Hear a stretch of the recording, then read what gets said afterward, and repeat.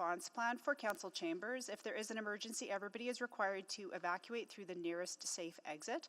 Those seated in the gallery behind me, please take direction from security, and council, please follow me out of the room.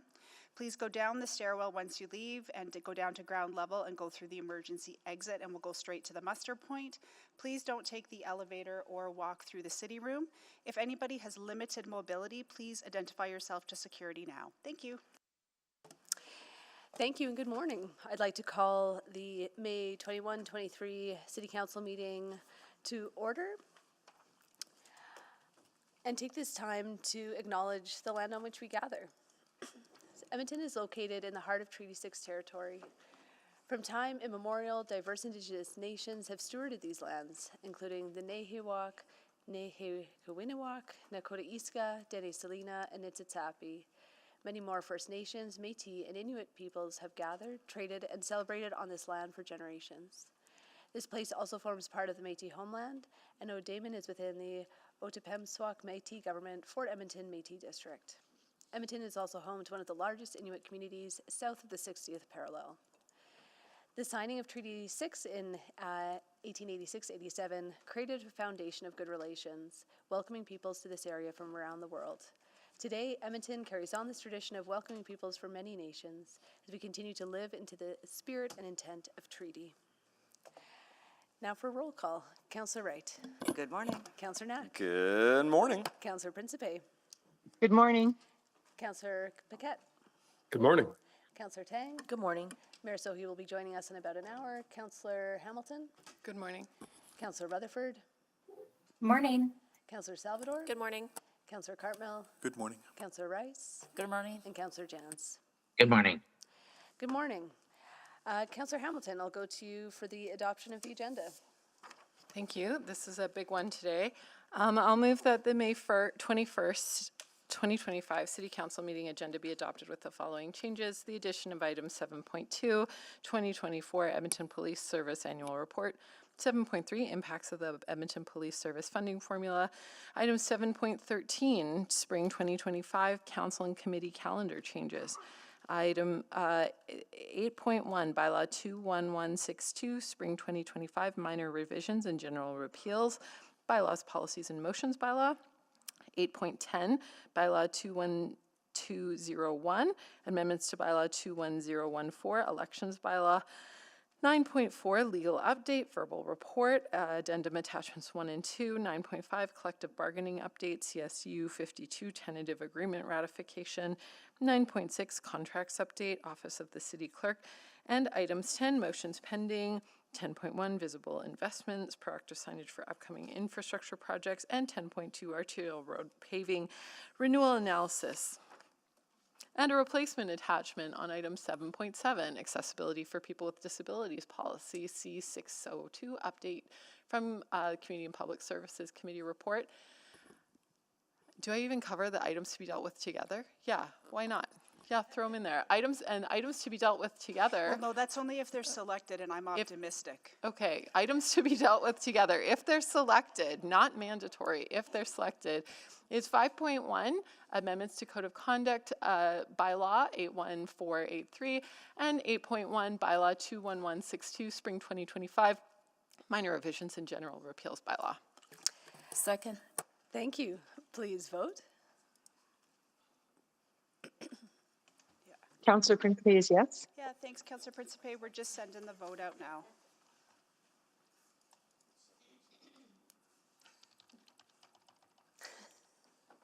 We have all the votes.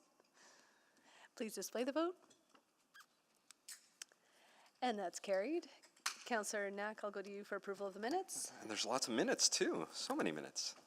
So I'll move approval of the minutes from the following meetings. The March 12th, 2025 Special Audit Subcommittee, the March 18th, 2025 Special Audit Subcommittee, the April 8th, 2025 City Council meeting, the April 22nd, 2025 City Council meeting, the April 28th, 2025 City Council public hearing, the April 30th, 2025 City Council non-regular meeting, the May 6th, 2025 City Council non-regular meeting, and the May 7th, 2025 City Council public hearing. Second. Thank you. Please vote. Counselor Principe is yes. Thanks, Councillor Principe.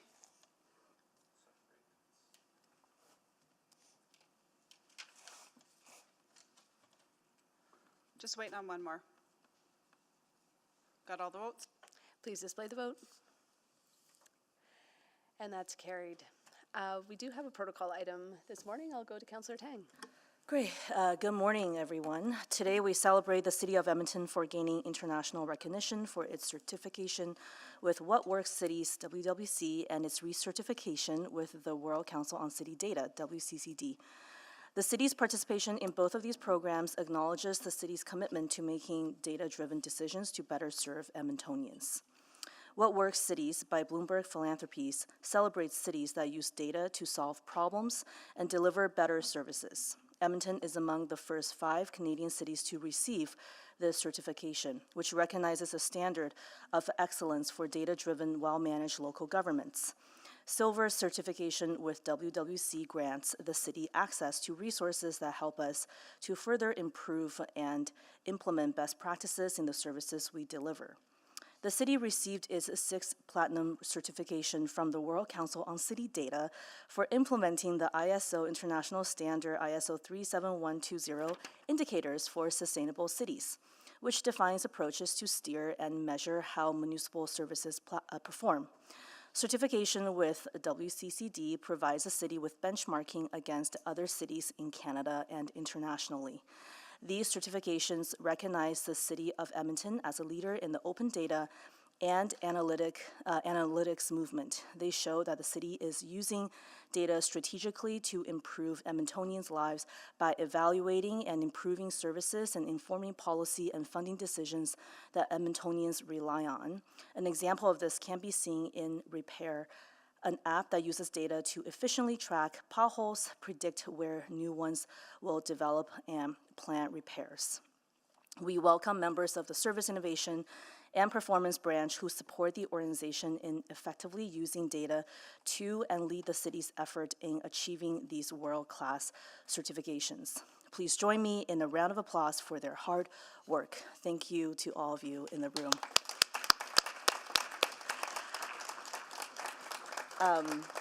And maybe just on a personal note, a number of years ago, I got to represent the city as a chief innovator as part of Bloomberg's sort of other innovation initiatives. So it's really glad to see a city being a part of this community again and still leading the work on innovation. So thank you. Thank you. Congratulations again. It's a wonderful honor for our city and also a huge service to Edmontonians. So thank you. We'll move on to our regular business now. And we will be selecting items for debate.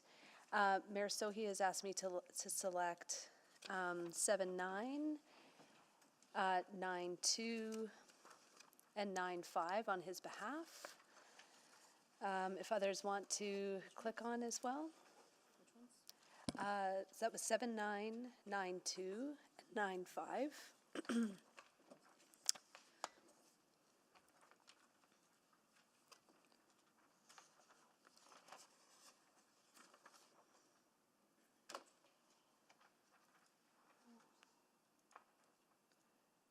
Councillor Tang? Yeah, I wanted to select 8-10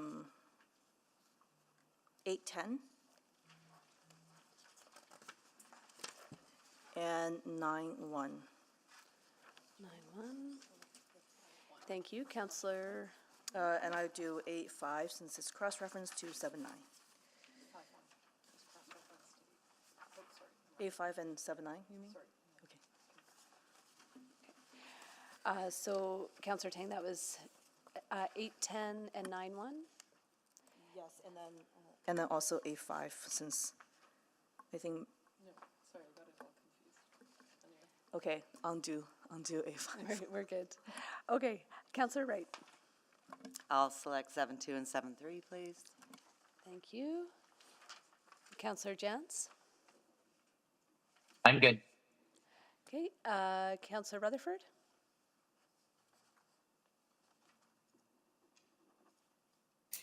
Can I select 7-6, please? 7-6. Yes. And oh, go sorry, sorry. Just was 9-2 selected yet? It was, yes. Okay. By Tang, Councillor Tang? On behalf of Mayor Sohi, I selected it. Okay. Sorry. Thank you. That's it then. Okay, thank you. Councillor Salvador? Was 9-4 selected? Not yet, and Okay. it must be selected. Okay, I'll select that. And I'll select 7-1, but I just have a subsequent on that. Okay, thank you. Councillor Principe? Thank you. I'll select item 8.3. 3.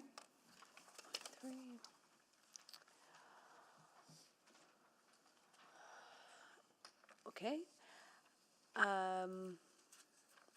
I will select 7-8. Must be selected.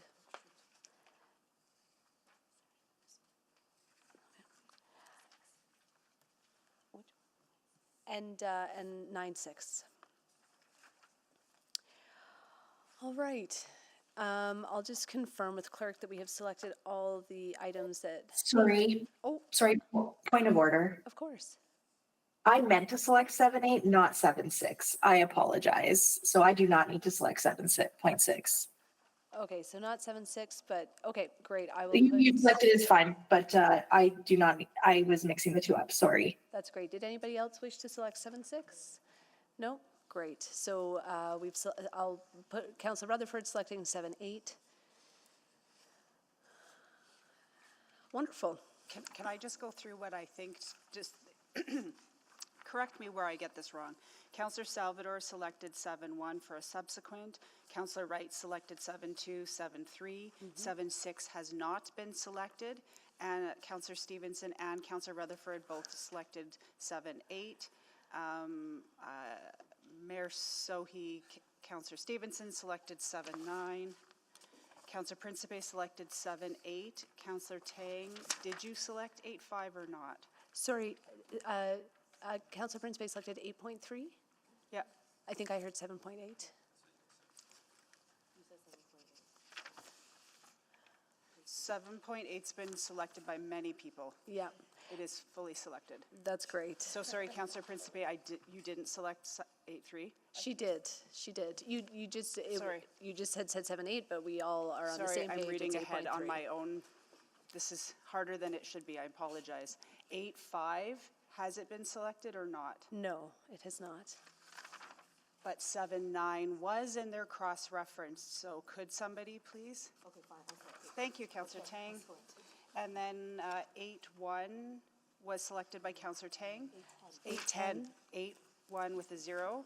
9-1 was selected, 9-2, 9-4, 9-5, 9-6. Sorry about that confusion. That is all right. It's an exciting morning. But I believe we have everything covered. Last call for any selections. Wonderful, then we will, Councillor Okay, Paquette. Yeah, 7-8, please. Thank you, the most thoroughly selected item. Thank you. We will now go to vote on the reports not selected for debate. I'll move all remaining items. Thank you. Second. Thank you. Please vote.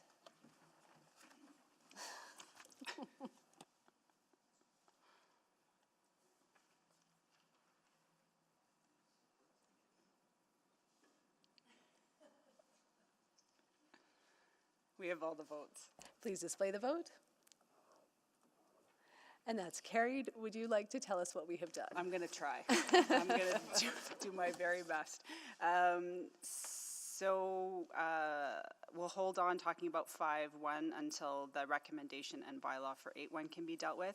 But Council did approve the recommendation from Utility Committee on 7.4. It also approved the recommendation from Council Services Committee for 7.5 and 7.6. It accepted the recommendation in 7.7, accessibility for people with disabilities policy update. 7.10, City of Edmonton submission, the Federal Supply Chains Act. 711, tax forgiveness options. 712, Wellington Park land options and business case. 713, spring 2025 council and committee calendar changes. And then over into the private reports, it also approved the recommendation from Utility Committee for 9.3, and that is it.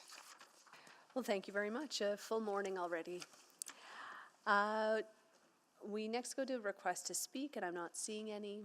And so we'll go now, to request for time specific on the agenda. I believe there are 2. If someone would like to move those. I'll move that the following items be dealt with at a specific time on the agenda. Item 9.2, which we did select, collective bargaining update verbal report, be dealt with at 1:30 p.m. on Wednesday, May 21st. And item 9.5, which we also selected, be dealt with as a second item at 1:30 on Wednesday, May 21st, which is today for all you Tuesday people. Thank you very much. Please vote.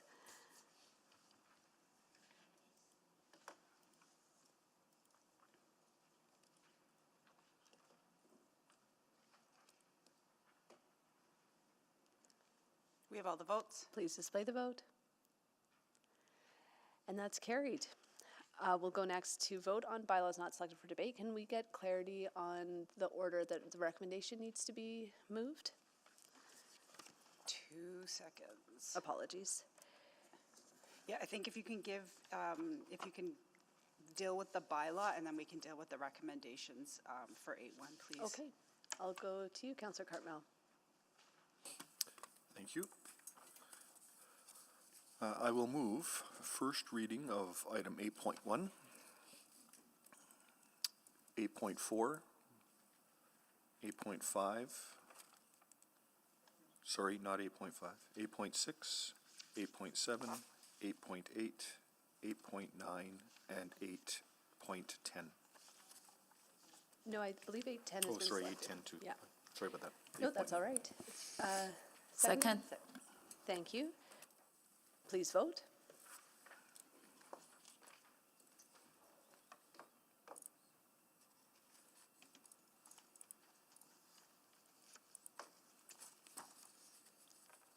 We have all the votes. Please display the vote.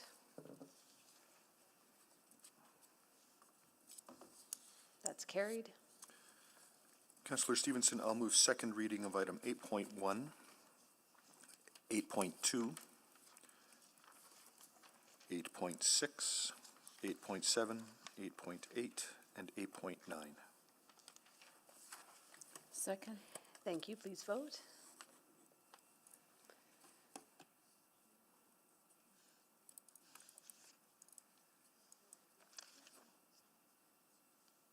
We have all the votes. Please display the vote. It's carried. Councillor Stevenson, I will move consideration of third reading of items 8.1, 8.6, 8.7, 8.8, and 8.9. Second. Thank you. Please vote. Oops. Yeah, just give us a couple seconds here. We're just resetting.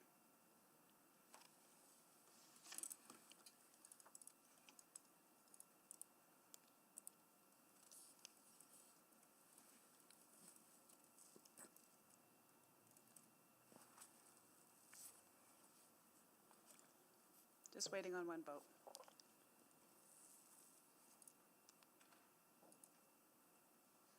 We have all the votes.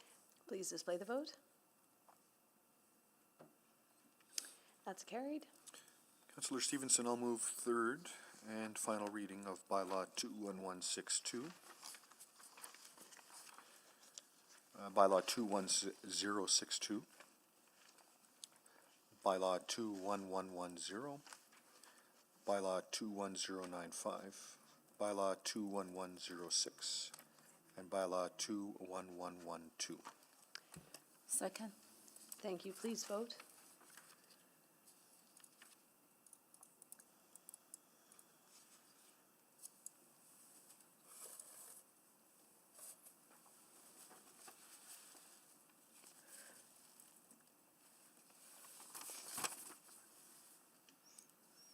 We have all the votes. Please display the vote. That's carried. Councillor Stevenson, I'll move the recommendation in item 8.1. Second. Thank you. Please vote.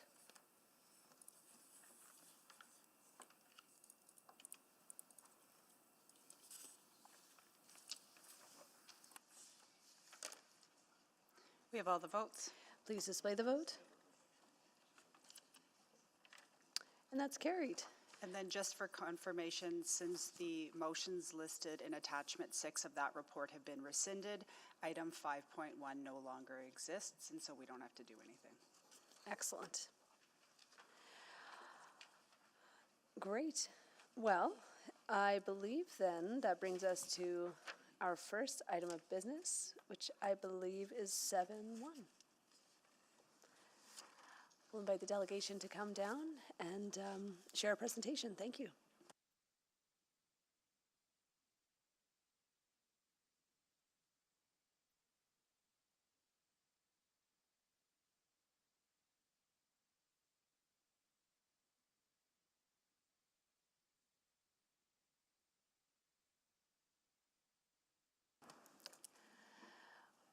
Over to you whenever you're ready.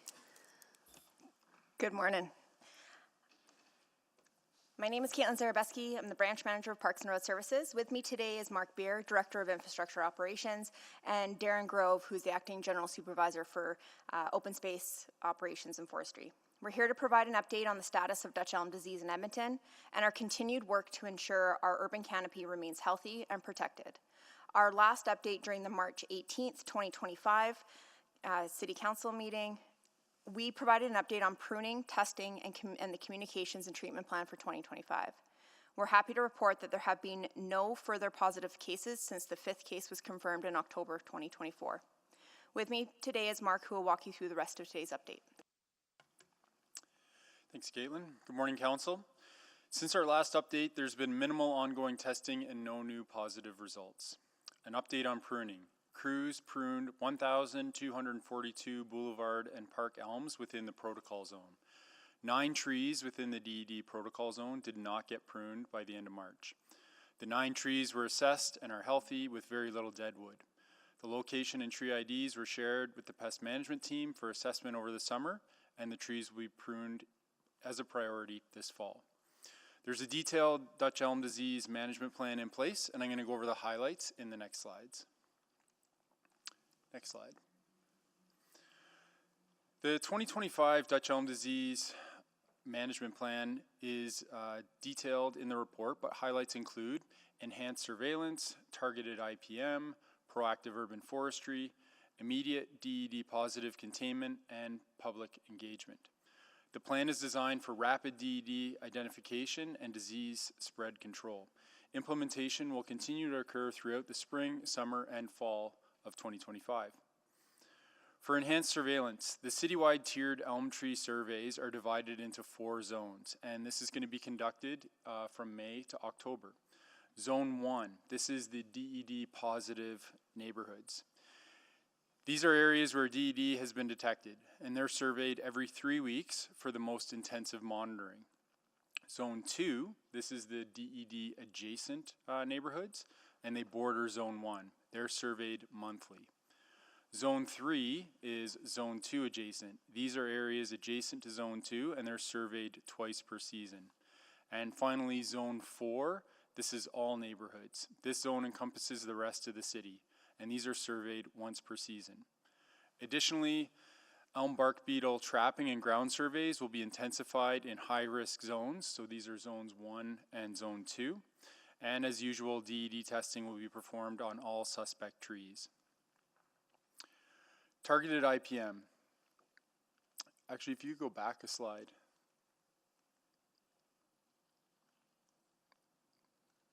There we go. So targeted IPM. Injection suitability assessments, so this includes the tree size, vitality, condition rating, and trunk damage for trial of Arbotech occurred in April for elm trees within the DED protocol zone. Systemic trunk injections, so either Arbotect or triazine, will be strategically applied. Arbotect is a systemic fungicide that will be used for elms in close proximity to DED-positive trees. Triazin is a systemic insecticide that will be used to reduce European elm scale, which is a stressor on elms. Elm firewood checks will be conducted from April to November to enforce regulations. For proactive urban forestry, deadwood pruning of boulevard and open space elm trees was completed before April 1st and will resume on October 1st. Annual condition assessments of all city-managed elm trees will be performed between leaf out and leaf drop. Condition assessments of elms in natural areas and naturalized sites will be performed in the northeast quadrant starting in May. And scheduled removal of elm trees assessed to be in poor condition will be prioritized. Immediate Dutch elm disease positive containment. So rapid removal of DED positive trees is currently targeted to occur within 5 days of receiving notification of a positive test on city-owned trees, and a current target of 14 business days of receiving notification of a positive test for privately owned trees. Stump debarking will occur at the time of removal, with stump grinding to occur as soon as operationally feasible. This includes removal of city-owned elms within 20 meters of DED-positive trees where potential for root grafting exists. The DED protocol zone will be updated should new DED-positive cases be identified. And lastly, public communication. Active social media campaigns will inform and engage Edmontonians. Newsletter articles are published in IPM and Canopy newsletters. Edmonton.ca/Dutch Elm continues to be a great source for information for Edmontonians and updating 3011 scripts according to current conditions.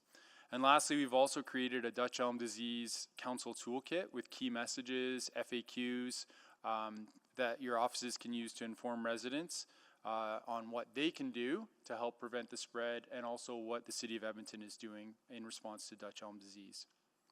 Next slide. Some financial considerations and resource allocations. The current costs associated with the proactive measures outlined in the 2025 DED management plan, including ongoing monitoring, preventative actions, pruning, tree assessments, and proactive removals, are currently accommodated within the existing approved budgets of the integrated pest management team and urban forestry teams. The 2024 fall SOBA pruning funding is being utilized in part to complete elm pruning in accordance with our existing service levels. In the event that conditions change significantly, the existing budgets may not be capable of accommodating all activities associated with the 2025 DED management plan without a significant impact to regular operations for the IPM and urban forestry teams. Future funding. In the event of a large-scale DED outbreak, the financial demands could quickly exceed the resources available within the existing operating budgets and the tree reserve. Should such a scenario arise, securing additional funding would become necessary to adequately support both the immediate responsive actions and the ongoing preventative measures required to manage the outbreak effectively. Next slide.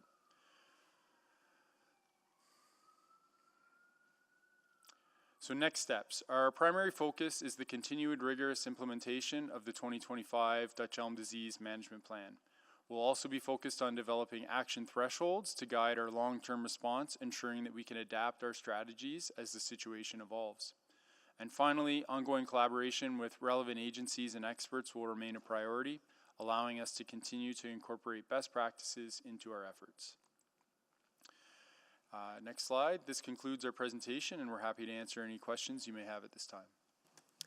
Thank you very much. This was selected by Councillor Salvador, so happy to go to you first. Yeah, I really appreciate the presentation. Maybe just one question, and then I do have a subsequent. First, great to hear that we haven't detected any new cases. On the budget and future funding side of things, just want to understand, I know Council did provide some additional funding around maintenance. Maybe just remind me around that piece, and what is that helping with, and then is there an intention to come forward with, a future funding ask as well? Yeah, so in fall SOBA of 2024, Council approved funding for our pruning cycles to about $750,000, or $860, pardon me, which has gone to directly increasing our pruning cycles within the urban canopy, which has directly allowed us to continue the pruning of elms and ash within the City of Edmonton. So in the event of a large outbreak or an increase in positive cases, we would come back to council to ask for any resources or budget required to manage that. Okay, excellent. Thank you so much for that. And yeah, that's all for me. When the time's right, I'll move this. Yeah. Well, I think at council we need to have the motion on the Oh, floor. right. Let me pull that up. And just to confirm, the motion that Councillor Salvador has prepared replaces a receive for information. We're okay to proceed with that as the main motion? Whoever has the floor is welcome to put something on the floor, as this did not come through committee. Great, all yours. Okay. Yeah, I mean, happy, maybe just to the clerk, confirming that a replacement is fine in this case, as opposed to just receiving for information? Yeah, whoever yeah, has the floor okay. can put a motion Okay. on the floor. All right, I'll move that administration provide a memo to council to advise on how urban forest management strategies foster resilience. I apologize. We can strike entire part of part 1 there. So I'm going to just read that in. That administration provide a report to committee that outlines A, current strategies and work related to tree species and age class diversification within existing tree-lined boulevards.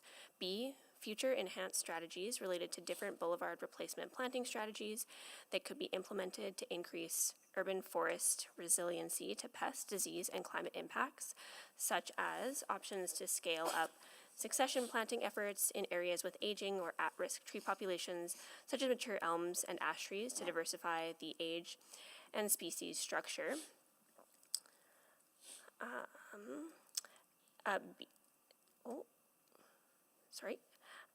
B or 2, increasing biodiversity. 3, tree care enhancements or changes.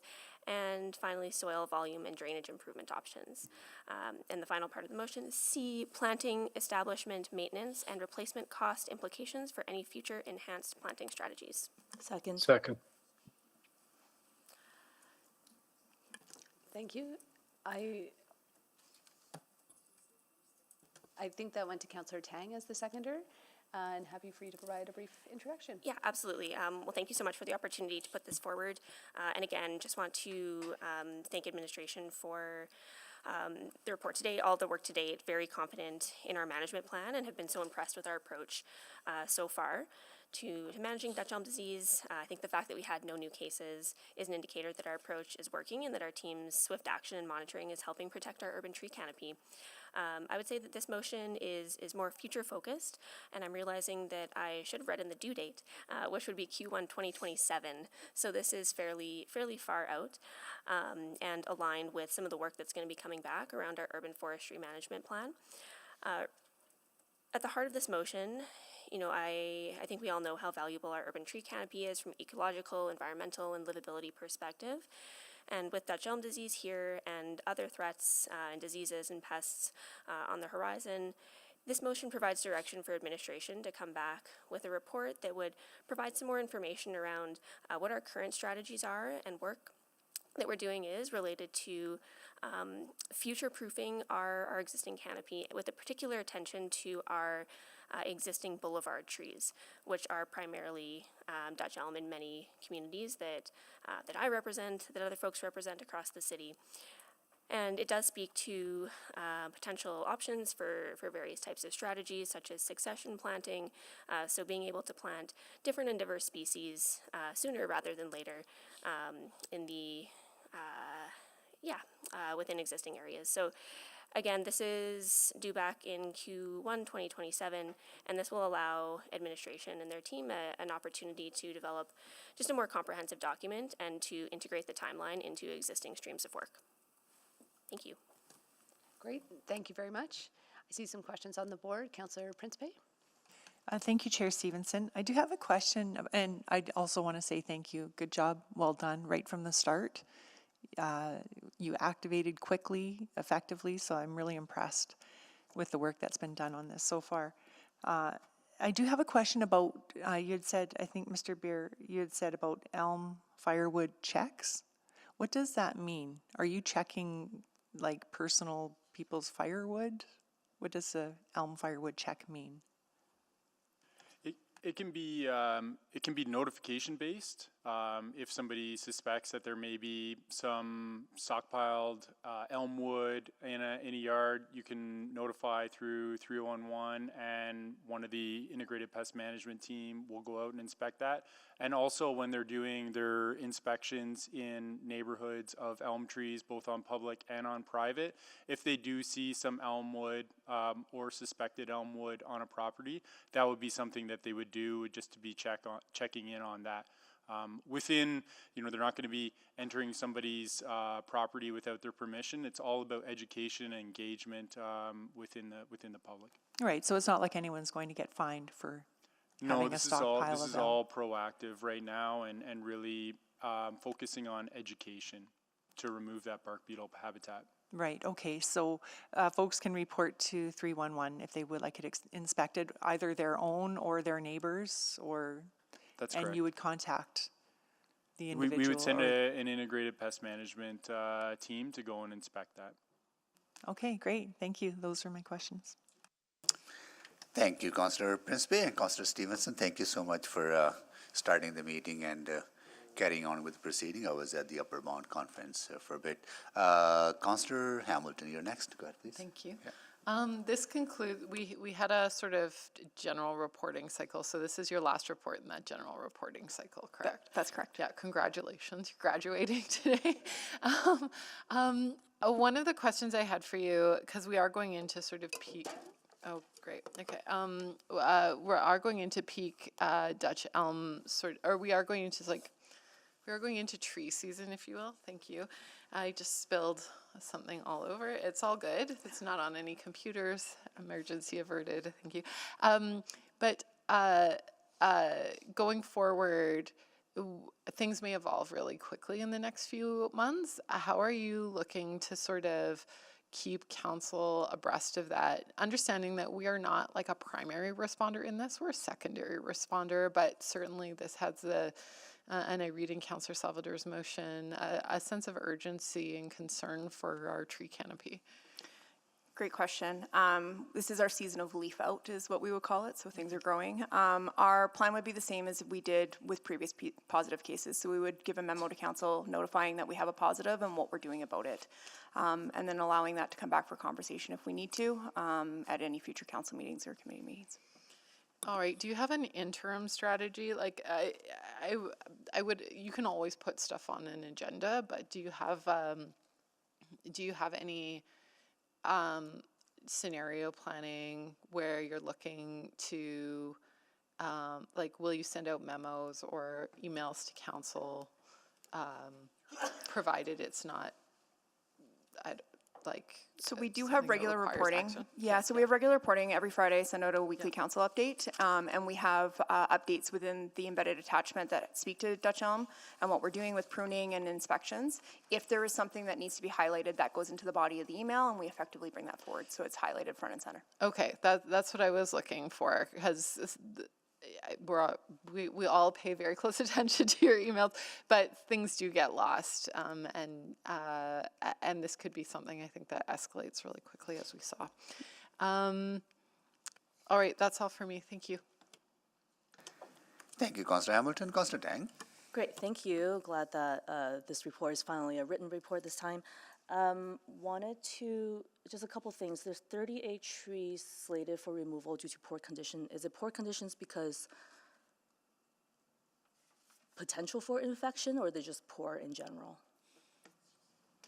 I'll let Mark answer that. Yeah, this is just a regular condition assessment that happens with all of our trees, and once they reach beyond a certain threshold where they become a safety concern and the condition is deemed that it needs to come down, that's what's happening here. So these are elms that have reached the end of their life cycle. They're not healthy anymore, and we're going to be removing them. It's not associated with Dutch elm disease, but having older trees, they're more susceptible to infection. So very proactive. Thank you. Did you share any data around 311 calls about this? I'm sorry if I missed it. We have previously, not in this one. I can follow up with you after. Yeah, I'm Councillor just Tang. curious Yeah. about sort of the Overall, public interest. yeah, overall, we've seen a positive increase in the number of 311 calls received for regarding Dutch elm disease and elm trees. So we are seeing positive uptake and engagement from public on it, either asking questions, looking for our IPM team to come out, or just getting more general information. Also, understanding how to dispose of elm. Okay, that's great. Yeah, I think many of us on this side have also been trying to kind of get the word out and just be interested to see some of the response. I think as well, Councillor Tang, council will have a council toolkit on Dutch elm, similar to ones we've done before on other topics, so which can help with that as well. Yeah, and then just coming back to budget, like with this report, for example,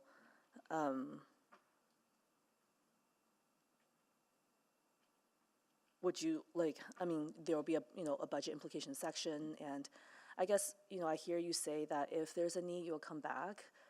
I'm starting to wonder, should we set aside funds now in anticipation? Like, has that come up for your team? We feel that we're adequately resourced for what our action plan outlines for the pruning and the monitoring and the assessing. If that was to become larger for positive cases, we would need to relook at that and come up with a strategy.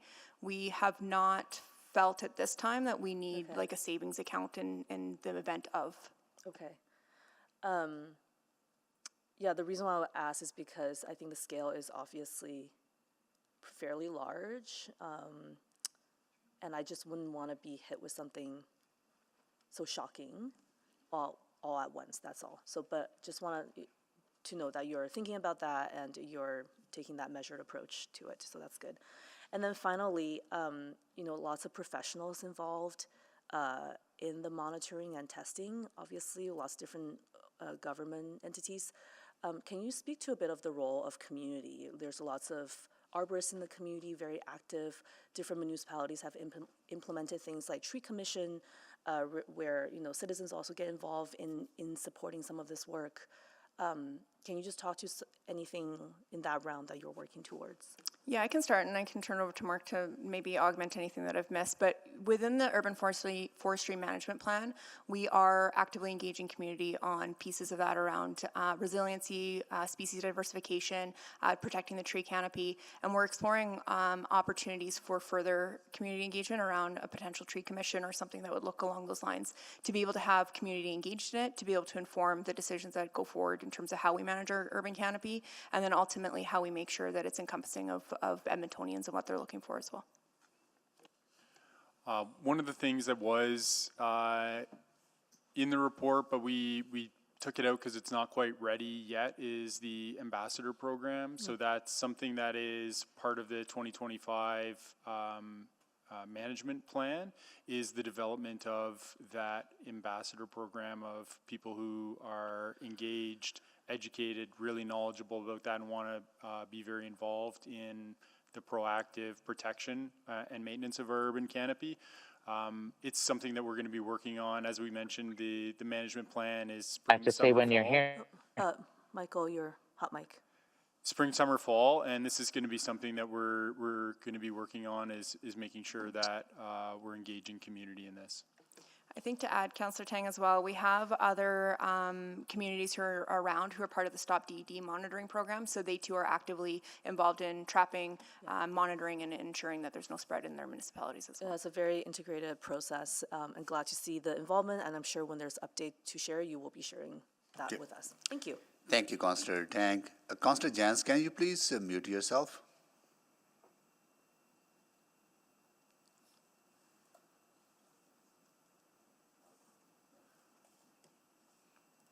Okay. Councillor Stevenson, can you take the chair, please? I have the chair. Yeah. Just a couple of questions related to, I think in the last budget adjustment, we did allocate additional resources for tree pruning, right? That's correct, 868,000. Right.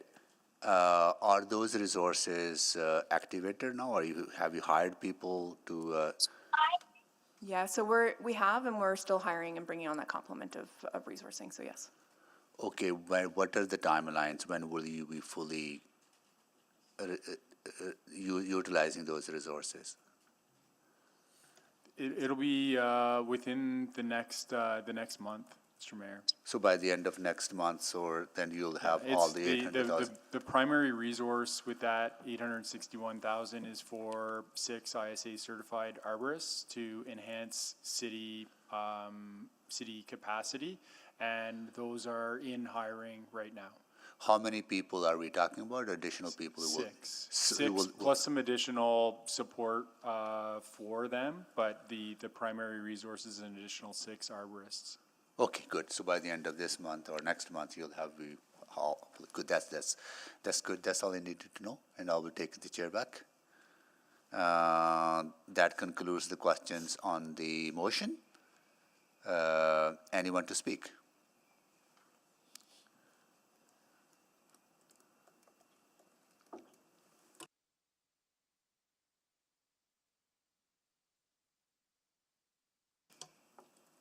Okay, no one to speak.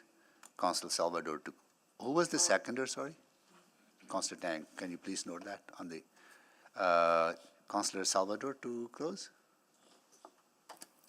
Nothing much to add, but once again, just want to express my deep gratitude to the teams who are continuing to do this work and are taking it extremely seriously. I know Edmontonians have been watching this closely, so excellent work, and looking forward to this report eventually coming back so we can have, that sort of future-focused conversation about how we embed even greater resiliency into our urban tree canopy. Thank you.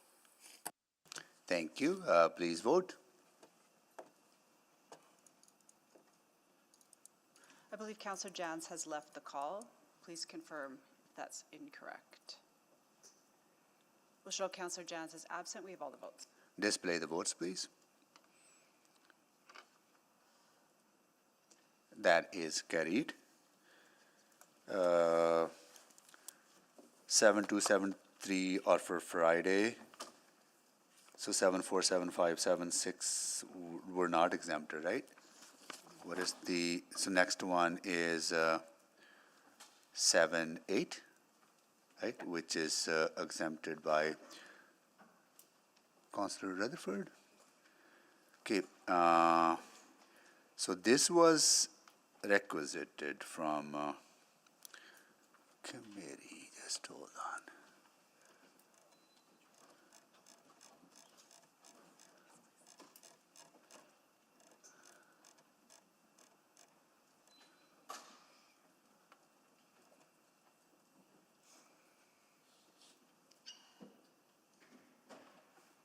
Okay, and I'm going to go to Councillor Rutherford to introduce the item as well, because this was at the Community and Public Services Committee.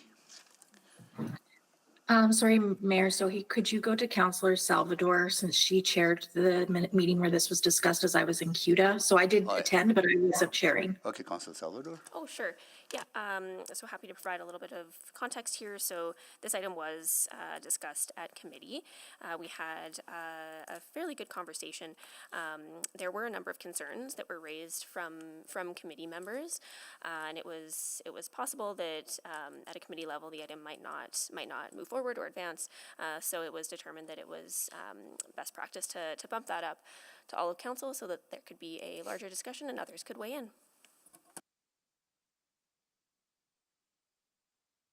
Thank you so much. We need a motion on the floor, the recommendation on the floor. Councillor Rutherford, are you prepared to move that, or? No, I'm going to move receipt of information. Okay, receive for information, not the. Correct. Okay, not the recommendation. Okay, that is. Second. Second by Councillor Salvador. Okay. All right, so we have a motion on the floor to receive this information. You have questions as well? So I'd like to introduce, can I introduce? Yes. So thank you. So I understand the recommendation from administration.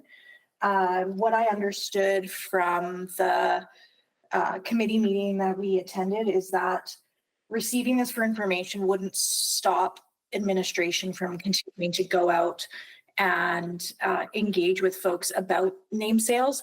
But what it would require is for the name sales of any facilities to be coming back to council for ultimate approval. Whereas if we passed the recommendation as presented by administration, we would be informed as opposed to getting to make that decision from my understanding. And so I'm not comfortable with that level of delegation. I understand the need to look for revenue sources, and I said, you know, for me, I'm definitely comfortable with selling arena like boards and internal spaces, but I do think there's a place and space identity factor that we need to consider in these name sales. And 21 million is what was estimated to be a revenue, but that is including all of the asset sales, not just the facility writ large. So in total, we're not actually getting that much money for the potential loss of value. So I think it needs to be an ongoing council conversation when those sales come up. So that is why I'm moving receipt for information. Thank you so much, Councillor Rutherford. Councillor Hamilton, go ahead, please. Thank you. I think that like reading the report, I'm not sure it's entirely clear sort of order of operations or how things are going to would unfold based on what you're recommending. Use the term broadly facilities. Does that also include amenities within a facility? And I use the term amenities like multi-purpose rooms, an arena that is housed within a larger facility, down to like a rink board. Like, could you maybe provide some clarification in terms of the report? Yeah, Councillor, that's our current practice is we have permission from council to pursue 5 multipurpose rec centers. We did the Booster Juice one, Clairview and the Meadows were the other ones. And previously we'd been approved to pursue those farms. So the current policy requires us to come seek that approval in advance before entering any negotiations. What we were recommending was that we take that step out of the process. Council would still approve any agreements. We would still continue to pursue the overall facility name and the amenities within, and then bring those agreements back to council for approval. Okay, so this is what you're proposing here. And I asked because I'm not entirely sure that we got the material nature of what we're talking about, but what you're asking for here is to allow administration to be proactive in looking at those opportunities which council has already approved, but any naming opportunity from what level up would come back to council? Is that multi-purpose rooms? Is that facility level, like, or just at the facility level, such as the Booster Juice opportunity? Yeah, the amenities and the overall facility. Okay. So if we were going to name an arena within a multipurpose rec center, that would still come back for approval as well. But we would continue our practice of selling rink board advertising and lobby advertising without further All right. approvals. So this, by receiving this for information, you would thus have to come back, or you would have to come to us before entering into any discussion in future, or does this also inhibit the pursuit of partnerships that council's already approved on 5 facilities? Our recommendation would enable us to go forward, enter into any negotiations or discussions, and then bring the final agreement back to council for approval. Okay. Currently, we have to come before we would start any discussions and then come back with the results of those discussions. All right, I think my time started late, so I'm going to leave it there for now. Thank you. Thank you, Councillor Hamilton. Councillor Tang. Yeah, I think just in the mover's introduction, I think I understood this differently from committee. And similar to Councillor Hamilton. So right now, we have given you approval to pursue the naming for the large facility, which I'm assuming has a value that's much higher than, say, a multipurpose room that's within that facility, correct?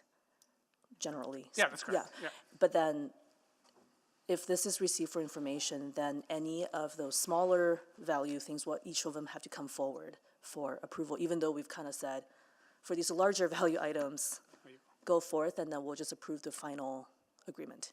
Yeah, so what we're really seeking is procedural approval today because our policy binds us to something called concept approval. So before we even begin to think about talking to a potential partner, we need council's approval to do that, to pursue that name sale. Once we have concept approval, and so the concept approval we're seeking today, that procedural step, allows us to then look at our full set of assets, the buildings and the amenities within, and work with interested partners to negotiate across those assets and bring back that final agreement to council for approval. Yeah, because I think maybe the understanding out there in the public is that this report essentially sells everything off today. That's not what's happening. This is very administrative. This is very procedural. I've expressed some concerns about just brand recognition. Even, are we going to be losing the city brand, which I think is very important to Edmontonians. But though that we still have the opportunity for that discussion, because the final stage is that council has to approve those. No, if like from a multipurpose room to arena, council still has to approve that. Absolutely. This is about red tape reduction. This is about efficiencies. This is allowing the teams to be as proactive as possible in initiating the conversations, but always coming back to council for approval. Okay. So I think that's, because I think that was the last thing at committee you had said that provided a lot of clarity about what this report is actually about. So I guess for clerk then, we should proceed with this receive for information, but if it fails, then we can put what's recommended in the report? Correct. Okay, great, thank you. Thank you, Councillor Tan. Councillor Stevenson? Yeah, thank you. Just a few clarifications. So again, what's contemplated in the work outlined here has not currently been budgeted for, is that correct? That's correct. Whereas those other larger naming facilities, those had a value that had been budgeted into our budget. So if we hadn't moved forward with those, there would have been a deficit. Yes, so that prior approval, one of those name sales was factored into our current budget. We have 5 approved. I apologize. I thought the value of all 5 had been factored into budgets. They were factored into the pre-approval, the concept approval to pursue, and then when we initiated budget, the current budget included, given the time it takes to reach and negotiate those name sales, it included 1. Oh. So if we rescinded that approval, there wouldn't be a budgetary impact? Sorry, if you rescinded the approval the for the prior other 4. concept approval. Yeah, if we rescinded, so there were 5 facilities, 1 has been budgeted for. If we rescinded the other 4, there would be no budget impact? There would be in the next budget cycle because we would factor them into that. I'm struggling a bit here. It wouldn't be a reduction in our current budget, Councillor, but we had planned to bring forward those revenues, showing those revenues in our future budget. So the next 4-year budget, we wouldn't include those revenues in, and we would need to look at user fees or tax levy to offset that. Of course, but it's not currently budgeted for. That's correct. Okay. And the one that we budgeted, we budgeted for 1 and we've sold 1. So. Okay, great. Well, I mean, I may have an additional motion then. Just, I'm not comfortable selling, especially the full facility names. And I don't want administration to be doing work if that ultimately doesn't go forward, which I think also sort of speaks to some of these questions. So I understand sort of the efficiency of not having to come for concept approval, but I've also heard from administration that there can be some frustrations and damage to relationships when administration enters into good faith negotiations with an external party, and then that goes on for quite some time. It comes back to council and we don't approve it. So I'm just unclear. It seems to me that concept approval actually does help administration in those negotiations. It can. We've had both circumstances where we have had prior approval and then brought back an naming rights sponsor the council didn't support, or through the process the partner withdrew, the arrangement fell apart, and so that happened with prior approval, and other ones where we haven't had approval and try to work with a potential sponsor. There's been that same kind of frustration on the process is cumbersome and long. And So again, given that risk on that side, just wondering, why this direction then?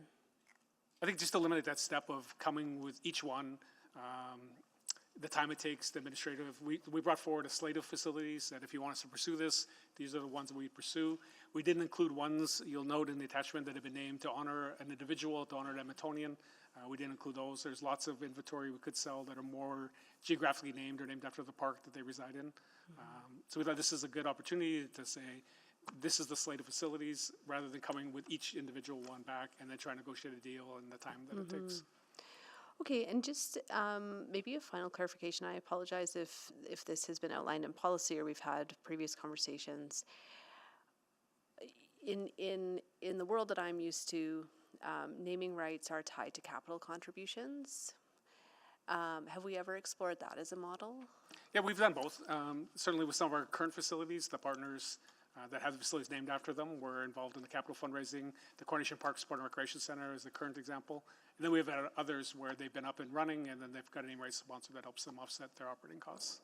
So both are options that remain for us. Okay, so the Coronation facility, what are the naming rights that have been, or is that? There's 4 amenities within that facility that have been negotiated with the partner currently in place, yeah. And that was in exchange for a capital contribution. Okay. And that one had prior council approval as well. Okay, and that falls within the naming policy? Yeah, so it's the cycling track, the running track, amenities like that within the overall facility. Okay, great. Well, thank you for that further clarification. Thank you, Councillor Stevenson. Councillor Cardwell. Thank you. So the recommendation would move this from a two-step process to essentially a one-step process. Streamline your efforts in pursuing this. That's right, and still leave council the final approval on any name. Status quo maintains the two-step approval. That's correct. Rescinding prior approvals means conversations you're having right now would end. Yes. Would that include the conversation around the 4 amenities inside the Coronation Rec Center? No, I think that the prior council approval was around, there was a separate report on the 5 multipurpose rec centers and then a separate report on the Coronation one. So we may want to be clear in a motion, if anything's going to be rescinded, on specifically which motion is being looked at. There's impacts on other operating partners if those circumstances change. Yeah, particularly today. at Coronation. Specifically at Coronation. Yes? Yeah, particularly. I think there'd be other impacts for other organizations, but certainly at the Coronation Park, they've been budgeting as part of their capital contributions that are due. If dollars for sponsorships, they go where? Are they held in the branch, or are they go back to general revenue? Is there a... Depending on the model, when we budget for them, they stay in the branch. In the case of the Coronation Park Sport and Recreation Center, they would go back to the capital profile. They go back to, okay, because there's a capital, right? On the other facilities, though, I don't want to pick one, but one that is not named after a person that you would go and negotiate a sale on, either in a two-step process or a one-step process, where would that money go? Yeah, those revenues would stay within our branch, and then we're using those to offset other fee increases or other tax levy requirements or requests. Which is my next question. What is our operating deficit across the portfolio of rec centers? A branch as a whole is about 80 million. I'd have to do a little bit of calculations on just the rec center piece. Yeah, I'm wondering what just the rec center piece, like yeah, and you can circle back if you want to dig that out, but I'm wondering about proportionality here. I mean, if we... The big rec centers, the 5 or 6 big ones, is about 15 million in tax levy support. 15, 1.5? 1.5, yeah. 1.5. So, I mean, the sale of some naming rights proportionally would dig into that deficit, significantly. Yeah, and as we look at to try and deal with increased operating costs, try and manage our fee increases, we've been looking at the other revenue streams to try and offset, so we're not relying on those 2 primary ones, and say, is there another way that don't impact citizens as much, either through their taxes or when they're paying an admission or a rental? And if I can just ground where some of our intention is coming from, it's coming from addressing the city's fiscal gap report that was accepted by committee back on March 5, where Strategy 2 asks us to look at how we can be more innovative in our revenue streams, and it specifically explores an opportunity for potential untapped revenue areas, for example, facility name sales and sponsorship. So just to maybe set a bit more of the groundwork. Being consistent with that report. how much of the city brand did we lose at Terwilliger, at Booster Juice? Like, to my mind, it still says City of Edmonton in many places. Yeah, that's a great question. We worked very closely with our brand team, as well as Booster Juice, and we made sure that the city brand had prominence. I can share with you that since the announcement in mid-August, our area has received about 6,000 inquiries since then, 3 of which were about the name sale. One of those was in support. 2 of them were somewhat more questioning, but I would say we've done a good job from our perspective of implementing that name sale and maintaining the integrity of our brand. And the other 1,597 were about swimming lessons. Probably around 4,000. Yeah.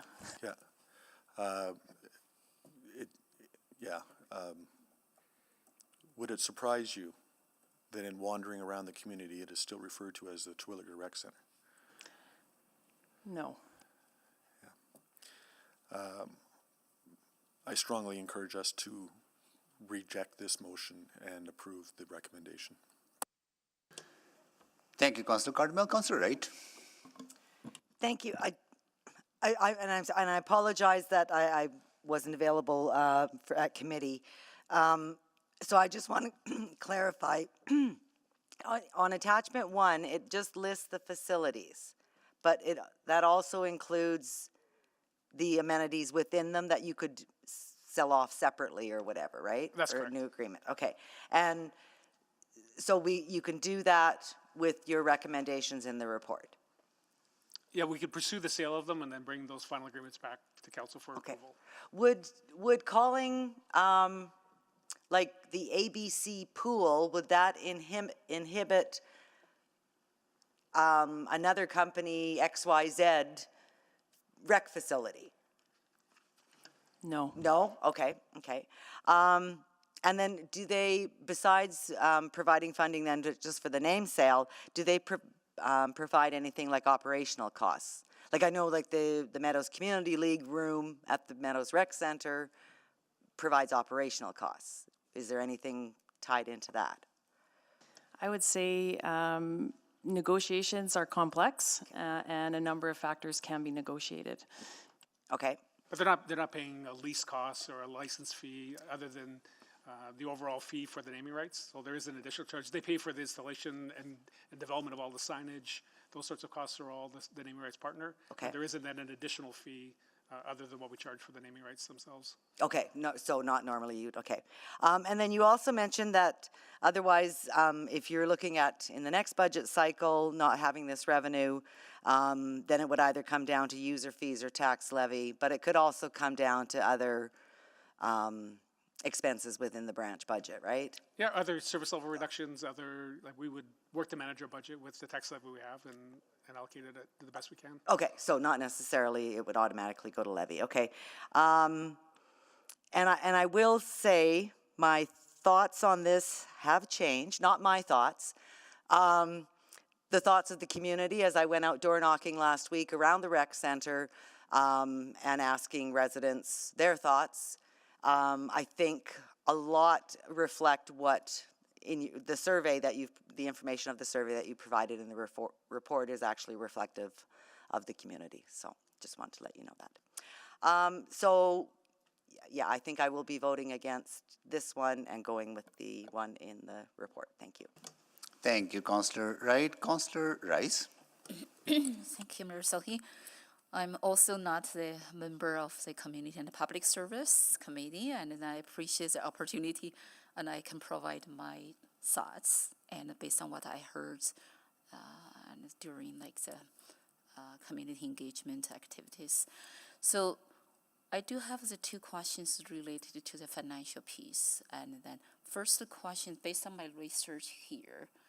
I did look at the past 3 years. I could look more at the past 5 years, and every year we do have the deficit, and in terms of the recreation centers, and based on what operating cost, what we invested. So I just want to confirm that with your understanding is correct. Your mic, please. Sorry, you're correct, Councilor Rice. They all have a tax levy subsidy to support their operations. So they're funded by a combination of user fees and tax levy. Okay, so related to that, and my question, next question is about, because right now we heard about this debate and between our colleagues about the receive information and also the pursue the recommendation. But the one question related to this I say is missing is any like financial model and be considered and based on the financial situation analysis. So by that way, and then we could address a certain gap and between the each facilities or the different level of facilities for the revenue and we could receive and from this concept. I just want to know in this concept, I did not see that model, a financial model be included. So I want asking, is any financial analysis to be done thoroughly? And based on that analysis, is any financial model could be considered and when we go through this negotiation process. And I want to be very clear, I will not support this as well, this motion on the floor as well. But I would like to address certain concern we heard from different perspective and then to make sure that standardized financial model and really in place. I don't know if even it's possible and in place and to address our financial physical gap and for the deficit and in the services we provided through the facilities. Yeah, Councilor, I think that's why we brought this forward. We are looking, as I said, we have user fees and tax levy. We're trying to maximize the other revenues we get from advertising, from the name sales that we could do, other program sponsorships. So we're looking at other non-tax levy, non-user fee sources of revenue. It's not going to completely change the model, so we don't need tax levy, but it could reduce the tax levy. It could reduce the requirement for future tax levy to do with increased operating costs. So it's another piece of the financial model that we want to try and increase the level of revenues we earn. So based on what I heard here, the financial model is not 100%, but you do consider certain variables, factors, and in that financial determination and how much money we're going to sell this name and how much, so that will be part of your next step to look absolutely. into more? As we do the negotiations, we look at the things that would drive the value of the facility, the location, the attendance, the number of events that happen, the exposure. So those would all be factored into driving what the sale is worth, and then through the negotiations to finalize what that value is. So I'm still not satisfied for the answer provided here. Let me try the different way. So what I mean the financial model here, and because I heard one perspective say, look at how much money we sell for the name, and it's not too much. And then from marketing and advertise perspective, we do have some like the reference we could use and to use for the negotiation. But I do want to consider from public interest perspective, our colleagues talk about the city's brand. And from that perspective, do we have any financial model we can consider during this negotiation to really reflect that, yes, this is our city's brand, but we are take this certain approach and to work with communities to reflect its city's brand. At the same time, we can use this to enhance our city's financial situation and actually to offset some tax burden. So I just want that concept to be included. I don't know if this could be included without any direction, or you need direction to add certain piece in. I am so sorry, Oh, Councillor. I'm sorry, my time is out. Can you quickly answer that? Very quickly, yeah. If I understand what you're asking, Councillor Rice, well, we have an asset valuation. We know sort of the worth of the various components of our facilities because we had a third party do that assessment for us. What you're asking about is the brand value. Can we have an equivalent assessment? We are working a little bit with that on our brand team, very preliminarily. So I think there is a possibility there. Okay, thank you. Okay, thank you. Councillor Rutherford, questions, please? Yeah, thank you. So I want to go back to Ms. Flamen. You you talked about how this is just about efficiencies and reducing red tape, which I guess, do we consider council check-ins red tape? Not at all, but wanting to maximize your time as governors and ensuring that we are given as much empowerment to our teams to explore these opportunities, and always coming back to council as governors to make your review and approval before we proceed. Yeah, so I guess for me, my experience with the Booster Juice sale is by the time it came to us, I still said no, but I know that a lot of my colleagues felt like it was kind of at a point where you can't say no because you're going to cause harm to relationships with community partners, with business industry. We're going to have to find that funding from the tax levy. So if we remove this checkpoint, like that's the experience that I had. So if this isn't approved today, how do we make sure that that's not the position that governors are put in? I could try, Councillor. That situation occurred under the current policy where we did come to council, get pre-approval, and then went forward. So I don't think staying with the current policy alleviates that, or going to a new policy alleviates that, or that the exemption to that first step, because it's happened, I think, in both circumstances.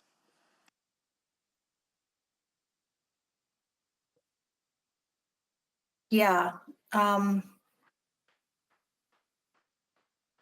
Sorry, but if you have a check-in, because councils change, and so if there's a council that you have to check in before you start all of that work, isn't that a better point from a governance perspective in which to say yay or nay, which happened with the Booster Juice one, and which is why I think many councillors honored that continued sale.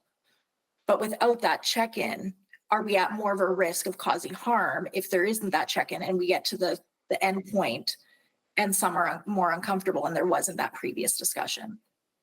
Like, is it success or?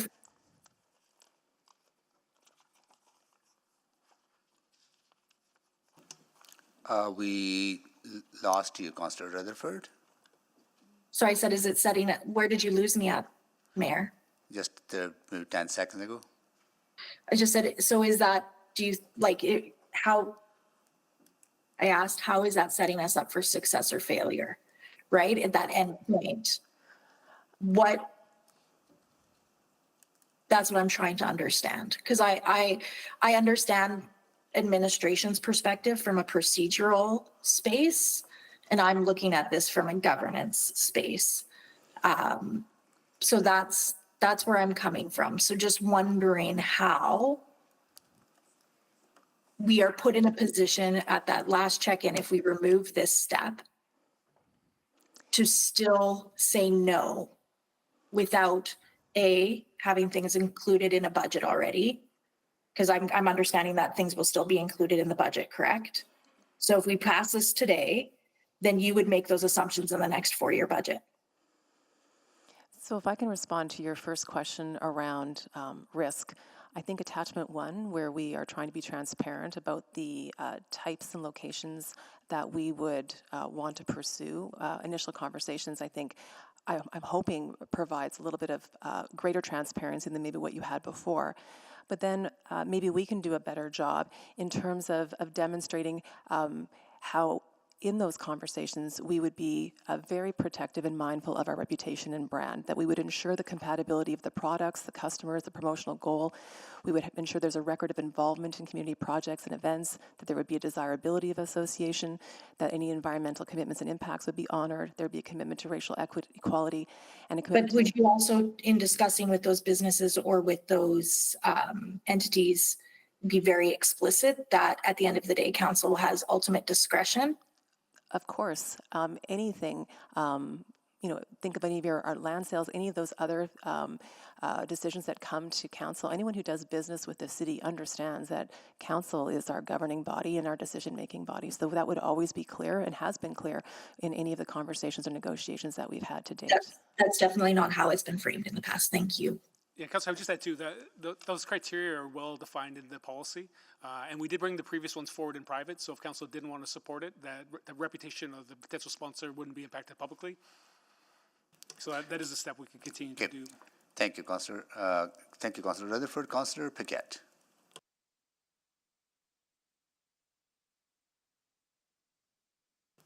Councillor Paquette? Here you go.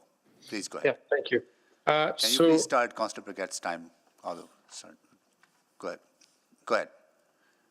Thanks. Very quickly, if this motion doesn't pass, is it possible for administration to come back just with, instead of a big report, like a memo so that councilors can see, and if they have any concerns, that would be the trigger for them to raise those concerns with administration. And if the concerns are huge, then that would give councilors the opportunity to bring it to a formal discussion in committee. Like, is that something that we could do that would be a way to solve this issue? Because I totally understand the concept that for a lot of these things, it might not bear like an entire discussion at committee or council before anything is even sort of worked out. You know, I'm sure we could look at some process so we could advise council of potential naming right negotiations that we're in. Those would need to be confidential, of course, but if that was a step that would give council more confidence before we brought a final report with the terms of the deal, I'm sure that's a process step we could consider. Yeah, okay. Yeah, because I do understand that in some of these things, you might bring it to us anyway before, depending on the issue. That's what I would imagine. I think we need to be clear, Councillor, if we got a variety of feedback from councillors, how we would manage that. I suppose if there was significant opposition, then we would bring something forward. We would just have to be clear on that process of what we would do with any feedback we got from such a memo. Yeah, because before things got too far, obviously you come to council anyway, because we have to review that at any rate. It's just skipping that extra meeting is what I understand, That's right? correct, yeah. Essentially, this would be that first approval for the facilities listed in the attachment. Yeah, okay. All right, thank you. Thank you, Councillor Paquette. Councillor Stevenson, can you take the chair, please? I have the chair.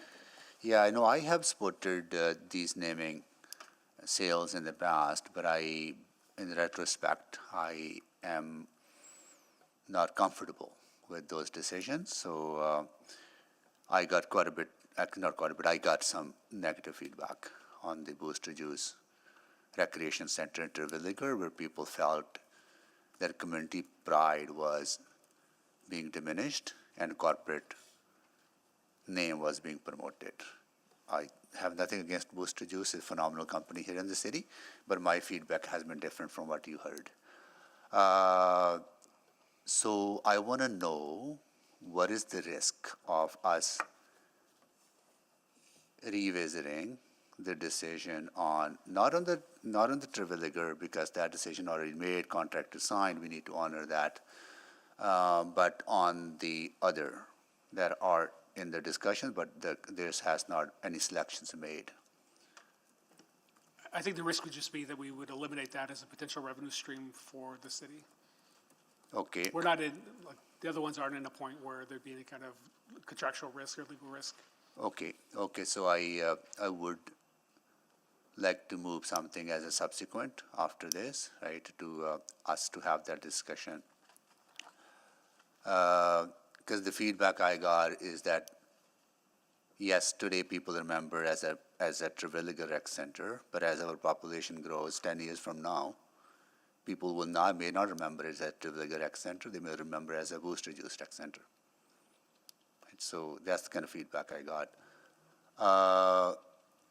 So I will do that when we are back in after having discussion on this one. Maybe I'll ask why I'm thinking doing this is, if we were to survey Edmontonians today about Rogers Place, how many people would know that that facility is actually owned by the city of Edmonton? Maybe it's a hypothetical question. I don't know. Maybe anybody from branding here, like city brand, right? Maybe I don't know, because that's kind of thinking I'm going through my head, right? So, yeah, maybe I'll take the chair back. I'll move that as a subsequent once we are through this motion. Okay. Okay. Okay, I'll take the chair back. We have a motion on the floor. Anyone to speak to the motion on the floor to receive for information? Councillor Hamilton, go ahead, please. Thank you. I wasn't going to support receive for information because I don't think it gets the mover where they intend to go with this. As we heard, this is a concept approval. While I hear concerns currently about how the next council might know what this council has approved, council is a continuing body. And so that is part of, I think, the transitions discussions. There's a motion that was passed 40 minutes ago that's going to come back in 2027, perhaps to many people's great surprise. So this is one of the tricky things of being a continuing body, is that previous councils can approve or not approve something that that the next council has to decide if it agrees with that decision. Now, with respect to the concept approval of name sale discussion, where I come back to is that council asked administration to find opportunities to raise more revenue. And this council, I believe, approved pursuing naming opportunities. This is not even that. This is removing one step in the process that would then allow administration to have, I would say, more material discussions about the name sales of certain facilities before they come back to council. And part of the questions I heard from my colleagues here today was whether or not, what value a brand even has. If we're at the point where you're doing the concept approval discussion, those questions cannot be answered at that point because administration's not even allowed to engage with external parties about the notion of it. So questions about how much is the brand of a certain arena or a certain, I would say a certain recreation center, how much is that worth, can't be answered at that phase. But administration is allowed, once they start engaging in those discussions, to give council periodic updates. And this does not remove council's right and privilege of being able to approve or not approve name sales. In fact, because, and I hear the concern that council may feel obliged because relationships are on the line, but I would say that it actually puts administration in a even a position of more responsibility, because the folks across the table from us would have to ensure that and know that if they're bringing something to council, they've anticipated what council's concerns with that brand might be. And so they have to get in front of the ball rather than chasing it. And so given that this, I think, follows council direction, and that it further, and that it doesn't erode council's existing powers to approve or not approve something, I don't think we should be receiving this for information. I think, in fact, we should support administration's original recommendation. Thank you.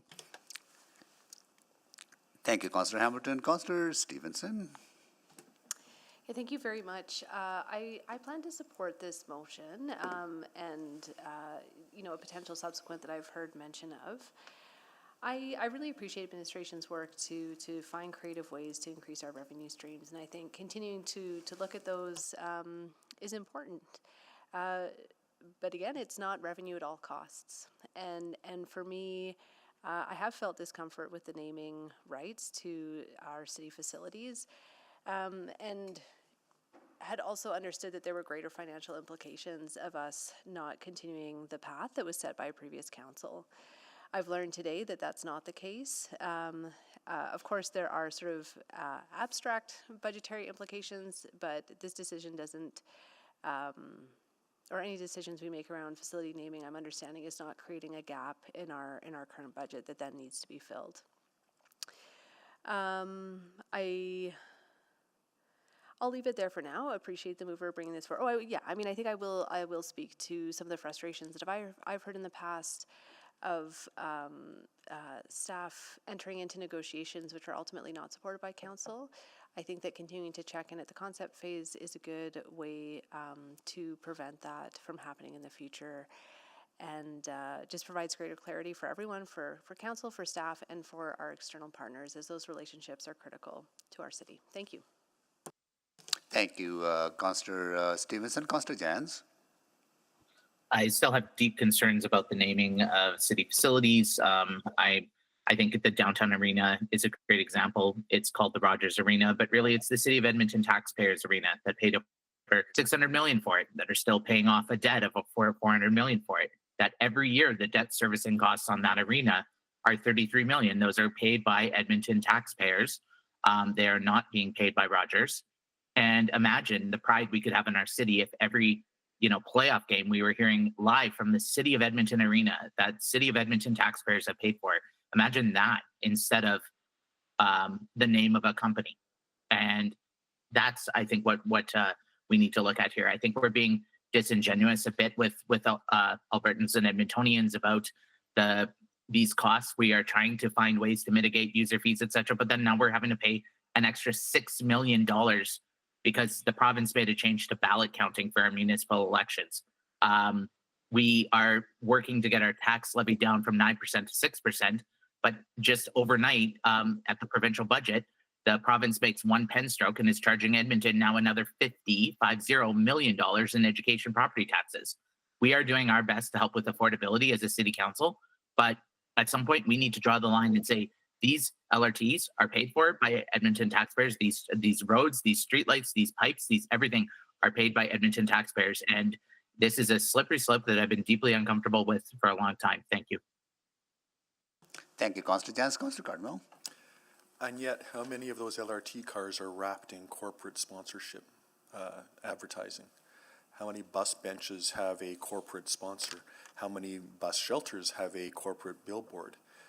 The idea of connecting advertising to city-owned facilities is not new. We've been doing it for decades. It's a matter of scale. And it's a widely recognized opportunity to offset some of the very pressures that we're talking about. If we look at the headwinds that are ahead of us from a budgetary perspective, when we talk about bus replacements, when we talk about trying to add new amenities to this city, when we talk about even things like road maintenance, we are in significantly deep financial straits. The naming of a rec center is not going to correct that, but we need every partnership, every dollar, every opportunity we can. I don't think this is descending down into the world of crass sponsorship with corporate names that we don't want to be associated with. But there are fine, upstanding corporate partners in this city that attaching that name to part of our brand and part of our facility reinforces the fact that some of these communities, these corporations are philanthropic organizations that contribute to the city of Edmonton. I don't want to list any because then I miss some, but there's a lot of them. And you just got to look around outside and look at the signs on the buildings to understand which of these corporate partners are there. So I really think we're making a mountain out of a molehill here. The motion in front of us, at least the recommendation in the report in front of us, is to reduce one step. And I would note that this council, not very long ago, completely removed itself from the sale of surplus school sites to the tune of $100 million. And we refused or effectively gave up the opportunity for oversight on those deals, to have those come back to council for ratification. And yet, that's not even being proposed here. It's simply, hey, we're going to go have some conversations and we will bring it to you for ratification. This is so misplaced, and this is so out of sync with the decisions that are really in front of us here. So I'm sorry, I just don't quite get it. I think that this motion should fail and that we should go back to what is being recommended by administration and that we look for those opportunities. We are going to need every single partnership that we can find, financial, construction, building of amenities, developing of communities. This idea that we're going to be able to do everything for ourselves, by ourselves till the end of time, that's a fantasy. And this is just one very small part of it, and we need to start embracing these opportunities. Thank you, Councillor Cardwell. Councillor Tang? Yeah, thank you, Mr. Mayor. I think I've implied that, I don't support receipt for information and would instead look to the recommendation in the report. I think if it's truly clarity we're seeking, or truly clarity that we want to give to administration or to the community, then I actually think the fundamental question is, are we comfortable with naming rights sale? And I think we should be having that conversation. I welcome that. That's not what's in front of us today. Like this report, that's not the debate to me. And I think if we do go down that path, then I think we should also be very clear with administration around directions to close the fiscal gap. I think in the last few weeks, this council has made some decisions that make me deeply question our commitment to closing the fiscal gap, and I would hate for us to go down that path. But to me, that's like a completely different discussion than what is in front of us today. And for some of the reasons my colleagues have talked about, I won't be supporting this. And I don't think it's a matter of selling our brand. And I'm very clear about that. There has been decisions that I deeply questioned, and that was ultimately a council decision. But not at the concept approval stage. So I still think there's that opportunity there, and appreciate the work that has gone into this. I think whatever we can kind of make it easier for administration to pursue, I think we should, because that's the high level direction we've given you. But if at the end of the day we're not comfortable with seeking alternative revenues, then we should just say that. And to me, that will be a different direction. Thank you, Councillor Tang. Councillor Salvador? Yeah, thank you. Appreciate the discussion that was had both at committee and today. For me, this does come back to civic pride and value of our brand. And when I look at the high-level estimates that have been provided in the report around the potential revenues, I don't feel that is worth the risk of potentially eroding our civic brand and civic pride. And deeply appreciate that administration brought this forward in an effort to help streamline some of those processes. But I think similar to some of my colleagues, I'm uncomfortable with that process change at this point. And again, understand that this was brought forward in an effort to look for ways to help close the fiscal gap that's been identified, but again, based on the estimates that are provided in the report, I don't feel that this is worth that risk. I'm also reflecting on even my own experience spending time in other cities and other jurisdictions where I've used unknowingly used civic facilities that did have different names attached to them, and at the end of the day, Edmontonians are the owners of these facilities, and I think that there should be it should be crystal clear that is the case, and the name should reflect that. I'm also thinking about people who live here today who might have gone through that transition process of knowing the facility both before and after name sale, and absolutely it makes sense that there's continuity and understanding of the pre-name sale brand, but I'm also thinking about people who are moving to our communities who might not have that same kind of continuity, and in those cases I think it is deeply important that we are upfront about the massive public investment that goes into these facilities and the pride and brand that comes with that. So I'll leave it there, but I'll be supporting the motion on the floor. Thank you. Thank you, Councillor Salvador. Councillor Rice? Thank you, Mayor Sohi. I was not to go to speak this, but I heard some comment here. I think I do need to speak right now. I would like to look at this and from our city's tax perspective. And our city is facing the physical challenge, and everybody knows that. And we heard from our Edmontonians the tax is too high. And in the past 3 years, right now, and the city administration tries their best and try to find a way and how we can address these fiscal challenges and specifically to use different revenue and could be generated and to offset the tax keep increases. And that is actually our Edmontonians expected, to have that tax be offset and through different revenue resources, not only heavily and provide the services only rely on the user fee and the huge percentage of the property tax. If you look, look different major cities, and if you look at all cities' revenue and how many percentage of those cities' revenue actually reflect on the tax collection. So and based on what I saw, our city actually is one of the highest to rely on the tax collection and from our tax base or from our people to provide services. Specifically, we heard clearly in the past 5 years, even longer years, and for our city's facility is providing services based on the tax-supported services and then is under the deficit situation. And then where we are right now, why we're doing this.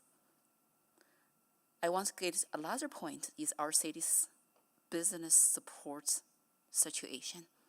And I keep heard our city's business community, I met many of them. I had a workshop with them and tell me they moved out of city. Every time we heard this type of things, no matter is individual told us they move out of city or the business told us they move out of a city, that is the question we need to ask ourselves. Is there anything we could do? Is there any policy review or change? And could it happen?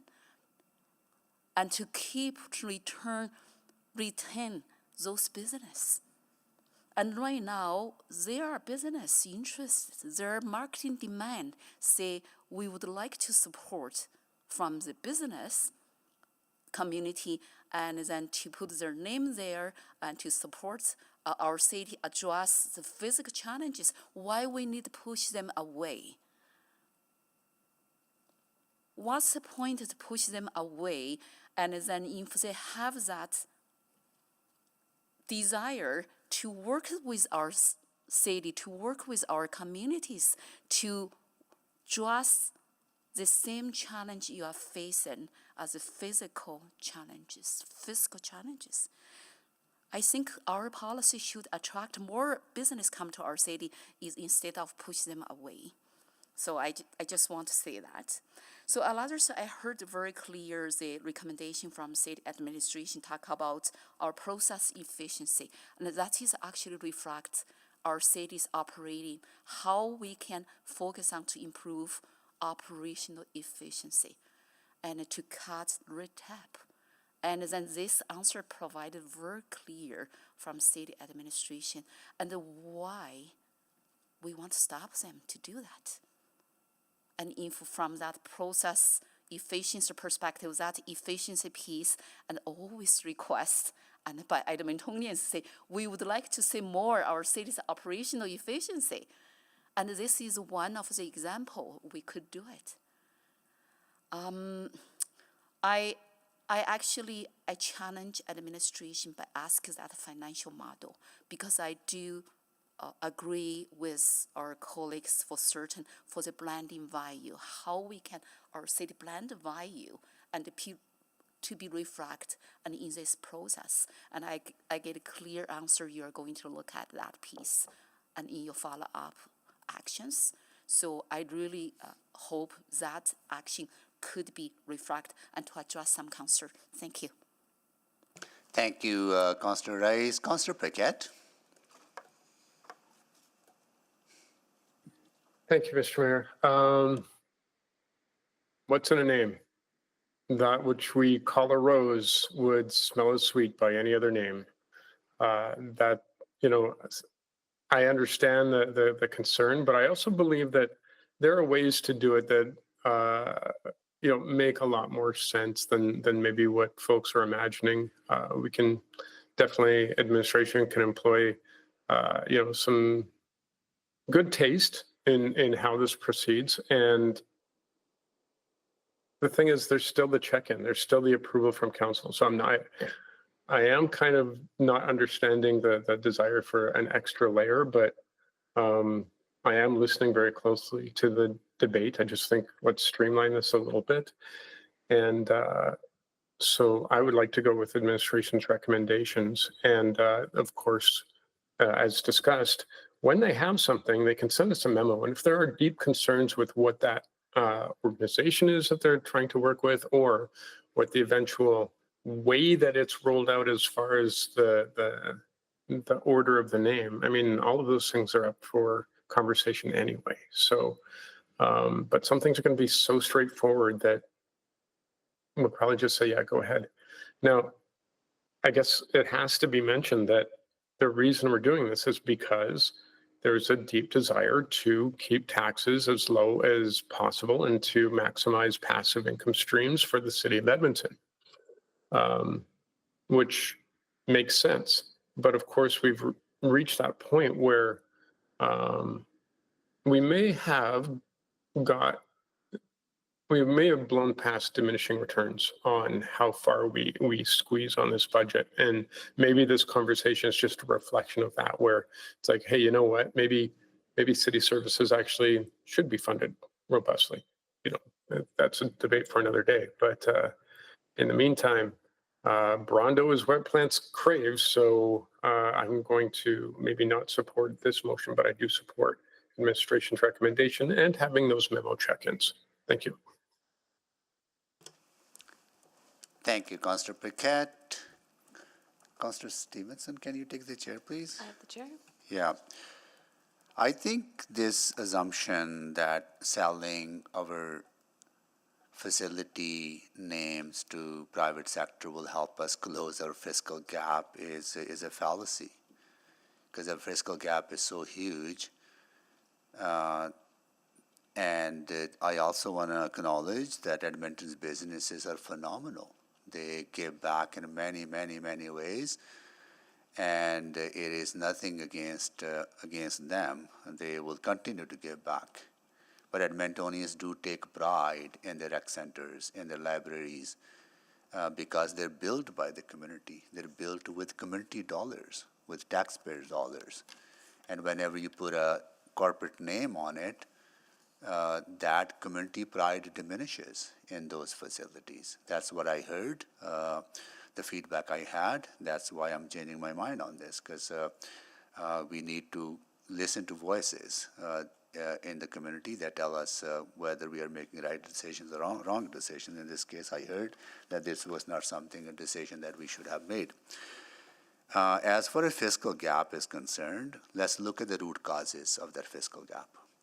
That fiscal gap is caused because previous council froze taxes at 0% and reduced taxes.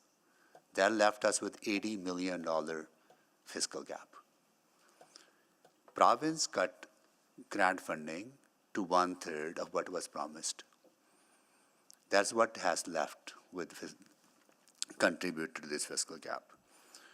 Province did not pay their property taxes since 2019.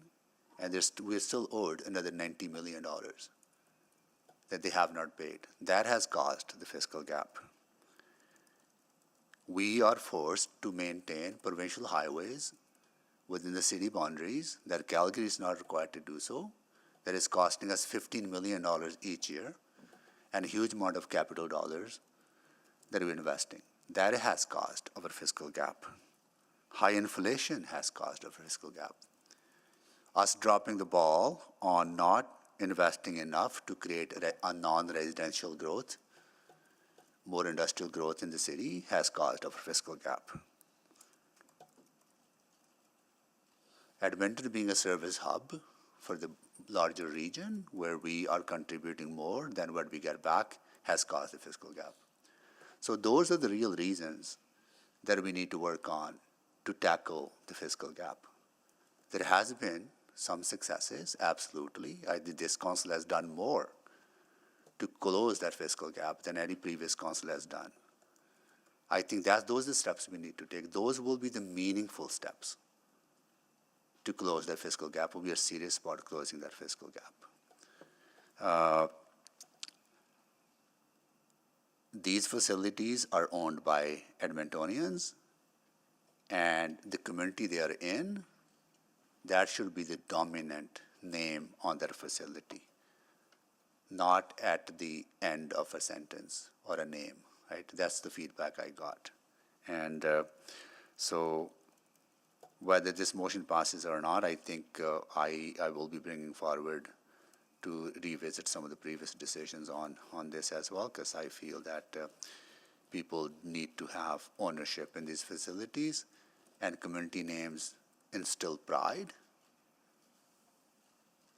and that pride must continue, not be replaced by corporate names. Okay. And I will take the chair back and go to Councillor Rutherford to close. Yeah, thank you. You know, I do want to address this same to Mayor's point about the fiscal gap and how we must do this. I want to highlight that this report says that this is meant to garner 21 million, including the already sold Booster Juice name. So that's already in the attachment, over 10 years. So that's $2.1 million per year, which is a fraction of a tax levy. What are we losing for that? Well, academic research tells us that place identity is one of the strongest ways to create and build and reinforce community. In addition to that, of that 2.1 million in revenue that we get over annually for 10 years, how much staff resources are going into these negotiations without having this additional step?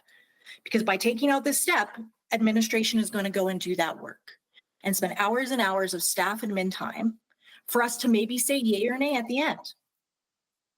We have service packages that come to us all the time whenever we want to do something, you know, to the tune of, it's going to cost an extra 3 million if you want to do that. It's going to cost 850,000 if you want to do that. So we can't pretend that there isn't costs associated. So that 2.1 million is absolutely not 2.1 million when you take the cost of our staff time in negotiating these contracts. I did receipt for information because I felt like it was moderate. I understand the predicament we're in. I think we need to have conversations about how, what, and when we sell and why. So this to me was moderate in making sure we're having that first point before all of that work is done. Because my experience as a counselor to this point is that by the time things are fully baked and come to us, I am put in a very hard situation as a governor where I have to weigh things like concerns about partnership relationships. It's already the case with Coronation and the velodrome. So I really resent this paradigm and phrasing of this as just simply streamlining and finding efficiencies. As the ward counselor, I want to be able to talk about Coronation Park Recreation Center before it's all baked. I want to be able to bring the voices of the residents that I represent forward in that discussion before administration starts any negotiations to make sure that their voices are integrated in those negotiations, and any concerns as that representative are considered if it does go forward. I lose that.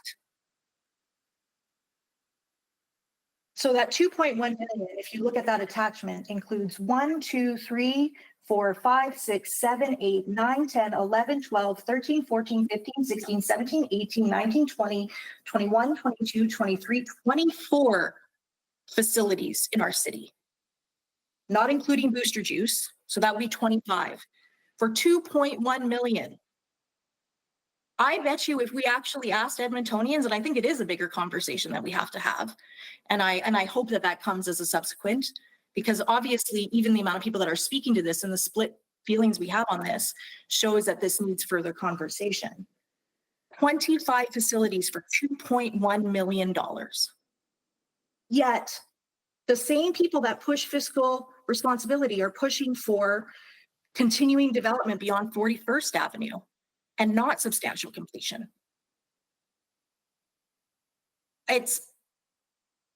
Yeah, I'm at a loss, but I hope that some councillors that maybe were considering voting no, reconsider, if nothing else, for the fact that some of these are in the ward I represent, and I would like the opportunity to talk to administration early on before negotiations start and bring those voices of the people I represent forward. Thank you. Thank you, Councillor Rutherford. So please vote. Oh, Mr. Mayor, just a quick point of order. I just need clarification. I just want to be sure. We're just voting on whether we, like this motion, accept for information and things stay as usual. If this motion fails, then we'll then vote on the administration recommendations. We're not debating the policy itself. We're just debating the communication steps in the policy. I mean, that's something I'll go to administration to clarify, because I don't know. I think if this fails, then we will be voting on the administration's recommendation for sure. That's my understanding. Aileen? So just to strip this back, so there was a motion put on the floor to receive for information. Yeah. If that fails, whoever's next in line is welcome to put a motion on the floor, and that would be up to the assembly to decide. Okay, got it. So somebody Right. I just want to be clear, because there's a lot of verbiage around it, but we're not debating the policy itself. Correct. The motion on the floor is to receive this report for information. Yeah, okay, thank you. Okay, please vote.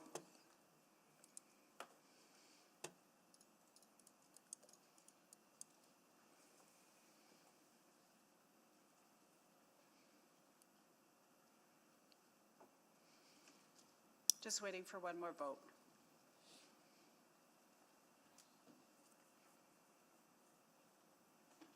We have all the votes. Display the votes, please. Okay, that is defeated.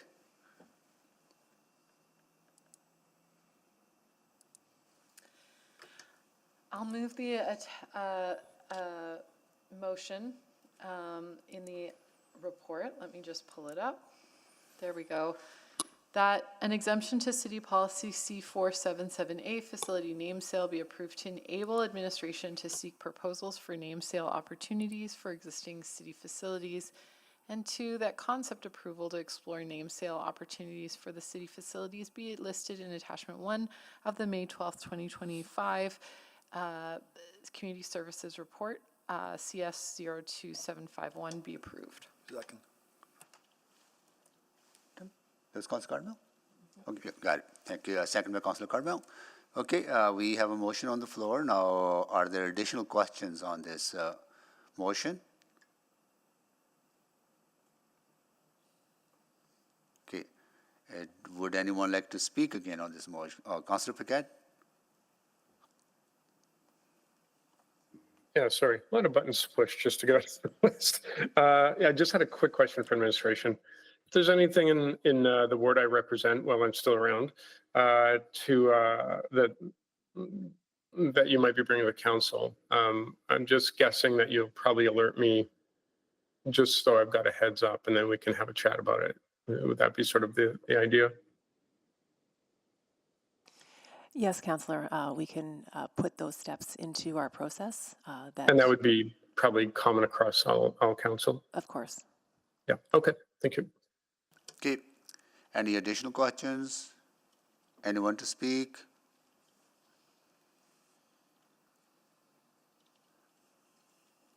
Councillor Hamilton to close. No comment. Okay, please vote.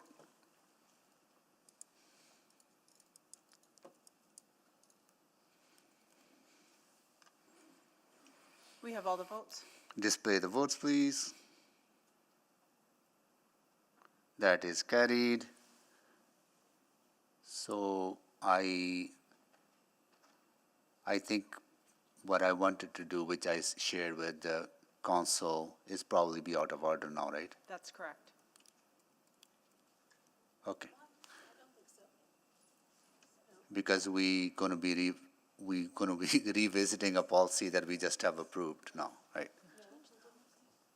Maybe I'll seek clarification. Why don't we say what we're saying? Okay, rather than I will pretending say what that we're I will.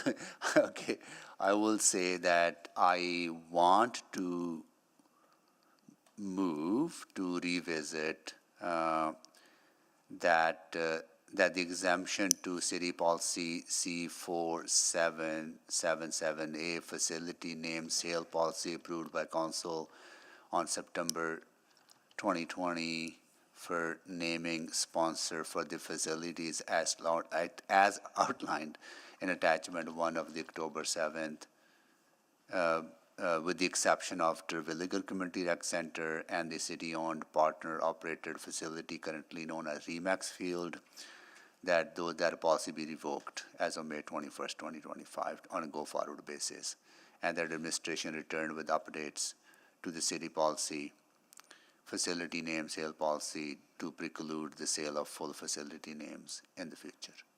So that's what I want to move, right? But I want to make sure that this is in order, not contradicts what we have just approved. Second.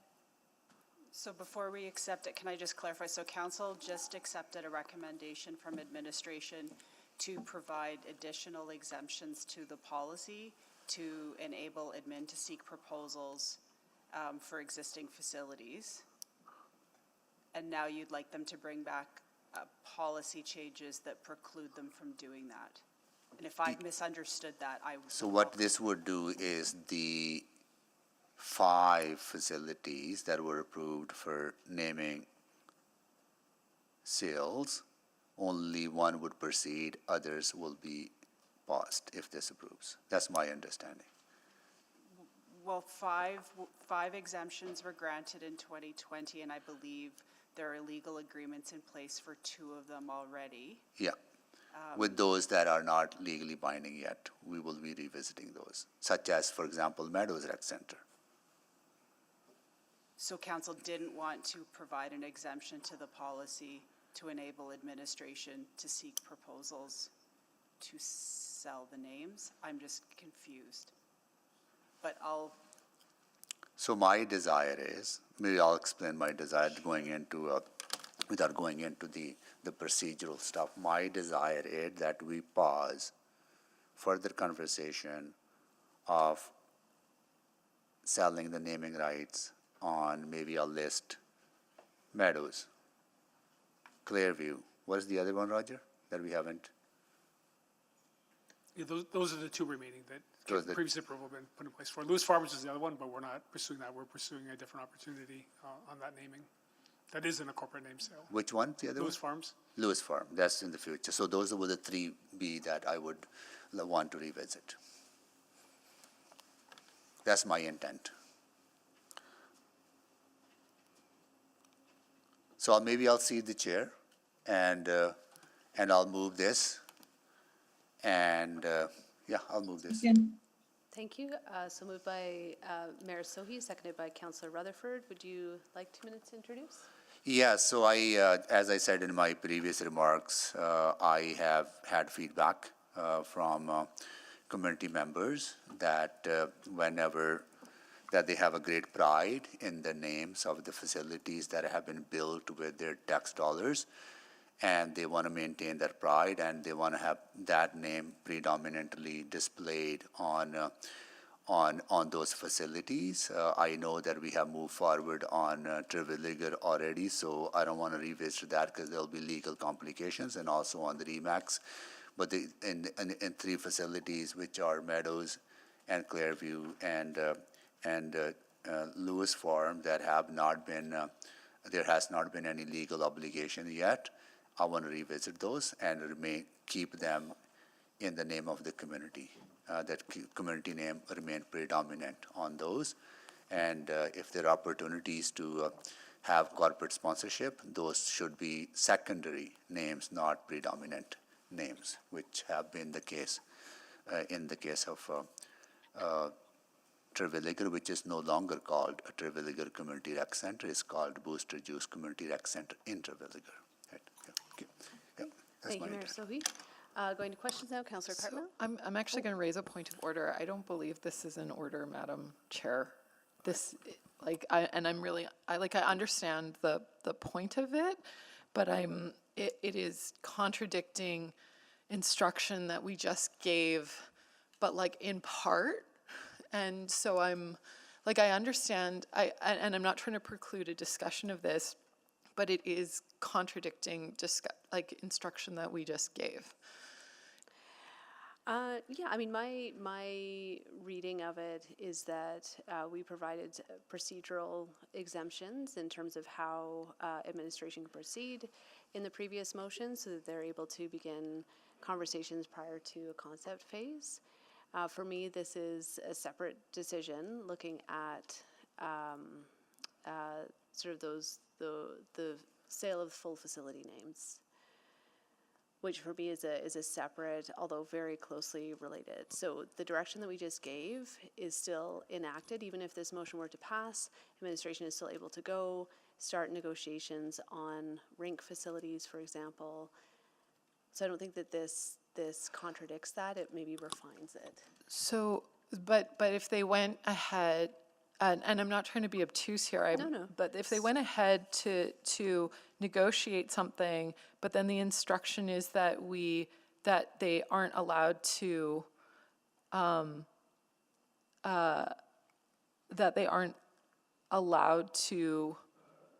actually pursue it, so they can go and discuss it, but they can't.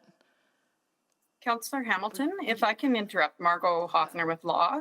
Yeah. I would just, what the mayor's motion would do is remove, so that the facility name sale policy didn't allow name sales of existing facilities. That's why that exemption from 2020 was requested. So if the mayor's motion is passed today, what that means is those 3 remaining of the original 5 would now go back to no longer being open to name sales, as the original policy stated.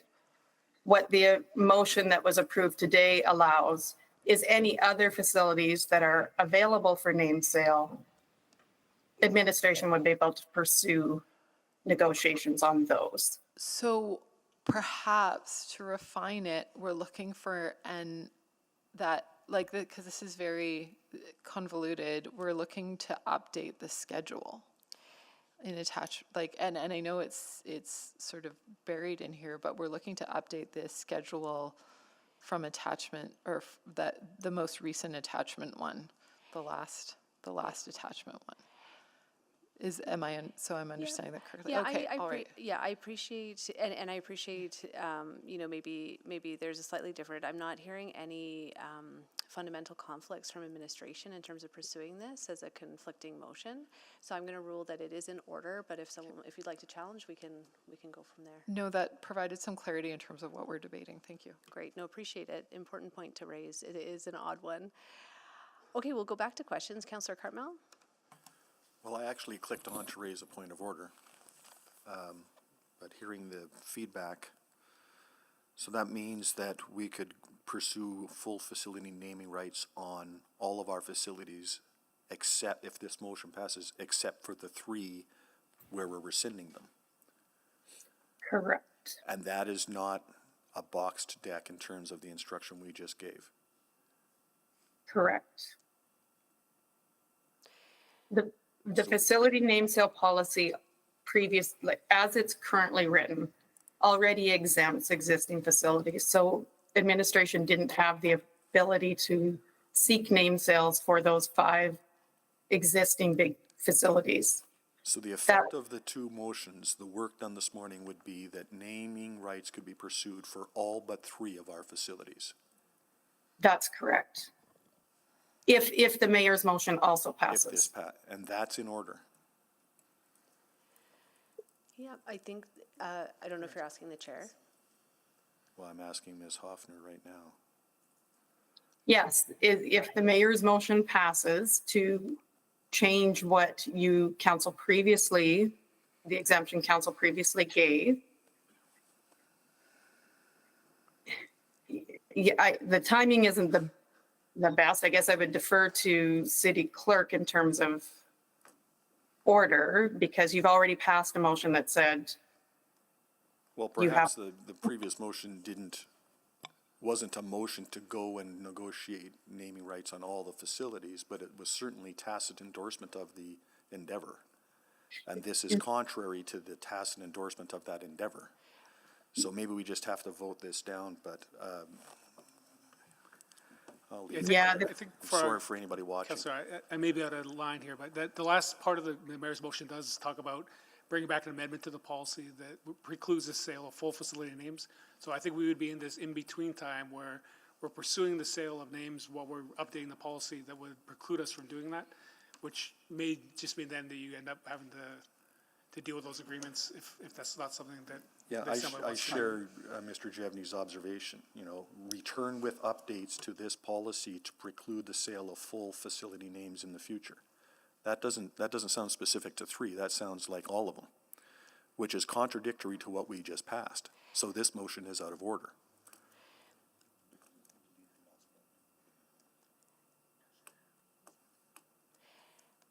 Yeah, I think looking at that, I guess I would agree with you that the last sentence there of the mayor's motion, sorry, I didn't read that far down on it, but that does seem contradictory to what was previously approved. I think we have a suggestion to amend the motion. How about withdraw it? I would amend, I will take out the last part, because that's and I respect that, because previous motion passed with council, and I want to respect that. I just don't want to proceed with those 3 facilities. Okay, so I don't think you can amend your own motion. Can we take that as a restating of the motion? So I'll defer to the chair. Okay, so we'll restate the motion, and it will end at a go-forward basis. Yeah, or will reinstate as that the exemption to city policy C4777A, facility name sale policy approved by City Council in September 2020 for naming sponsor of facilities as on attachment 1, with the exception of Terwilliger Community Rec Center and the city-owned partner-operated facility known as Remax Field be rebooked as of May 21st, 2025 on a go-forward basis. Great, thank you. Any further questions? So I think it's still my time.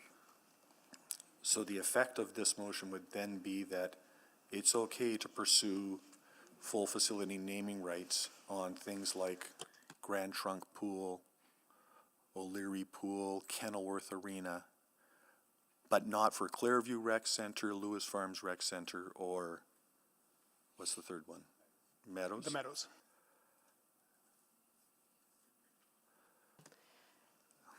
Okay, thank you.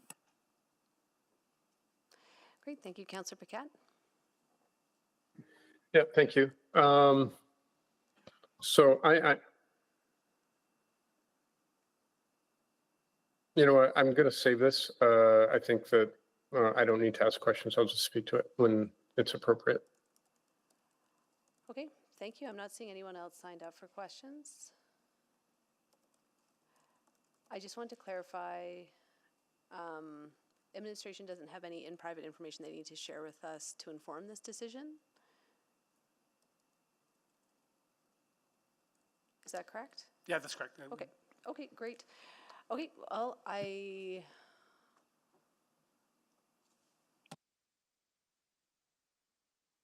Okay, great. I'll just ask colleagues to sign up to speak. I see Councillor Paquette. Yeah, so as it's populating, I'll just say I absolutely understand the motivation for this. Of course, I don't think anyone like goes to bed dreaming of corporate names for public facilities, but here we are, and of course, the rationale is still sound. Like, and I don't know. We haven't had a breakdown of staff time versus the anticipated lifetime of the income stream, but I would assume that in the lifetime it does far outweigh the staff time by orders of magnitude. It's an income stream. It's a passive income stream, and if we could get 100 of those, that'd be fantastic. Does it on its own have a massive impact on our fiscal gap? No, but I'll tell you, when when I was in college and tight on money, you bet I was digging in the couch cushions for change, and that's sort of where we're at right now. Unless this council or future council decides to have taxes match inflation and population growth, but I don't see that anytime soon. So in the meantime, although it's not the most exciting thing in the world to do, this is a potential income stream. And so I'm not sure if I can actually support this. I'm not thrilled about the alternative either in any way. But at the end of the day, I think that there's probably some really tasteful ways to go about this. And, I think that there's been learnings from what we've already done to date. And I think going forward, probably maybe engender some better conversations.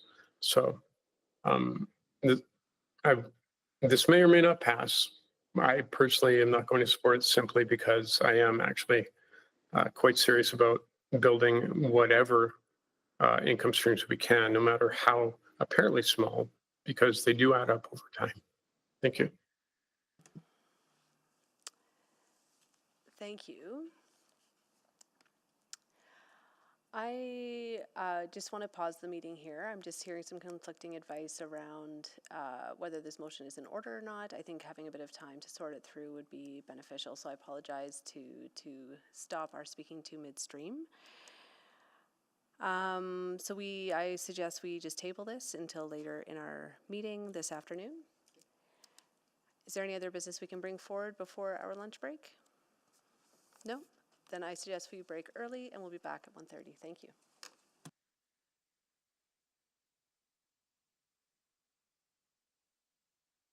Yes, I believe we do need to be in private at 1:30. So I'll take a motion to go into private. So moved. Second. Thank you. Please vote.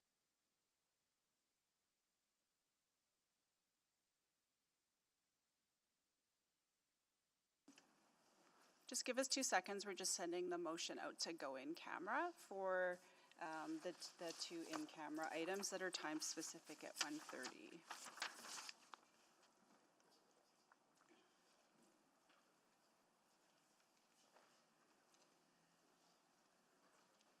Just waiting for one more vote, please.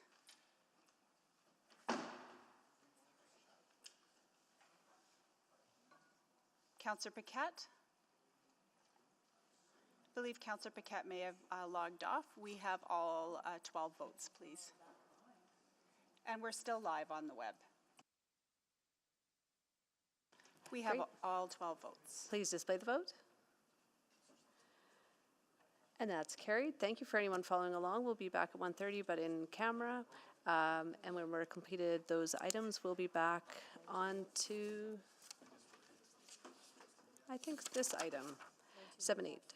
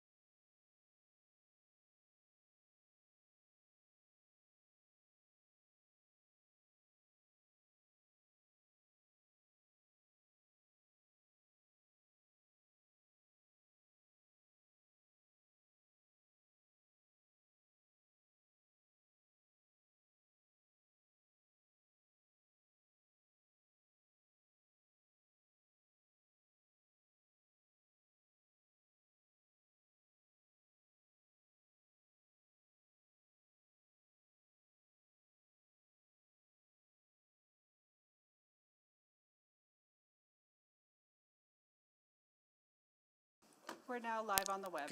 Councillor Stevenson, can I see the chair? Yes, I have the chair.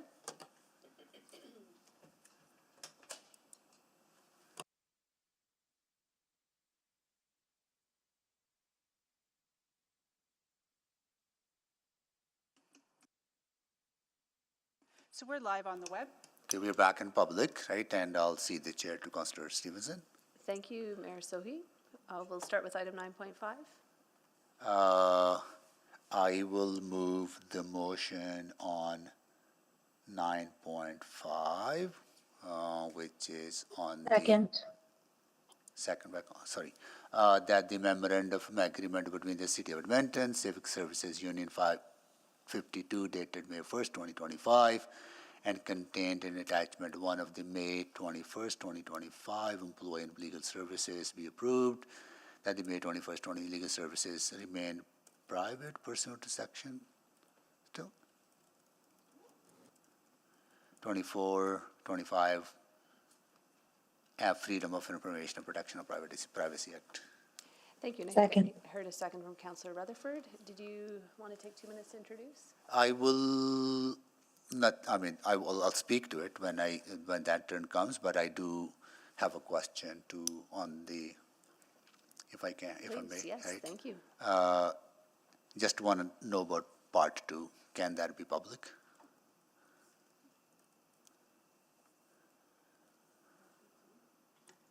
So attachment 2 can be made public, yes. So what would be required to change the motion to make that public? Just take out attachment 2. Currently, the motion references attachment 1. Sorry, part 2 I meant. Yeah, it references the whole report.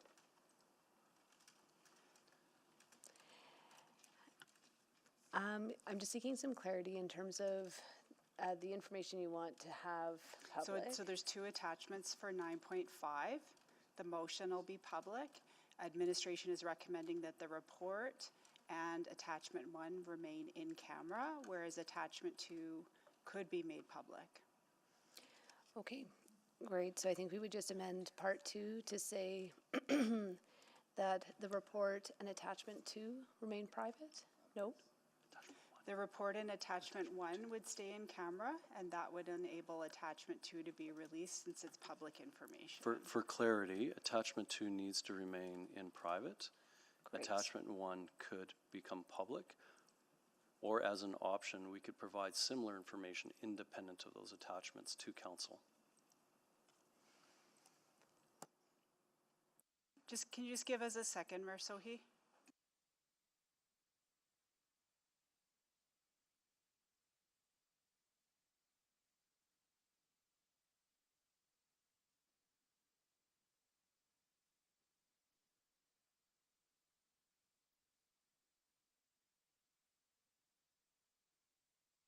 Yeah. So just for clarity, if you just pass it as recommended by administration, administration will follow up really quickly with what can be released publicly so that you can speak to them. Got it. Okay. Great, thank you. So we'll leave that motion as is. We'll take a few questions, then there'll be an opportunity to speak to the motion. Councillor Wright, did you have some questions?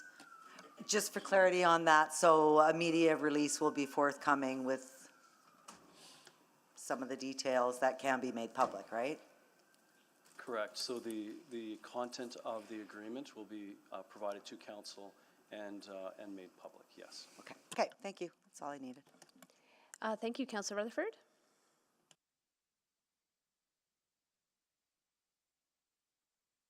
I don't know why I'm on the board. I didn't sign up to speak. All right. Okay, well, I'm not seeing any other questions, so if anyone else wished to speak to this motion, I'd ask you to sign up now.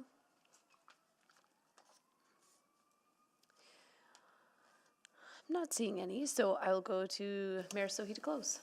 Yeah, thank you, Councillor Stevenson. I first of all want to take a moment to thank our folks in the employee services and legal services for working diligently with our union partners and negotiating a fair and reasonable settlement. So I want to thank you to everyone who was involved in this discussion. I also want to thank the leadership of CSU 52 for their diligence and being at the table and being good partners and coming up with an agreement that is reasonable to their employees and the members, and reasonable to the taxpayers.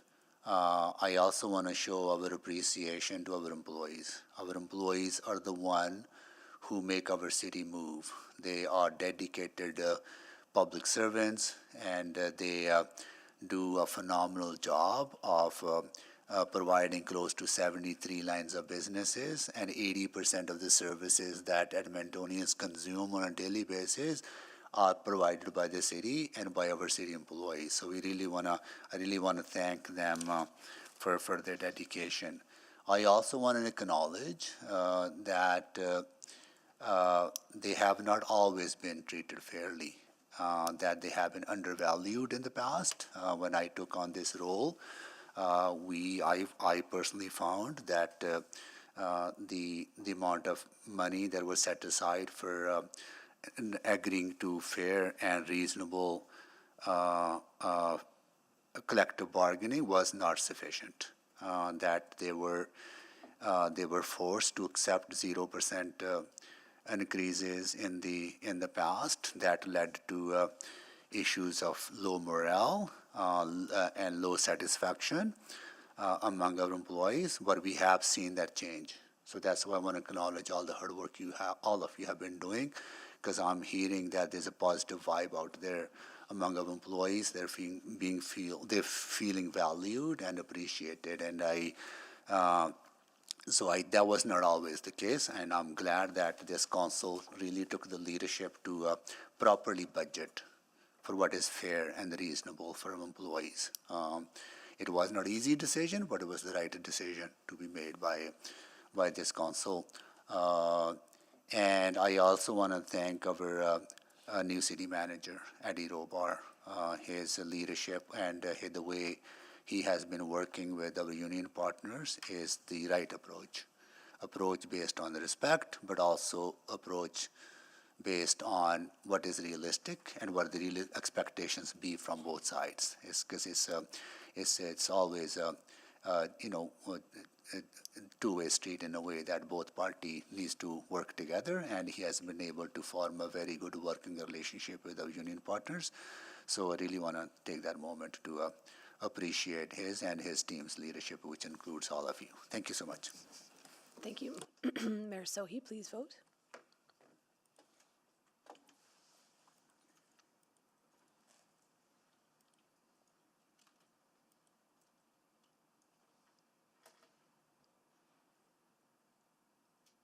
We have all the votes. Please display the vote. That's carried. I'll move 9.2 to receive for information. Second. Thank you. Do you want to keep that information in camera? Yeah, can you put it up there so I can read it in the record? Here you go. That the May 21st, 2025 Employee and Legal Services Report ELSO 3059 we received from information.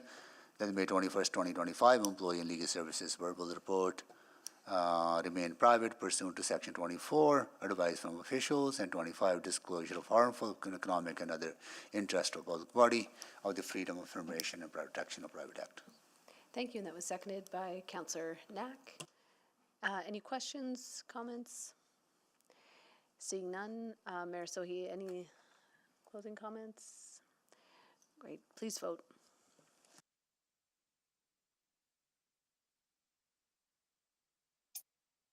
Yes. Thanks, we have all the votes. Thank you, please display the vote. That's carried, and I'll return the chair. Thank you so much.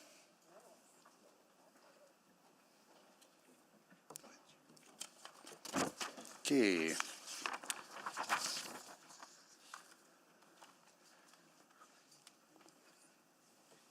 And you were chairing the...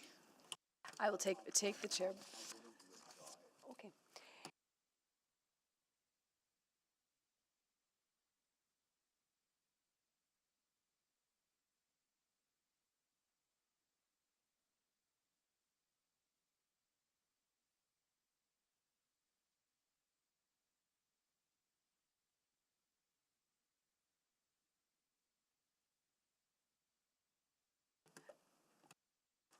We're back on item 7.8, which Mayor Sohi has a motion on the floor, so I'll maintain the chair.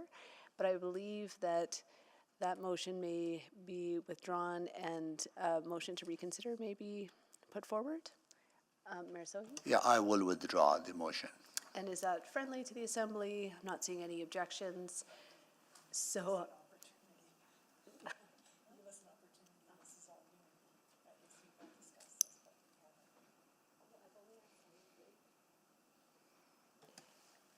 So we discussed that we would take some time to figure out a way forward, just given some of the conflict between the motion that was on the floor and the motion that had previously been directed.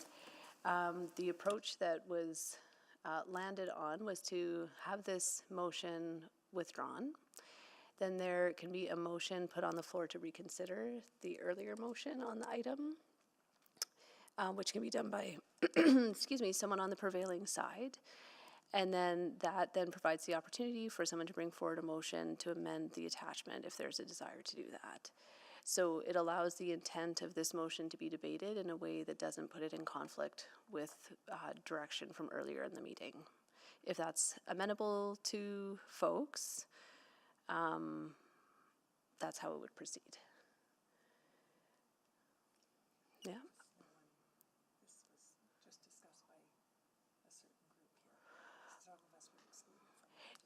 Do you want to, you can share that. That's a point of order. That's fair. Sorry. Yeah, I think I just wanted to say that this is new to me. This was a discussion amongst some of the people on council and others were not included in that discussion, so I was unaware of this. And that's why I was just asking. It was going very fast and we weren't given really the opportunity. Yeah, no, very fair. And that's a fault on my part as chair of the meeting. I apologize. Over the lunch break, we just had an opportunity to discuss a procedural way forward. And I'm sorry for not sharing that back with the group. So point of order. So I disagree with withdraw. Disagree with the withdrawal?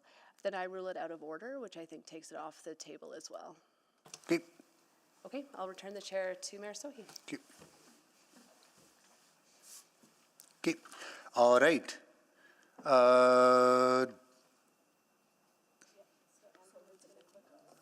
Oh, sorry. Councillor Knack, sorry. Well, I understand that you might want to make an amendment, so I am willing to put a motion forward to reconsider so you can do that. Whether or not I support it is a different question, but happy to make a motion to reconsider if that will allow for a cleaner way. Second?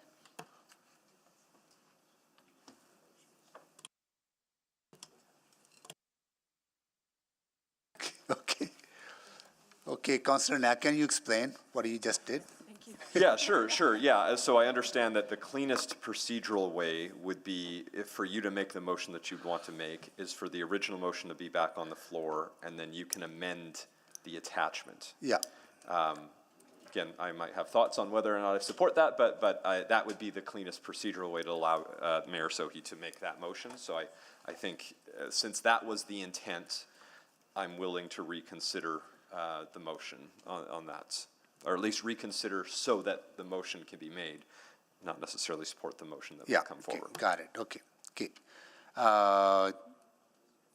We are voting on the reconsideration, right? Okay. Councillor Rice, go ahead. Just a procedural question. So I was going to call point of order.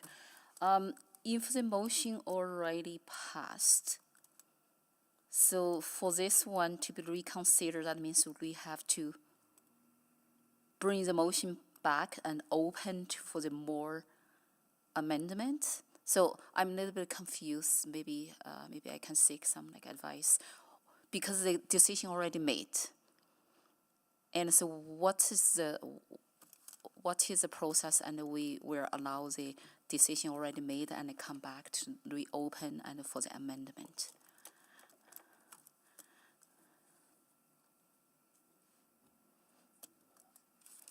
Yeah, I need to just understand this. I mean, who's anybody can answer, and from procedural perspective. Questions. This is question to the clerk. City clerk could provide some Yeah, I think what- advice on the procedural. So procedurally, council is, within the same meeting, is able to reconsider a motion previously passed. And I believe that's the intention of Councillor Knack's motion. So that is allowed procedurally. Yes. So if this passed, if this motion and for the consideration passed on the floor, If it passes what, sorry? if its motion on the floor right now passed for the reconsideration. So that will open and for the further amendment. So if the motion to reconsider passes, it puts the original recommendation back on the floor and it's before the assembly and all the regular rules of debate apply. But yes, a motion to reconsider within the same meeting is permitted. It is in order. Okay, thank you. Thank you. Any other questions? Councillor Knack, you want to close? No. No, okay, please vote for reconsideration. Motion to reconsider, sorry.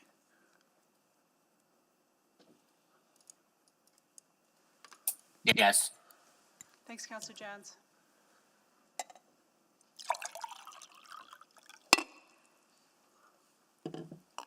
We have all the votes. Display the vote, please. Okay, that is carried.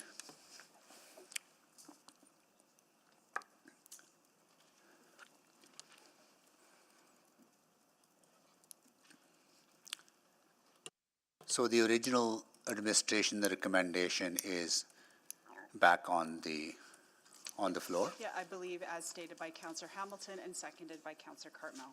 Got it. And Councillor Stevenson, can you take the chair, please? I can. So I would like to amend attachment 1.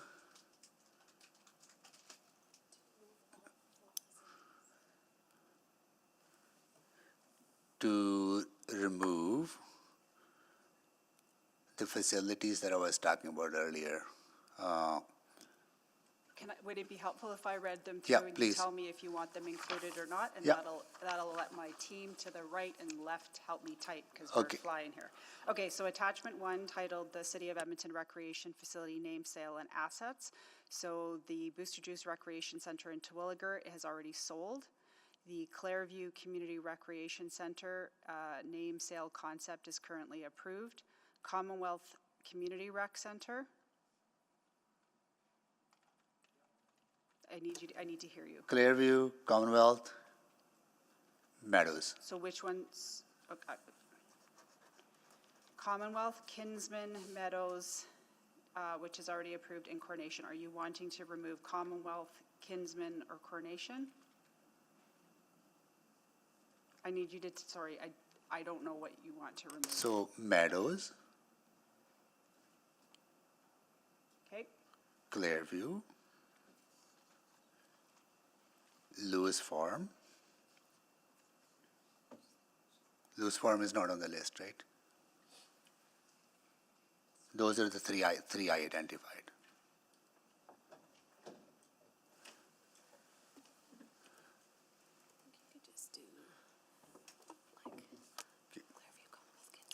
Okay, here we go. I'll say it. I'm looking at the top. Sorry. So Terwillegar is already down. Not Terwillegar.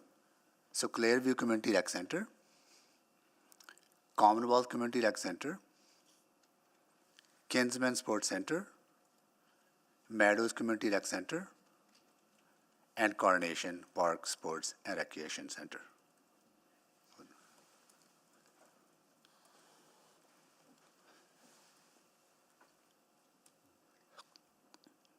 Got him?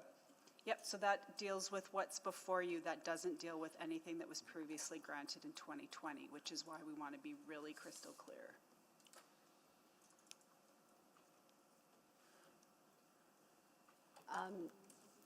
Can you clarify which ones you feel are missing from 2020 for clarity?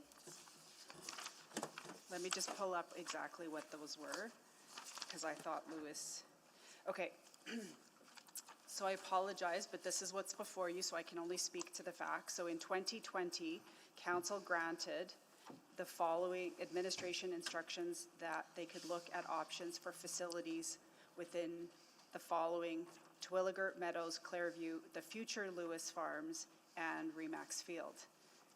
Lewis Farms is not included in attachment 1, which council is giving direction on today. So the previous direction from 2020 still stands. I apologize, but that is the direction that council gave, so I just want to be really transparent with what I understand to be your new direction. Okay, thank you. So if we did want to capture the Lewis Farms, that would have to be a subsequent motion. Correct. Okay. Because direction has previously been given. Okay, that's fine. So I think we have clarity then in those that you just read out. Yep. So those in attachment 1, I'm proposing to exclude. Yep, to delete Clairview. Delete Clairview. Commonwealth. Yep. Kinsman. Yep. The Meadows, and Coronation. Yep. So we'll just, so that'll be a straight strike-through amendment. Yep. That I think Bev is typing nicely for me. Okay. Okay, and could you just say the seconder again? I apologize, I missed that. Councillor Rutherford, I believe, seconded. Yes. Excellent. Thank you. I believe Councillor Cartmel, I see you on for questions. Yeah, I need to see the list first. Yeah, Bev's, just give Bev 2 seconds. We'll stop your time. Well, I'll ask another question in the meantime. I think I heard Coronation again. Does this motion limit commitments already made regarding Coronation? I'll ask Roger, who's online, to respond. Yeah, I think it would, Councilor Carmel. We did have a separate report to get permission to sell the amenities within Coronation Park.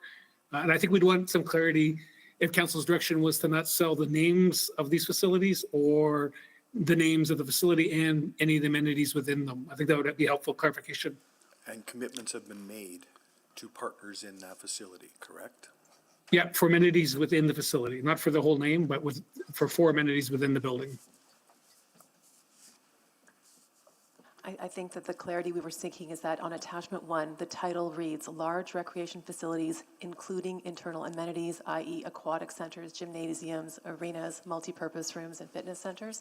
So just so that we don't miss the mark, the deep clarity in this moment is that you would like us not to do the overall naming of the large facility of those mentioned, but that we still have freedom to explore sponsorship for the amenities that are listed in that attachment. Is that a fair understanding? I believe that's the mover's intent. If there's further amendments to the wording to clarify, that would be great. But we can continue on with questions, just recognizing that that's the intent, is to continue to allow internal amenities to be named, but not the full facility. Naming of the facilities. That still causes a problem, doesn't it, Mr. Jevney?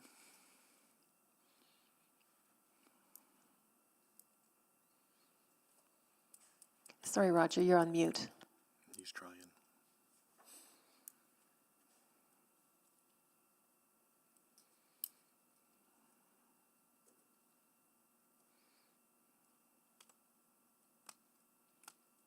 My apologies. I think it'll be fine. The agreement with the coordination partners are for 4 internal amenities, not the overall name of the facility. So as long as that clarity is in the motion, we can continue with the plans as they exist with the partners. Okay, I'm not convinced of that through my role as council liaison to the Due North Board. So that's a point of clarification.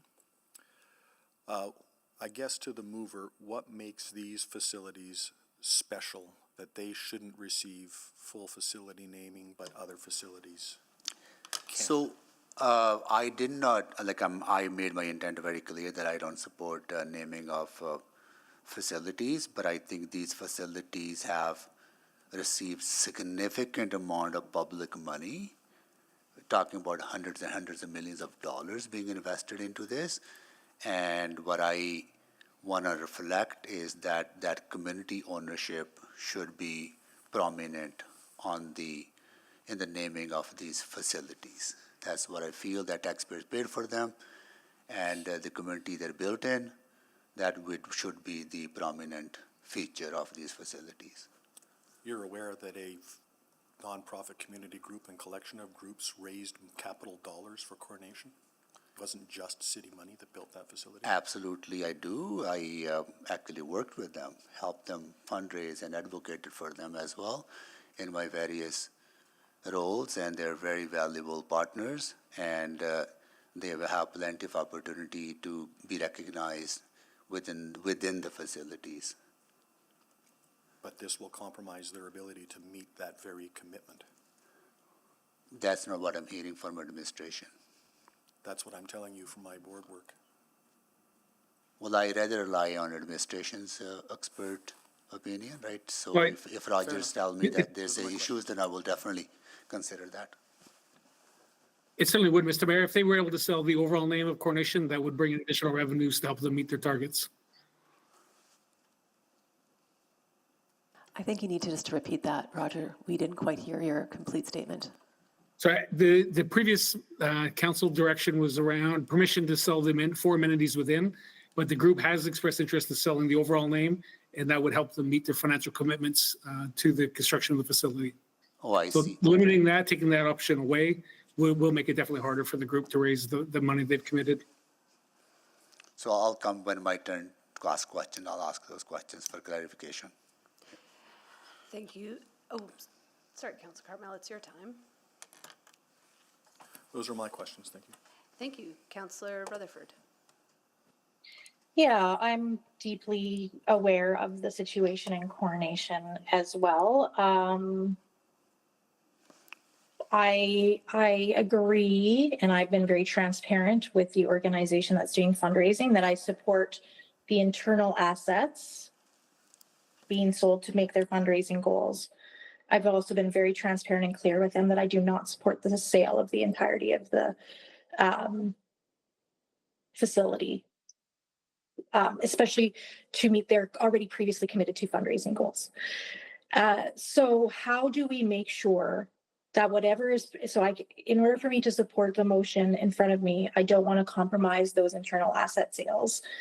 I know there was a, like, do we need to remove assets in brackets? Like, do I need to do an amendment to say Coronation, and then in brackets, excluding assets, internal assets as an amendment? Would that work to the clerk? If that provides greater clarity to council and to administration, we can add that. Mr. Jevney? Yeah, I think we'd want that for all of the facilities listed, not just Coronation. We've been in discussions around, and we've had previously sold Okay, the name of so one of the why don't we arenas just in say- Booster Juice, for example.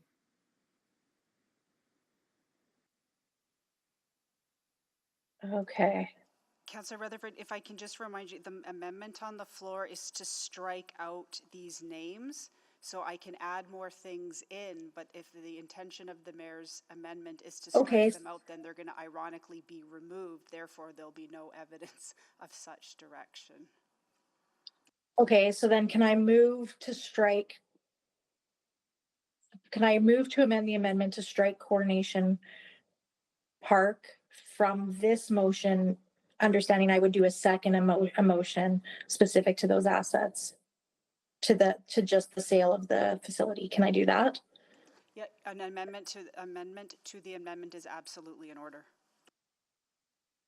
And then I could do another motion after to the chair. Yeah, if I could weigh in, I'm just wondering the most efficient wording for this. I'm just wondering if the amendments to the attachment would be to have, to strike those from the section where they currently are and add a new section, which is large recreation centers, internal facilities only, and then list those names. Would that achieve your outcome, Councillor Rutherford?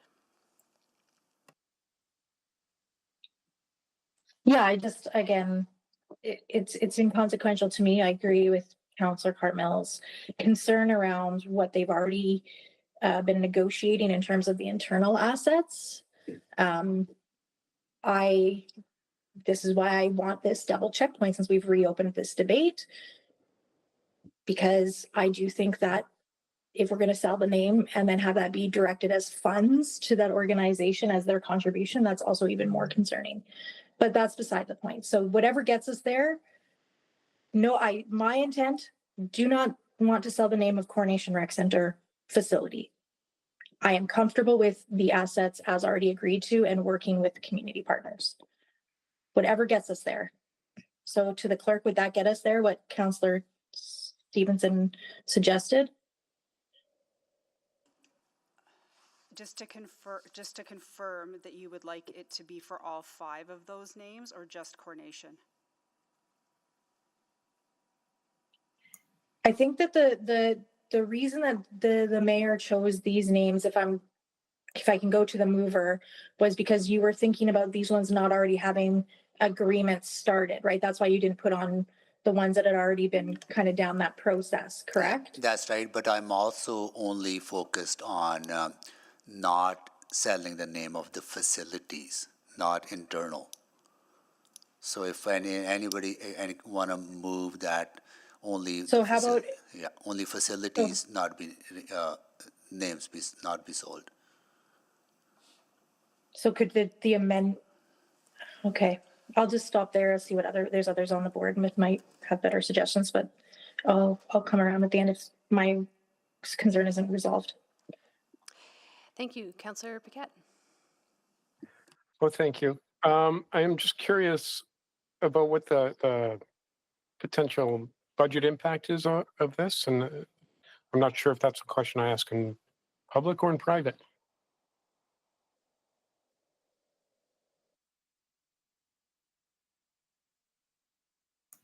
I think, Councillor, if you want to go into the details, it would be in private. I mean, generally, it would take away obviously the ability to sell the overall names, but if we focused on the amenities, we can sort of take that direction and move forward. Again, these haven't been budgeted yet. They would be budgets, information we would include in future budgets. So there's no impact to our current budgets. It'll be the lost revenue from not pursuing the naming rights overall. Yeah, and that's what I'm curious about, because that is material to the conversation. What would be the lost revenue? Potentially. And that would obviously have to be an estimate based on what we've already determined. But it would be nice to have that kind of idea. Yeah, we would make I think in the report we talked about around a $2 million net benefit per year. And certainly those large facilities would represent a significant portion of that compared to the balance of facilities listed in attachment 1. Yeah, and so then I guess the question I would have is how would we cover that shortfall going forward? Again, it's not budgeted currently. We would then have to look at, as we do the 27 to 30 budget, our overall costs, revenues, and come back with what the tax levy request would be. Okay. I absolutely appreciate the sentiment here, but maybe to the mover, have you given any thought to the budgetary impact of this? I know that it's in the millions per year, which adds up over time. Were you thinking that we just forego those funds, or we find another way to add those funds to our revenues? Yes, my understanding that whatever potential revenue from these facilities has not been generated or budgeted, right? So we're talking about a future potential revenue, and I understand the overall estimate is about $2 million for 25 facilities. So excluding 5, yes, these are big ones, will have some implication, but this in the context of a larger financial gap that we have to deal with, right? Sure, but I guess the question is I'm never going to turn my nose up at $1 million, so especially per year. So is there a plan to replace that revenue, that potential revenue? I think my argument would be that vast majority of city resources come from property taxpayers. And when property taxpayers start seeing diminished value of their money because they see less attachment of the community to those assets. I see that's a bigger risk of losing the social acceptability of using those dollars for public amenities. Okay, how do we measure that risk? Is it one we imagine, or is it one that we can measure? Well, I measure it by how much pride I hear from community members in the facilities that are city-built, city-run, and city-named, right? And I go to Meadows Rec Center every week, and I run into people who thank City Council for building such a phenomenal facility in their community. And I think if that name changes to a different name, that where more people have less understanding that this is a city facility, then we lose that social license. I understand that, but it's more of a maybe rather than a fact. Like, how do we measure it? I would like to be able to measure that to know if that's actually the case or not, and I don't think we have that answer. I measure in a quantitative way of people's testimonies that I hear every day about how much pride they take in the city. That's not data. I'm out of time. Thank you very much. I think we have a strong sense of the intent of what this motion is meant to accomplish. So to remove the ability to do the full name sale for these facilities, but still allow some of the sub amenities to be named. We are working on the exact wording of that motion. So I'm happy to continue to just hear the last questions. I just want to I think that questions around the exact mechanisms of the motion will likely not be helpful because we need to figure that out. But if there are questions just around the intent, other aspects, happy to go through those, and hopefully by that time we'll have some wording motion motion wording that we can use. But yeah, just wanted to set that out for colleagues so that we're all on the same page of what's going on. So Councillor Wright, any questions? Yeah, I guess I just want to get sort of a clarity on how much revenue we are looking at here. So 21 million in the report, it says over 10 years. So $2 million a year for what, 20, I think Mayor Sohi said 25. So that's about 80,000 on average, maybe a little bit more for bigger facilities, little less for smaller, is that correct? Yeah, we don't really want to talk specific numbers in private, but certainly a small seasonal single pad arena would generate less revenue than the Booster Juice Recreation Center just based on attendance, number of events, those sorts of things that would drive the prices up.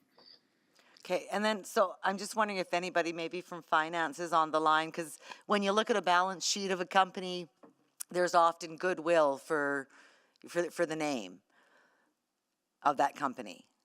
What would the goodwill be of a city facility? What would that be valued at? Anybody from finance? So Councillor Wright, just this is Harm speaking from Financial Services. Yeah.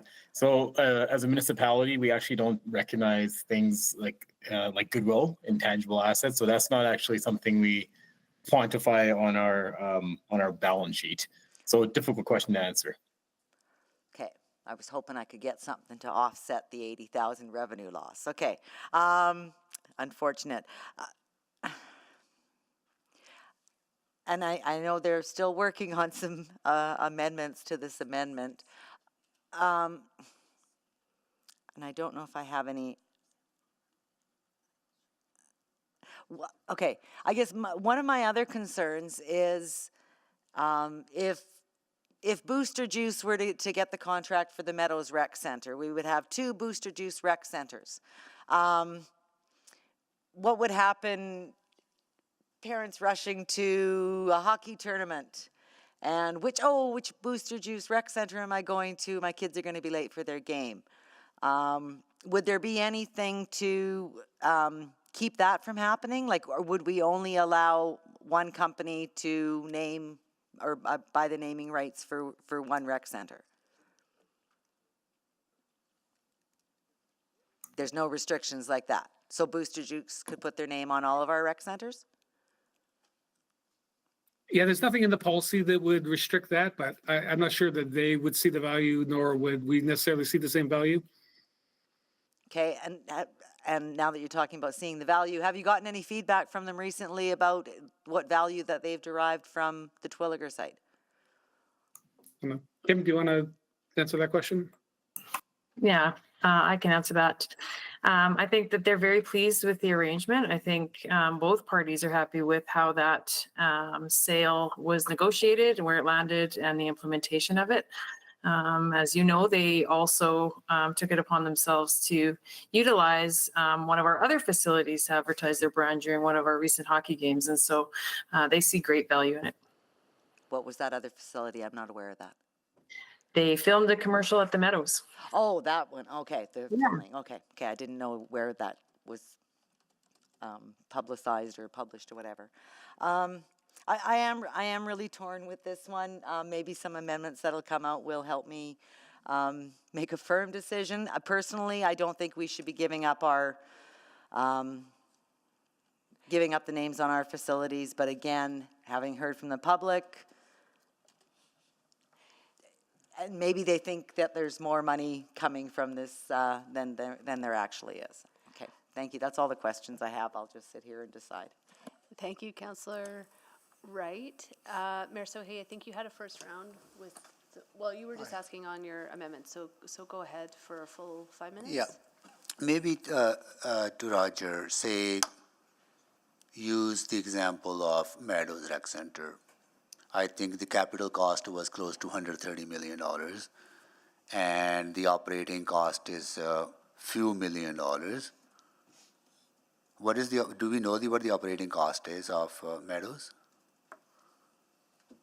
Net tax subsidy. Yes, we do. Just give me 1 second.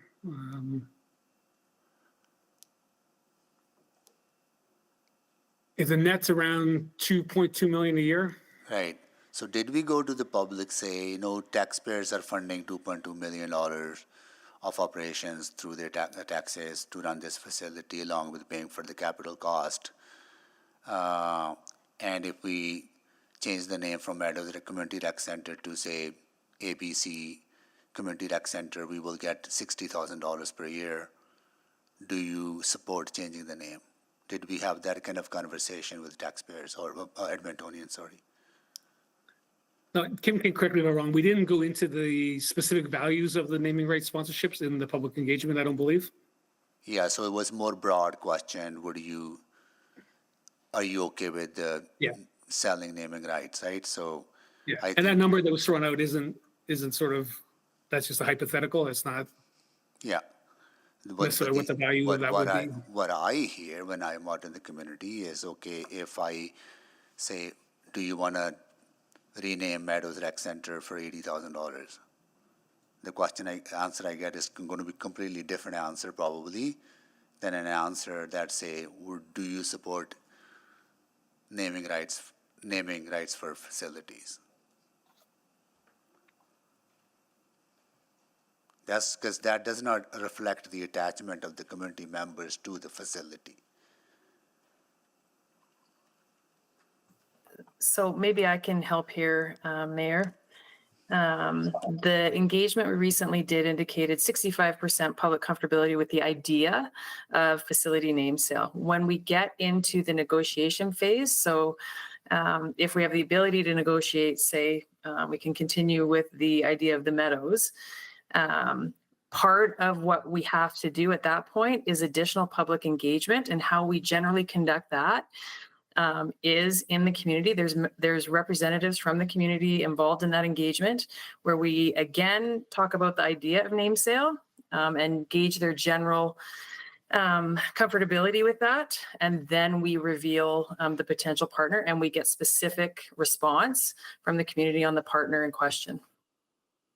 I understand that aspect. I think where I am going is that if you actually go to the people who live in that community, who have deep attachment to the facility, and you ask them, are you okay with changing the name of that particular facility, I think you might get a different answer. But that's all. Thank you. Yeah. Thank you, Mayor Sohi. Councillor Salvador? Yeah, thank you. Okay, so if we were to remove the ones that are presented in the motion, which I'm supportive of, what would we be looking at for the net benefit or revenue potential for the balance of the facilities? And is it more or less than the $500,000 annual administrative cost?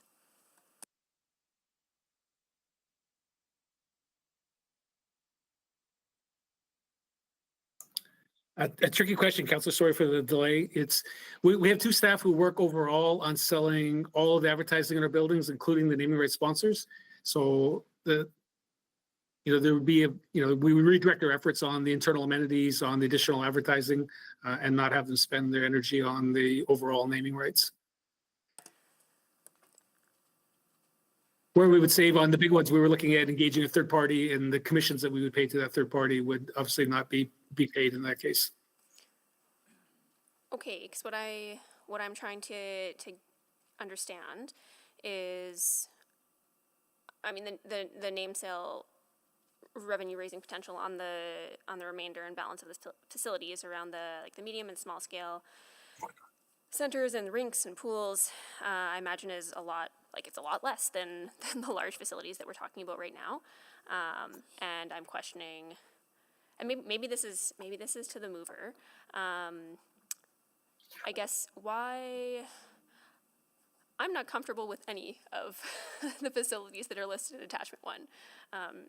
And is there, would there be a desire to remove all of those? And why just the top large facilities, I guess?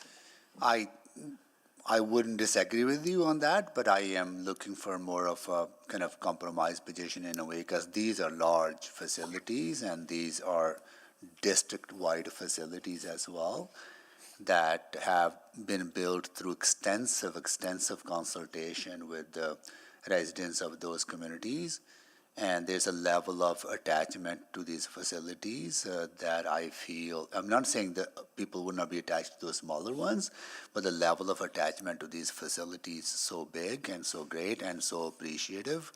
And that's why I'm suggesting. But having said that, I'm only talking about the naming the facilities themselves, not the interior of the facilities. So the potential for revenue still remains within the interior of these buildings, and that could be significant revenue as well, right?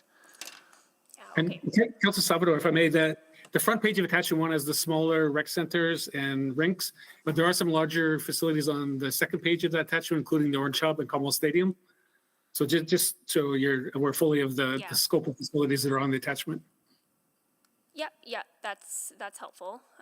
Thanks for that. Okay, do we, maybe just to the clerk or to the chair, do we have some updated wording? Or is that on its way? No, it's in the chat. Okay. I think it hits the mark.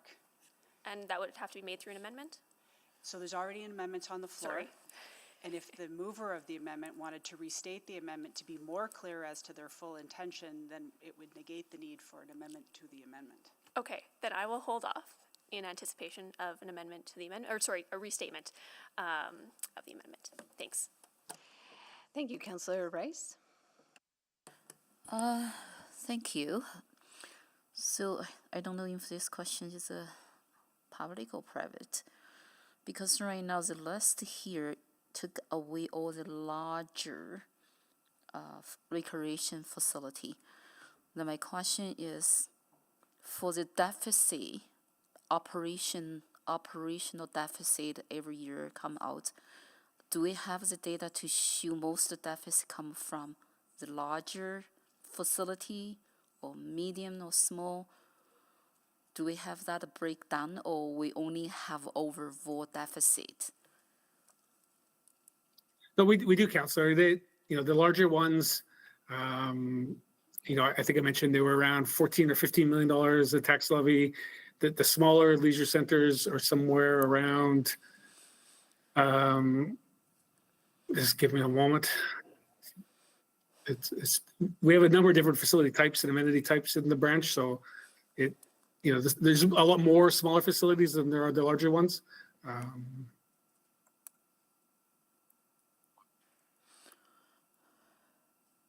So somewhere in the range of around 18 million for the smaller facilities and the outdoor pools. That's the net tax levy subsidy. So is that fair? Is that fair to say the big portion of deficit, operational deficit from like larger recreation facility? No, on a per capita basis, I mean, they're very similar between the 6 that are listed and then the balance of the smaller leisure centers. It's about a similar amount of subsidy for each of the amenity types. Okay, so there are 2 factors here. One is the size, and one is the type of the facilities. Okay, that's my question. Thank you. Thank you. I just had 2 quick questions. Councillor Jans, if you could take the chair. Yep, taken. Thank you. Yeah, I think just following from Mayor Sohi's questions again. So when we've gone out and done public consultation, recognizing we can't share actual numbers, but we've never sort of asked Edmontonians in terms of the value. Are you comfortable selling name rights for $1 million, for $500,000, for $10,000? That's never been a question that's put to Edmontonians.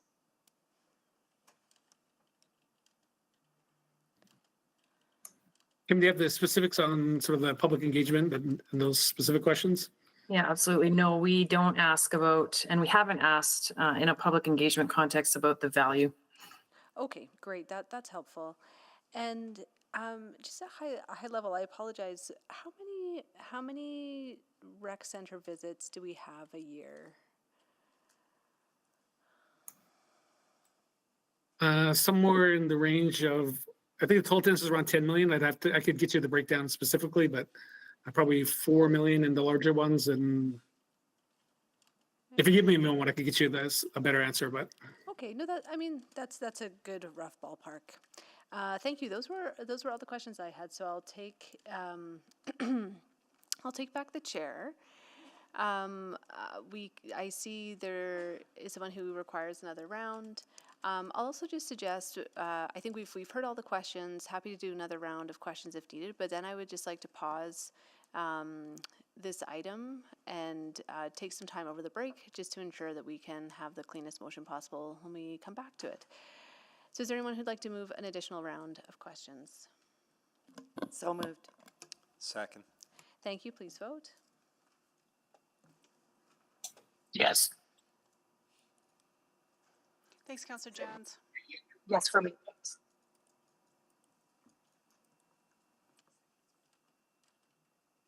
Just confirming who that was. Councillor Tierney. Oh, Councillor Tierney. Thank you very much. We have all the votes. Please display the vote. That's carried. Thank you, Councillor Paquette.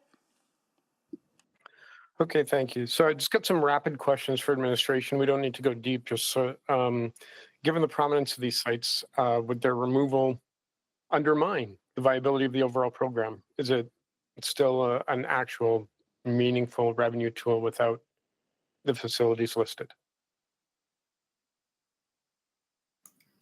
It would certainly impact it. The remaining facilities, other than maybe Como State and the Orange Hub, would be of much less value, I think, in the sales. They would generate much less revenue. Yeah. And I guess is the anticipated return then, if those are off, still worth the administrative effort?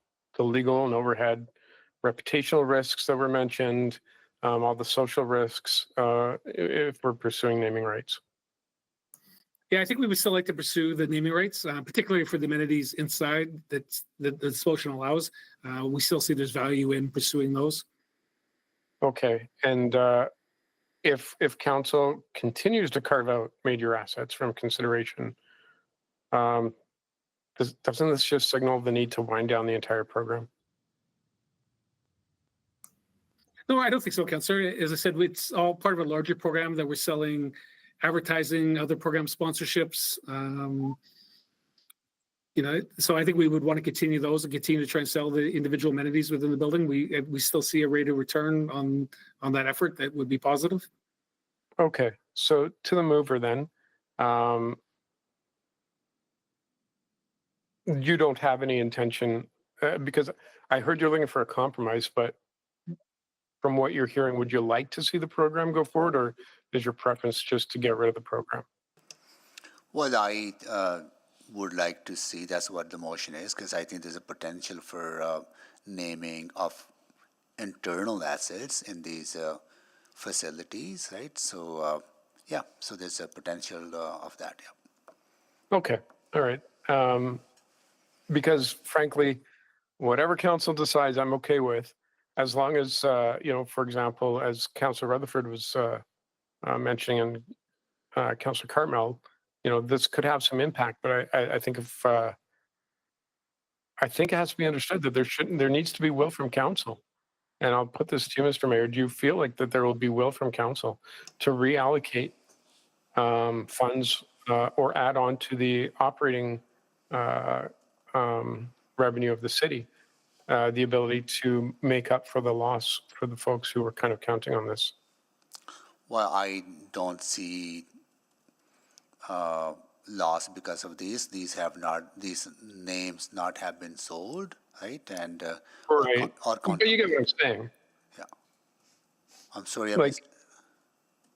I'm just saying, you get what I'm saying. Like, so for example, for at Coronation, they're like, what I heard is that they were counting on that, thought it would be a great asset. If that's now gone, for example, as far as the Coronation name itself, the whole facility, is there a will, at least on your part, to bring forward maybe a reallocation of funds at some point when they require it, in order to make them whole on that potential loss? Well, I don't know how much revenue they expect, because I don't know what the expectations are of the revenue. If we're talking about $22 million over 10 years for 25 facilities. The whole thing, right? Yeah. Right. I don't know how it's not going to be a significant amount of money, right? So.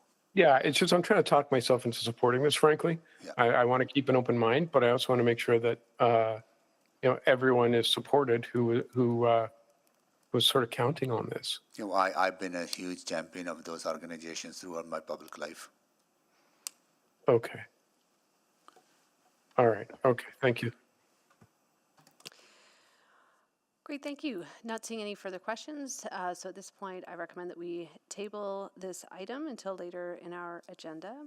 And that will bring us to item 7.9, Downtown Action Plan, which I believe, I'm not sure if administration has a presentation. We can provide some remarks if you'd like. I'll return the chair. I will take the chair back, and this item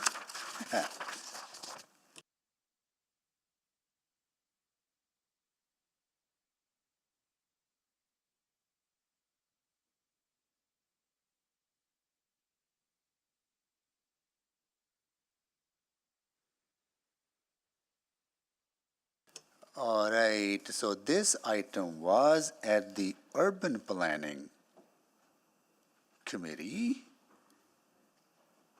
and I'll go to the chair to introduce the item.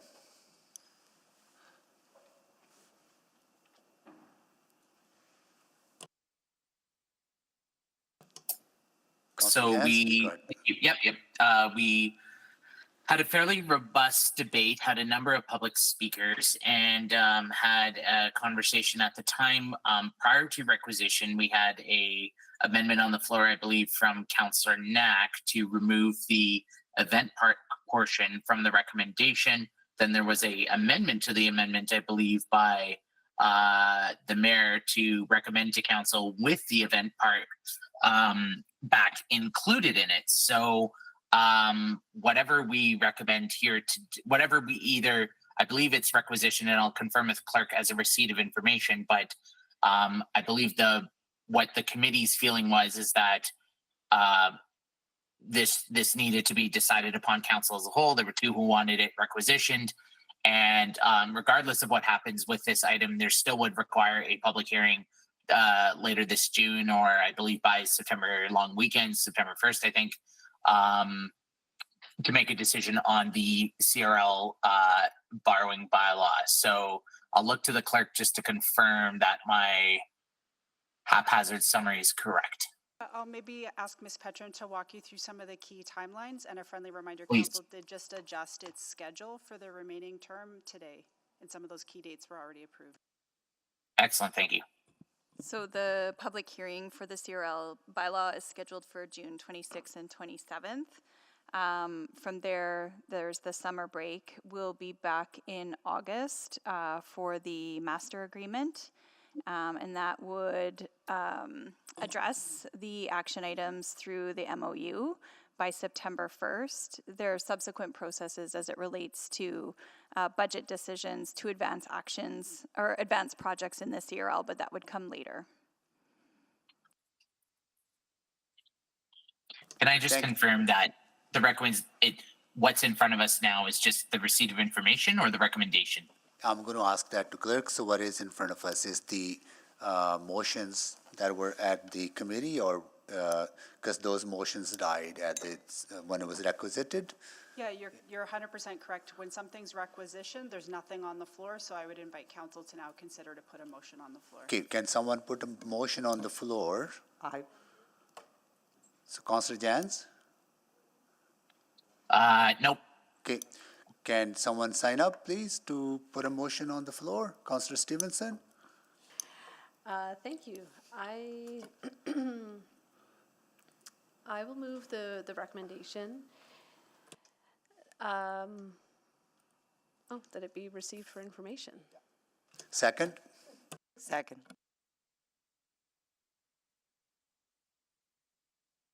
Councillor Wright seconded it, so. Okay. All right, so we have a motion on the floor to receive for information. Councillor Stevenson, you want to make a quick introduction? Yeah, thank you very much.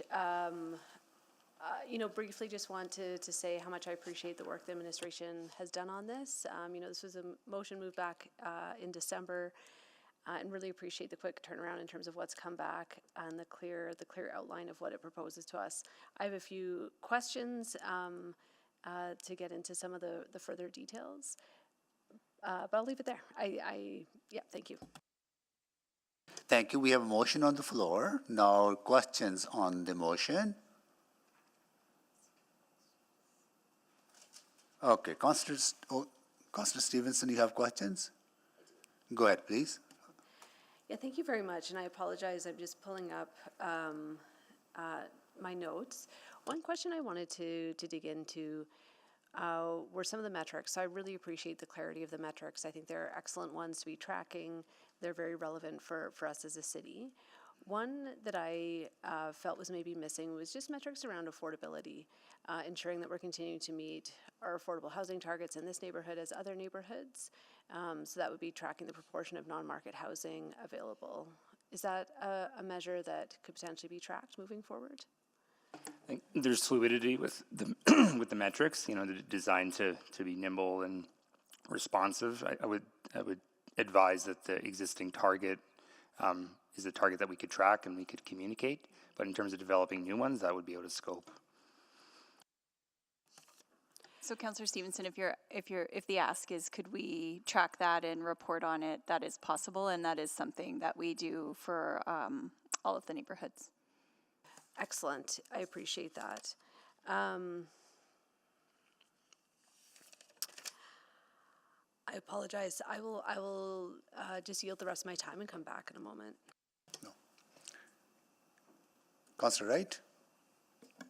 So just confirming that by just receiving this for information, no actions are being taken, we will proceed to public hearing, non-stop public hearing at the end of June, right?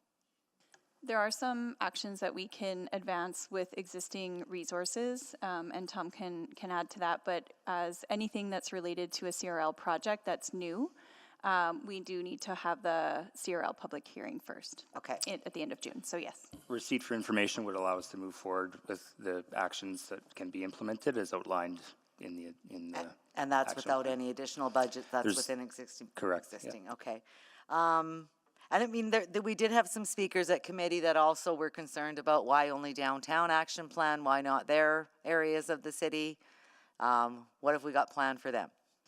Well, we are looking at refreshing our economic action plan, which is applicable to the entire city. So we just kicked off the start of those conversations last week during Economic Development Week, which we had those members at, and will continue throughout a little bit into the summer and then into the fall, where we'll include additional conversations about that. So well underway, and they will be a part of that in Edmonton's overall economic development approach. All right, thank you very much. That's all I have. Thank you. Councillor Cardwell. Great, thank you. As part of the conversation at committee the other day, we did hear from the Downtown Business Association, and we also received communications in advance of that meeting about some of the recommendations they have. Have we explored those recommendations? We have. I wouldn't say that we have a direct response to them, but I can tell you that the intent of the Downtown Leadership Group is to move forward, in a structured way in terms of implementing, and to explore how our partners can support implementation is our first focus as we move into the implementation phase. So specifically in terms of how the EDBA can support implementation, as mentioned at committee, there are formalized agreements for several of the actions with EDBA, and we'll look at how we can strengthen that relationship. So I'm wondering about a subsequent motion to this that crystallizes that exploration. There was one recommendation about EDBA being a lead partner, another about P3 approaches in the implementation of the plan, a public spaces framework that spoke not just to investment but operations of the open spaces. Thoughts on that? We can certainly explore that, Councillor. If you need a motion, or I think we can action that based on the letter that we've received to have a follow-up conversation. We can report back to Council through a memo in terms of how that formalizes, as well as how the governance model through the Downtown Leadership Group materializes. So we haven't done a terms of reference for that work yet. So do you need a motion then to, you lost me. Do you prefer a motion, or do you want to just respond by memo? I feel like clear direction is better, but. Yeah, if you want to, we don't need a motion to action that, but if council wants to provide a motion, that works as well. So we will take that on in terms of having a follow-up conversation with the Downtown Business Association based on the items they've identified in that letter. Okay. And report back on it. Yeah. I might think about that. So to the clerk, I can make a subsequent on this item later in the meeting, yes? Is that okay with the chair? Oh, absolutely. Yeah, no problem. Okay. All right. Thank you. Councillor Jans. Yeah, thank you. So just trying to run the numbers here. So there's 1,632 businesses downtown, and it's a total spend of $553 million, with $511 million coming from the CRL. And I'm trying to run up the numbers here of how much the total investments would be for I'm going to say I'm not sure whether it's the Cates Group or the Oilers Entertainment Group or whatever, or if it's broken into different businesses, but for sake of clarity, that one entity, that one business, I see 42 million for the Village at Ice District and surrounding properties. And then later on, there's the fan park or event park. And I'm just wondering if there's any other investments being made in that one business. Councillor Jans, as part of our report for the CRL projects and the public hearing, we will have information around the economic returns and the return on investment for projects.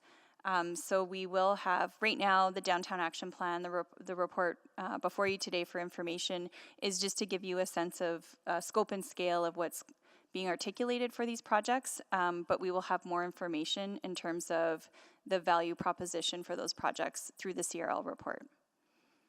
Yeah, and I guess that's my problem with the plan, is that there's too much concentration in maybe one out of the 1,632 businesses. That a lack of diversity. I think there's a number of businesses. There's people that live downtown. There's people that work downtown. So there's the range of users that benefit from our downtown, which is all Edmontonians benefit from what's happening in our downtown. And the Downtown Action Plan is accumulation of all the things that we can do to take action to create transformational change for our city. For sure, but one business is benefiting $130 million of the 511 million in the CRL. I think Which is the big benefit. They're benefiting a lot. Like all of us benefit, but they seem to benefit 130 million times more than I do. And there's an economic return on that, as well as more housing being built downtown. And so I think if, council wanted to debate the merits of projects within the CRL, that's best to occur at the CRL public hearing. So on that, for instance, like the student housing incentive program in general could be good, but like, is that us giving $15 million to Norquest or Grant McEwen, or could that also be $15 million going towards buying apartments in one, like the Oilers Entertainment Group property, for instance? We're working on developing the program for the Student Housing Accelerator Fund, and we anticipate that that'll be released mid-June with a broad range of applicants. So a general application to the downtown area. So at the moment, it's kind of ownership agnostic. Is that fair? That is correct. Yeah. Okay. So yeah, that's something like I appreciate. We want to find the best bang for our buck, but I wonder about a public ownership question or guarantees there, etc. I guess my other question is, so we're paying an extra $50 million in education property tax as a city. That's equivalent to about a 2% property tax increase. This is from the provincial budget. We heard from, I recall Harry Edgar said, if we want more buildings downtown, taxes are one of the biggest pieces here. So I'm wondering, is there, how are we factoring in the education property tax piece here? I think as it relates to the Downtown Action Plan, it's not contemplated. We do recognize the CRL benefits from the education tax portion in terms of that revenue being used. But otherwise, overall, like that's not contemplated in the Downtown Action Plan. But the properties within the CRL do not pay education property tax. Is that correct? They do pay. They do pay, but it's held on to within the CRL. By the city, within the CRL. That's correct. As opposed to the properties outside of it, which are paying more education property tax that's going to general provincial revenue. Councillor Downs, when it comes to the education property tax, everyone pays equally, or the rate is the same across the city. What's different in the CRL area is the education property tax is not remitted to the province. We keep that in the city. So developments in that area, we can use the education property tax to fund our projects that happen in the CRL. Thank you. Thank you so much. Councillor Jans, can you move the second round, please? Yep. Second. Please vote. Councillor Salvador seconded it. Yes. Yes, for me. Thanks, Councillor Tang.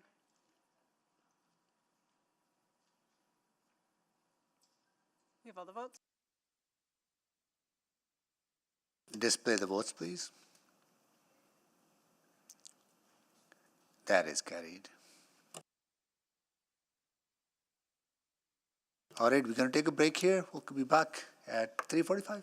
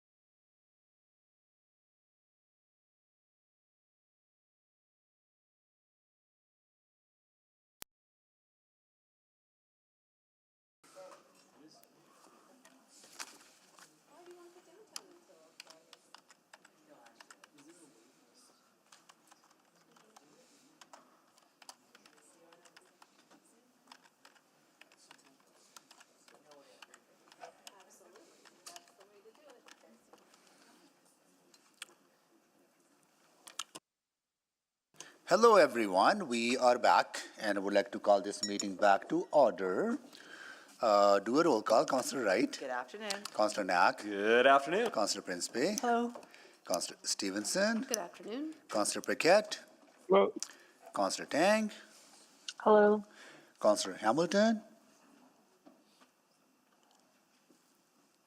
Councillor Rutherford. Hello. Councillor Salvador. Good afternoon. Councillor Cartmel. Good afternoon. Councillor Rice. Here. Councillor Jans. Hello. Okay. All right. Where were we on the list? Councillor Stevenson. You had second round, right? We moved second round. Okay, go ahead. Thank you so much. Apologies for not having my notes up previously. So again, really appreciate the clarity of the indicators. Just want to dig into a few. So I think there's been a lot of conversation about the proportion of tax revenue collected in the downtown versus the rest of the city. We've heard that there was a high water mark of 10%, sort of an average of 7%. I think where I'm struggling is what's reasonable and how are we going to define success? That's a target that we'll develop, especially with support from a market economic study. They don't necessarily have a target. The indicators are simply a reflection about some items that we want to track and indicators of progress. And I think where I struggle there is that a drop in proportion of tax revenue downtown might actually be a result of success in other priority growth areas. It could be, and I think that's part of the narrative that accompanies any set of data. I think relative to what we're trying to accomplish downtown, it's important to have that consistent tracking and also factor in other pieces. We did indicate that part of the proportion is related to growth, so that isn't part of the narrative that already exists.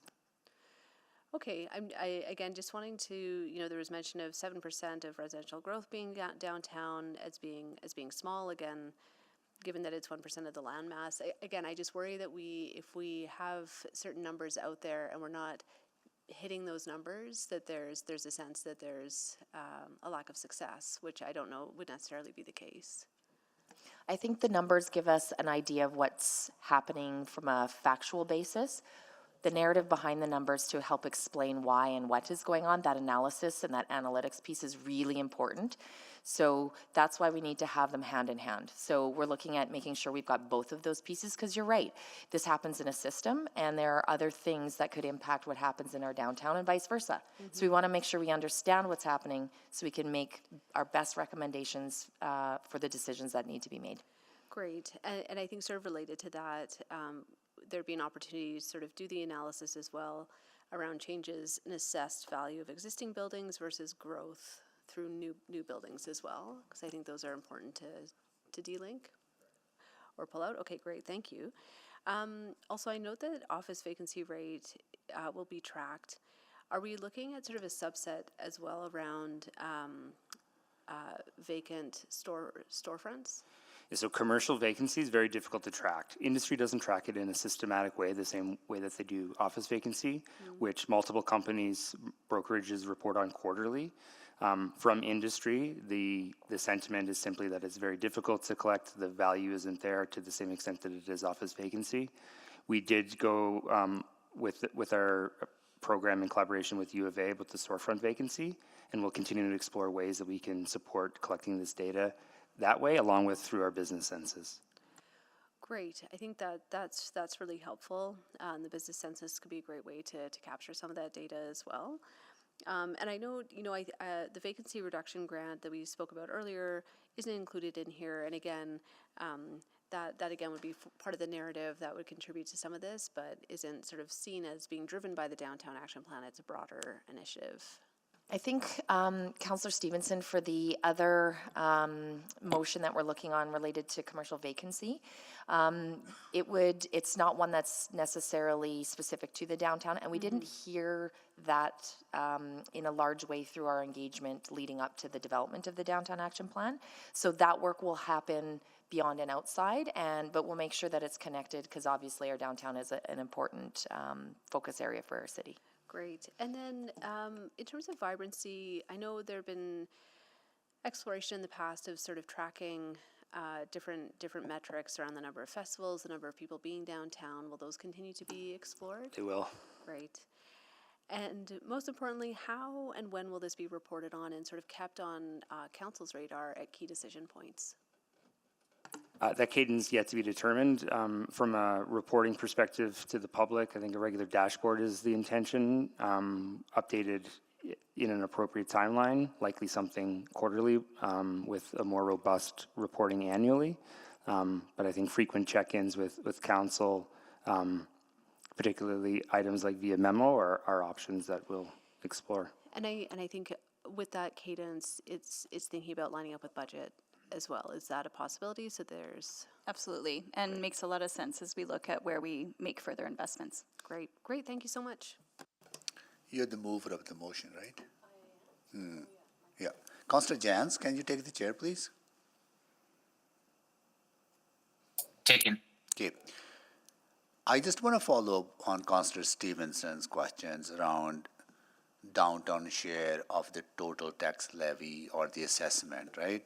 I think it's not being properly or adequately reflected or communicated. Because I look at the memo that we got from Anton, 10.1% was the high mark in 2010, but the average is 7.7 going back from 2007 to 2024. And it has been gradually kind of decreasing since 2010. Maybe the reason is because other areas are growing faster than downtown. There's multiple sources, Mayor Sohi, that are influencing those numbers. One, as you mentioned, is growth happening outside of our downtown core, because it is a proportion. The other is assessment values of our business or of our buildings downtown. So that's a major impact from the COVID-19 So there is impact, but it's not that somehow downtown has not been growing. Like we have seen significant amount of investment since 2015 in downtown, such as Rogers Place, two towers, the new hotel, condominiums. That's correct. So positive investment, positive growth. Yeah. But proportionally, not the growth that will get us to that 10% mark. Yeah. Maybe that 10% is not the right mark because that was the high mark. Maybe we need to look at more of an average of over since 2007, right? Then have a more realistic target that is achievable. Correct. Yeah, so when we've taken a look at the 10%, we do acknowledge that it is a high watermark, and perhaps there were things included and considered in that determination that maybe realistically should have been looked at differently. So, and there are also assets that have been built since then that are not actually included in the assessment, such as Rogers Place. That's my understanding, is some of those not. And there are tax exempt properties that are probably exempted too, right? So, but anyways, I just wanted to point that. My last question is, we have been advocating to the province to give us the flexibility to include Windspear in the project list to be funded through CRL. And I have been advocating that to a Premier's office, and my staff has been doing that as well. What is the status of? I heard that we have some positive news on that.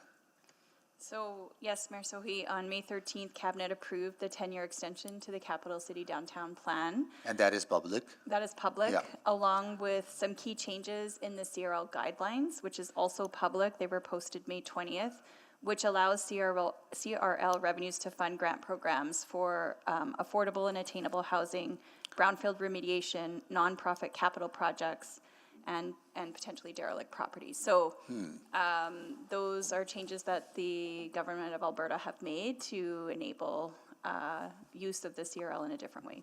Got it. I think those are very positive steps and something we've been asking for. So the inclusion of a non-profit organizations to be funded through CRL allows us to find a way forward on finishing or supporting Windspear building to be finished. Yes, there are some complexities because of the city's ability to borrow. So yes, we'll work through that in subsequent phases, but the ability related to the CRL is there for nonprofit. Good. That's good news. Cool. Okay. All right. We'll take the chair back. Okay. We concluded all the questions on this. now to speak? All right, anyone to speak to the motion on the floor to receive for information? Councillor Knack. Yeah, thanks, Mayor Sohi. After the committee meeting last week, I debated whether to bring forward that same motion I made last time, and decided against for a few reasons. Most notably, we have a lot on our agenda, but I wanted to make sure I took a few moments to still speak to this. And as we heard earlier in this discussion, we now have a public hearing date on this.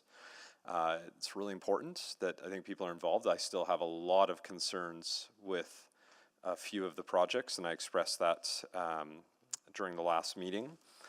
I think we need to, if we actually want to accomplish what we want to accomplish downtown, I'm not sure that at least two of those projects, and for me, I still have a lot of unanswered questions about the event park. I have a lot of unanswered questions about the site servicing and how those provide benefit in the same way to what we heard earlier, even from Councillor Jans's questions. If our goal is to help address safety and housing, how do we make sure we're properly investing in those things?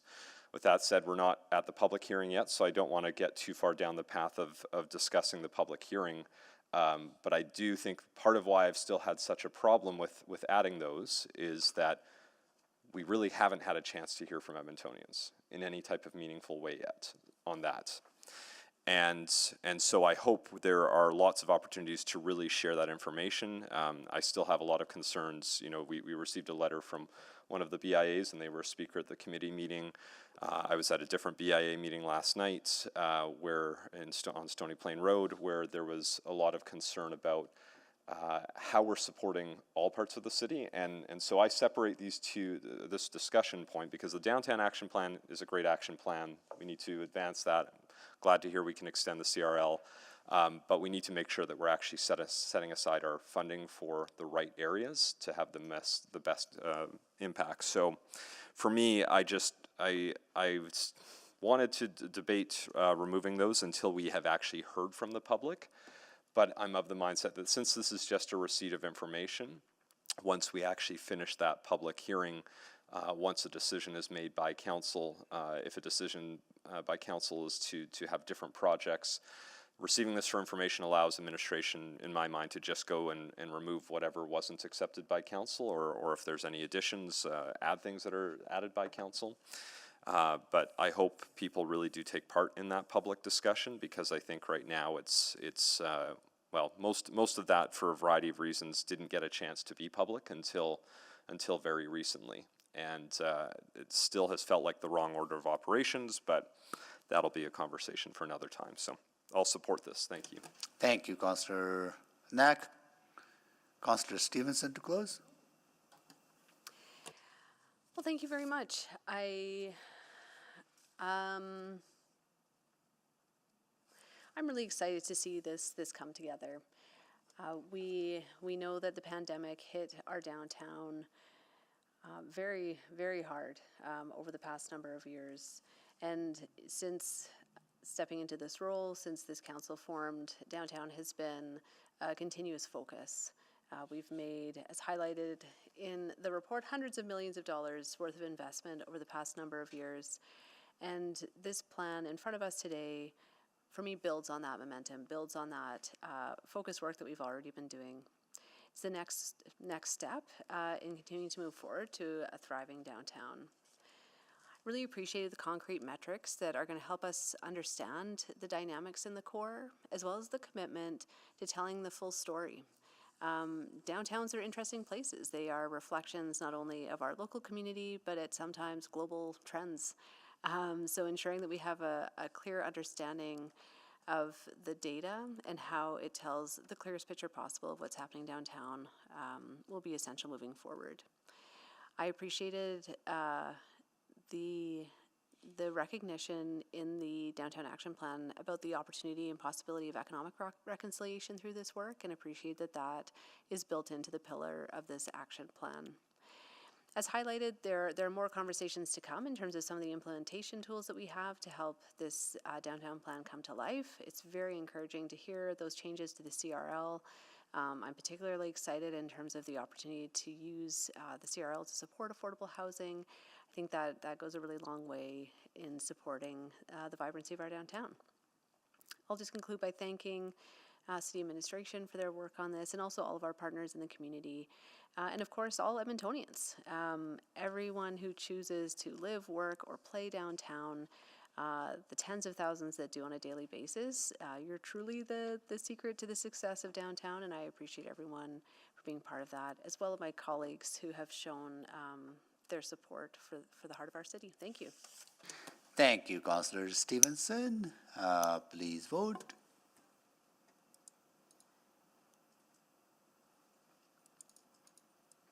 Yes. Thanks, Councillor Jans.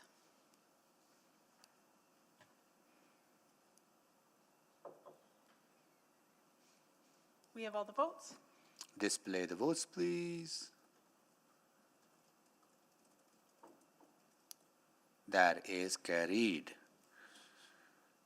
Okay. Do you want to deal with the bylaw that was cross-referenced with this item?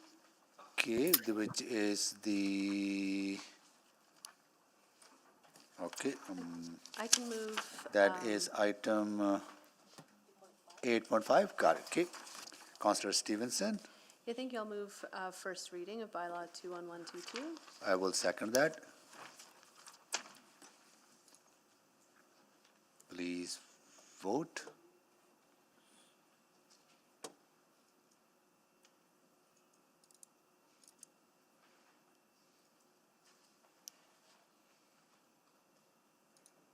Yes. Thanks, Councillor Jans. We have all the votes. Display the votes, please. That is carried. I'll move second reading of Bylaw 21122. I will second that. Please vote.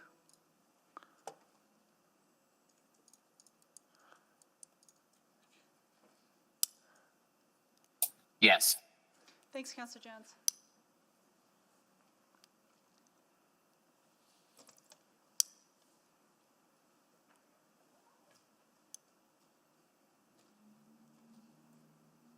We have all the votes. Display the votes, please. That is carried.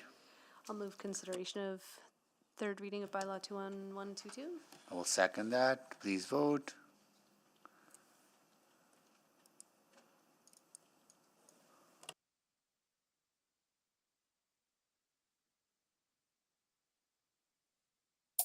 Yes. Thanks, Councillor Jans. We have all the votes. Display the votes, please. That is carried. And I'll move third and final reading of Bylaw 21122. I will second that. Please vote.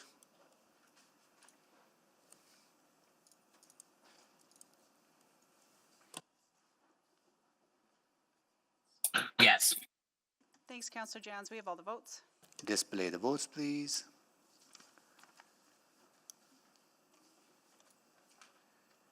That is carried. Mayor Sohi, would you mind if we just said out loud what I believe council has left to do today and tomorrow? That will be helpful. Would help our friends who are following along. So just a friendly reminder, 7.8 has been tabled with unanimous consent until Friday. Council just dealt with 7.9. Flipping over the page, I believe 8.3, the bylaw for IIS projects have been selected for debate. You just dealt with 8.5. 8.10, the elections bylaw has been selected. And then a few in camera still to deal with, which is 9.1, regional update, 9.4, legal update, 9.6, contracts update, office of the city clerk, and then friendly reminder, you do have two cross-referenced time specifics on Friday morning, which is the Edmonton Police Service annual report and the funding formula from EPS. Okay. And then a couple of motions pending, right? Okay, Yeah, got it. motion pending, and I believe there's still a subsequent outstanding on one of the previous items that Councillor Kurtmal has. On I 7, believe it was on 7. I don't want to say the number without looking at it. that was 7.9. 7.9, okay. Yep. So let's deal with that subsequent first, right? now that we have dealt with the bylaw. And I'll go to Councillor Cartmel to make that subsequent motion. Thank you. Did you want to sort out calendar stuff first? Is there an outstanding question from the clerk? Or not? On the calendar? Well, on the order of operations for the rest of the meeting. I thought there was a question there. Oh, I think we just ran through it. Apologies, Councillor Cartmel. Okay. Okay, then I'll introduce the subsequent that I put into the chat.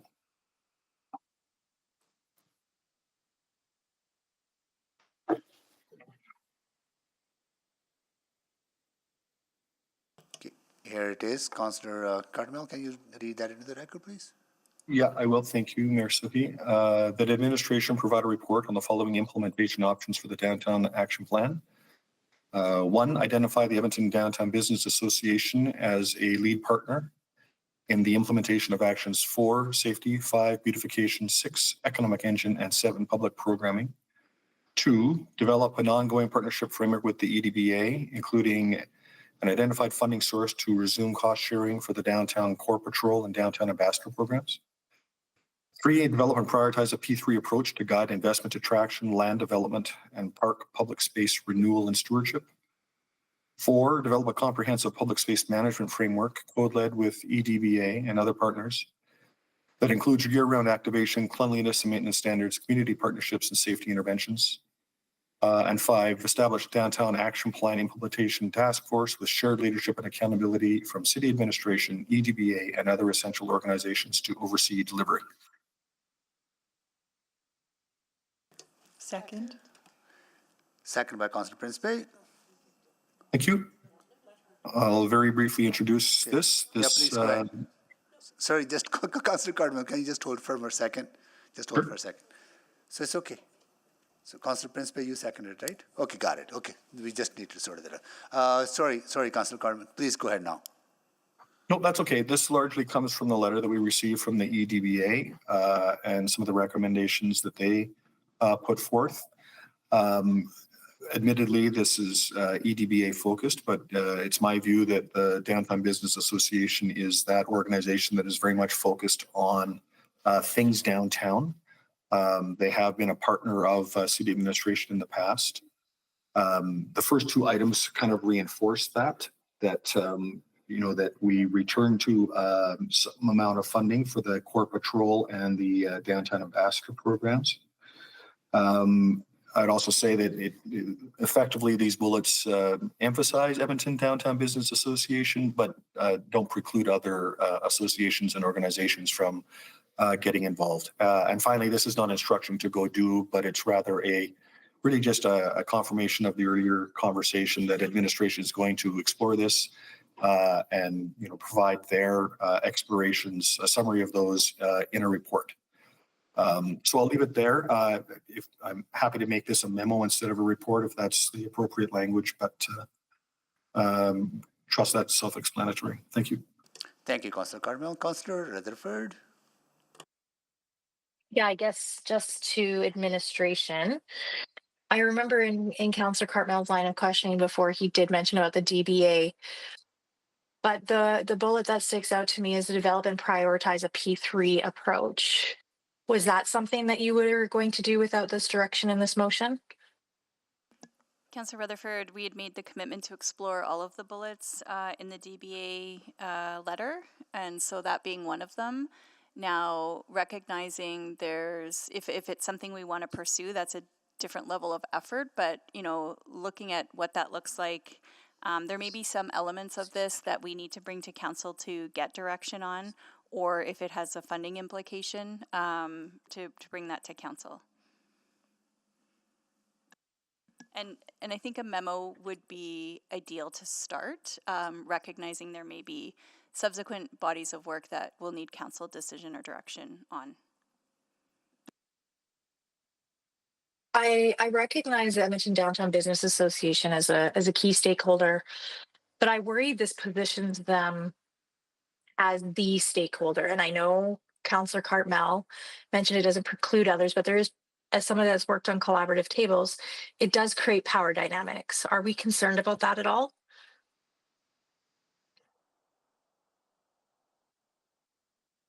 Councillor Rutherford, is administration. that to administration? Yes. I think, our intent with the downtown leadership table was to work with a collection of partners. We recognize the important role that the Downtown Business Association leads in our downtown. So I think we have to work through some of this in terms of who's leading versus supporting. Well, this is why I think I have been in many a community development situation and collaborative table in which the people get hung up on who's leading and who's not leading. And also some of people feeling like if they're not, they don't feel like they have a seat at the table, then they don't show up at the table. So I'm just worried, and I'm trying to get a sense from administration of how this motion on the floor, because I feel like, yes, well, you might have been going and doing that work and exploring that to explicitly direct them as a lead partner is very different from you exploring what was in that letter. From a collaborative table standpoint. Explore these things. So perhaps appreciate the feedback, Councillor, and I'll look maybe to Councillor Cartmel to comment further, but perhaps I think the intent from Councillor Cartmel is to explore these things with Downtown Business Association. So maybe if that's some clarity in the wording to, explore these things and report back on it to council, then perhaps that provides a little bit of flexibility rather than the assumption that they're a lead partner. Yeah.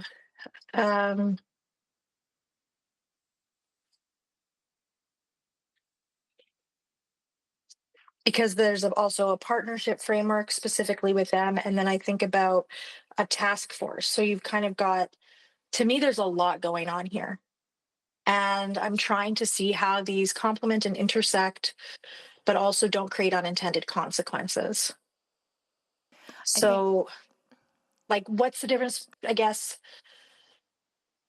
Why do we need both a task force and a EDBA identified as a lead partner to the mover? Help me understand that. Wouldn't they be on the task force as well? Yeah. The point is to identify somebody that is going to take the lead role. Otherwise, work by committee is going to take much longer. And I think that there's a certain time imperative that's with this work, that we don't lose the recommendations, that we move deliberately towards trying to execute elements of this plan. And so that's more easily done with a single lead partner, but not to the exclusion of other partners. And I think the DBA has demonstrated in the past their ability to collaborate with others.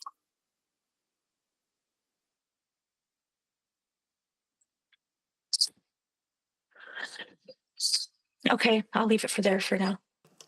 Thank you, Councillor Rutherford. Councillor Tang. Great, thank you.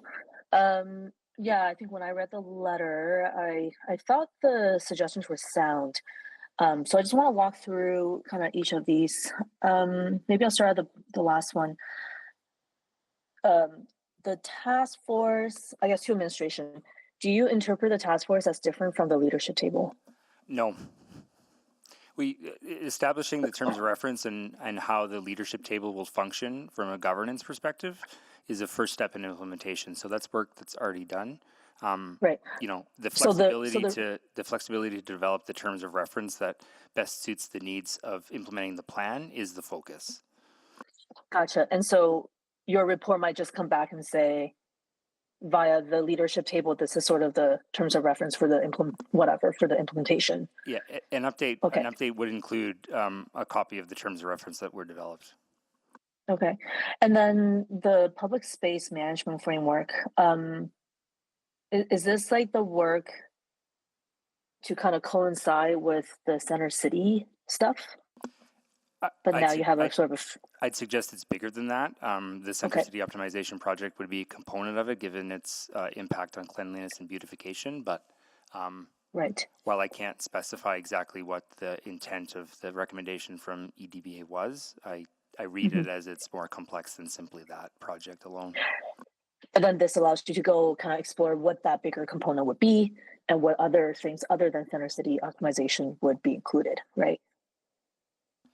I generally agree, yes. Yeah, okay. And then for the P3 approach to guide investment attraction, maybe this question to the mover.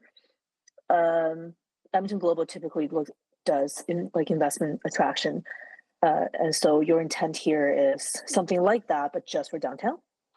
Yeah, much more focused and not to be too trite about it, but laser focused on downtown and economic opportunities downtown. Yeah, I'll leave it there. Or maybe that's I guess I'm just trying to picture what that looks like. It's sort of maybe a focused project for something like Edmonton Global or even the Chamber or something like that, leveraging existing networks. I think there's a number of partners that could be there. There's potentially other levels of government. Global might be one, Explore might be another. When we talk about economic investment, there's not a long path to visitor attractions. So, okay. Yeah. Okay, and so yeah, I just wanted to kind of maybe be a bit more specific, understand the intent, that this is a much broader partnership conversation. And then I think, maybe a question to administration. For the Downtown Core Patrol and the Ambassador Program, these programs have been funded out of existing DBA operating funding. Is that right? Partially. The programs have run for 2 years. The first year, which was 2023, there was $398,000 provided, which covered 100% of the operational costs, and that was provided through the Downtown Vibrancy Fund.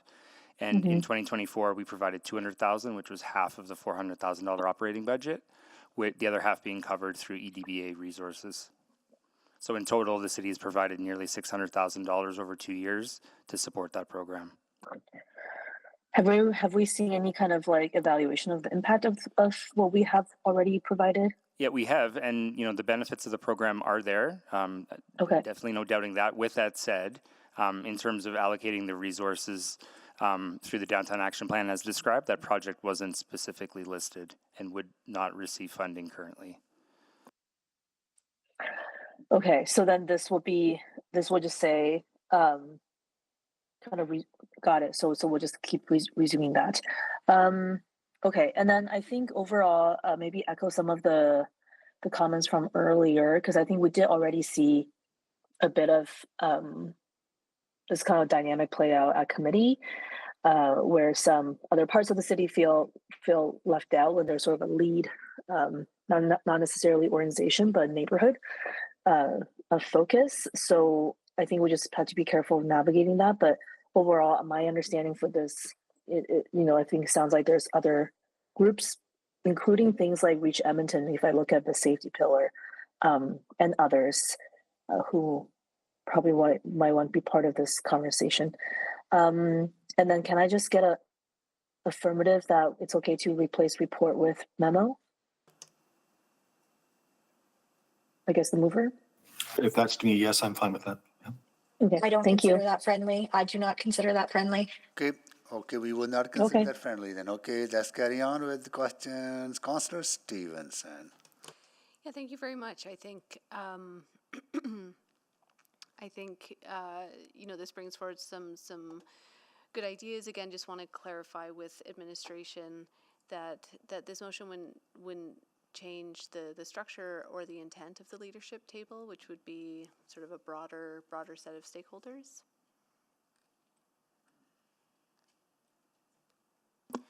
I think that I'm not sure I can answer that question right now. The intent of the leadership group was to support implementation of the plan through partnership with multiple organizations.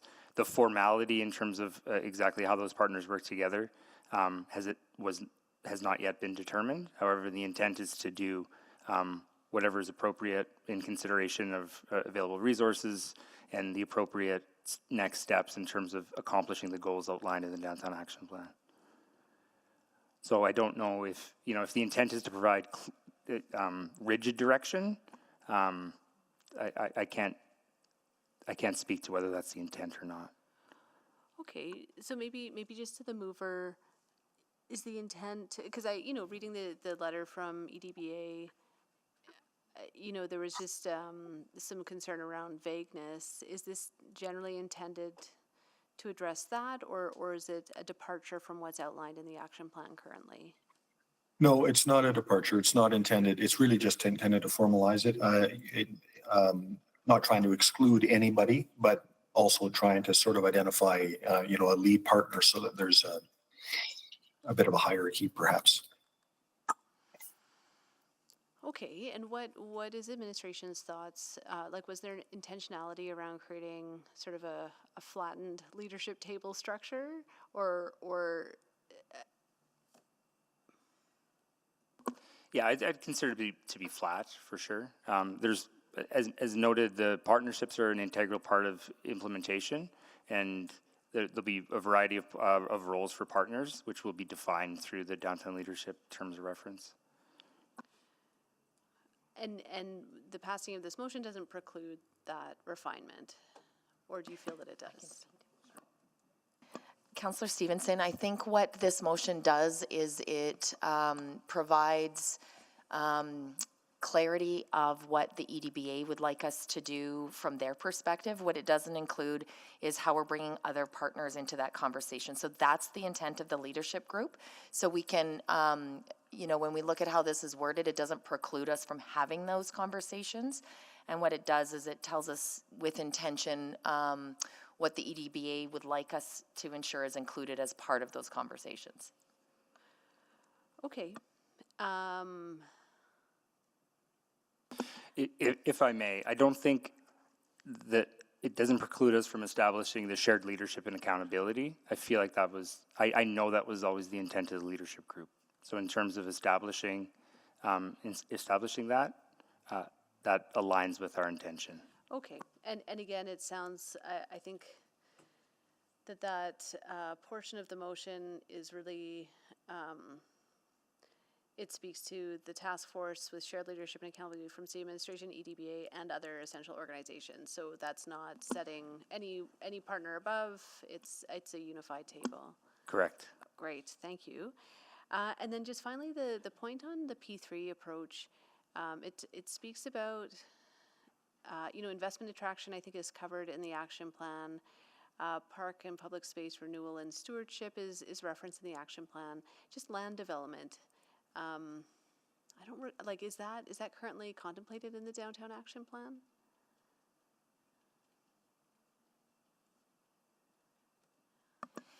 Councillor Stevenson, I think that land development is generally included. We haven't, when it comes to investment attraction, we haven't explored in detail if the P3 approach is the best approach for our downtown. So again, we know investment attraction is critical. We know we've got agencies like Edmonton Global that are key partners in this area, as well as EDBA and others. And so the P3 approach, we can't speak specifically if that is the best approach, but it is one we can explore in terms of the overall things we could be doing for investment attraction in downtown. And so again, develop and prioritize, does that preclude exploration of other models? So the wording right now is develop and prioritize a P3 approach to guide those things.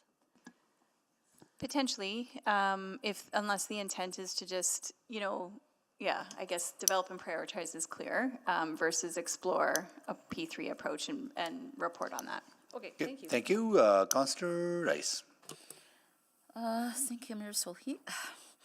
So I recall last time I asked a question, and for this downtown action plan, because there are many actions attached, for implementation of those actions, and Chinatown is part of this, right? That's, I recall it from the answer. Sorry, your question is Chinatown part of the downtown action plan? Yes. The boundary that is, the boundary of Chinatown is not included within the boundary of the downtown action plan. So that means Chinatown is not part of the downtown action plan at all? Yeah, correct. Ongoing work in our branch related to Chinatown is ongoing. Okay, so the boundary does not include in Chinatown? That's correct. Okay, so then my next question. this is actually the different information I received from last time when I asked. So the next question is about, so EDBA and is part of BA. Edmonton Downtown Business Association is the Downtown Business Association improvement area, sorry. So if it's part of like 13 BAs. That's correct. So if it's part of 13 BIAs,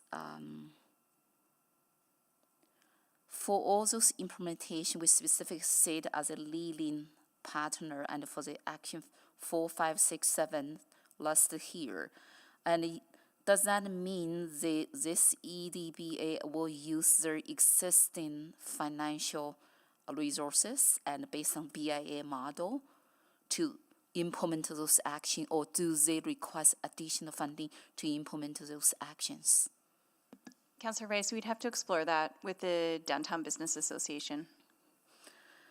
This is really concerning, and then so this is remand to me, and the next question is about the task force. So if we're going to form the task force as a for EDBA as a leader, I recall the last time the housing task force come back with 3 leading partners and to get the funding. Does this mean, and then we will create this similar situation, and for the task force, if additional funding needed to implement those actions, and will be fall under EDBA? And I really like my colleagues said, and how we make sure all the partners and have this similar and equal opportunities and to participate this action plan implementation. So Councillor Rice, we see the downtown task force, the same, it's just a different word than we've been using for a downtown leadership table. So we see those being the same. And the purpose, its role, is to collaborate with our partners on implementation. So when we say the downtown leadership table, and then who are ours, the leadership around this table? That's part of our next steps. It was an action item in the downtown action plan, and we're prioritizing that as an important part of our next steps for implementation. So because Chinatown BIA and it's the same, we have 13 BIAs. Like 13 BIAs may looking for the equitable, equal opportunity to contribute. And give the Chinatown BIA is so close to downtown, and with the safe, with every action mentioned here, related to them. So I was wondering who will be on this downtown leadership table. Councillor Rice, I think with our work on our Chinatown Vibrancy Strategy as well as the Vibrancy Fund, we do provide some focused effort and energy into Chinatown. And although there are boundaries both to downtown and to Chinatown, a lot of the indirect impacts coming from this strategy will also be realized in parts of Chinatown. So there is a little bit of benefit that Chinatown will see just by nature of being next door to where this is occurring. Thank you for that, but I say opposite. And if we focus on downtown and with the boundary exclude the Chinatown outside, I know my time is out. I may come back. Thank you, Councillor Rice. Councillor Wright. Thank you. So the DBA put together their own action plan or something, which then I think you incorporated some of those suggestions, recommendations within the cities. The EDBA supported the development of the downtown investment plan, which was an industry-led plan. Correct. Okay, but that is different from the action plan that you've provided here.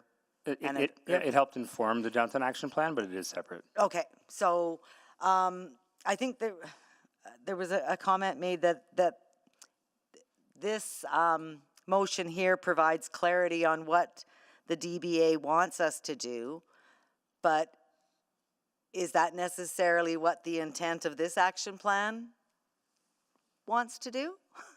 I mean, you had that information as an input to develop your plan. Why weren't those specifics incorporated in the city's action plan? Outside of the task force, which again we see as the downtown leadership group, the other recommendations weren't reflected in the downtown action plan. That's correct. Okay, so now these are coming along after. Yeah, and a lot of it is part of implementation. Like, for instance, the formalization of the partnership with the Edmonton Downtown Business Association happened in two ways, through the farmers market and through the entertainment districts. There's $500,000 in signed funding agreements that allows them to implement those projects. An additional $50,000 to expand the ambassador program, and opportunities to formalize their partnership in other ways, through supporting public space activation, potentially supporting the beautification actions, and that work will happen immediately as we move forward with implementation. And that's how we're funding them. That funding is being provided and they're supporting the implementation that way, correct? Okay, so how much funding? Because I'm just looking at page 7 on your action plan. It says, since 2015, the city's contributed approximately $1.9 billion to downtown focused projects. So how much has the DBA contributed to those downtown focused projects? I can't. So the 1.9 billion is 1.5 billion in capital and 400 million in various operating funding. I can tell you through the downtown vibrancy strategy, the EDBA has received just over $3 million for 23 projects.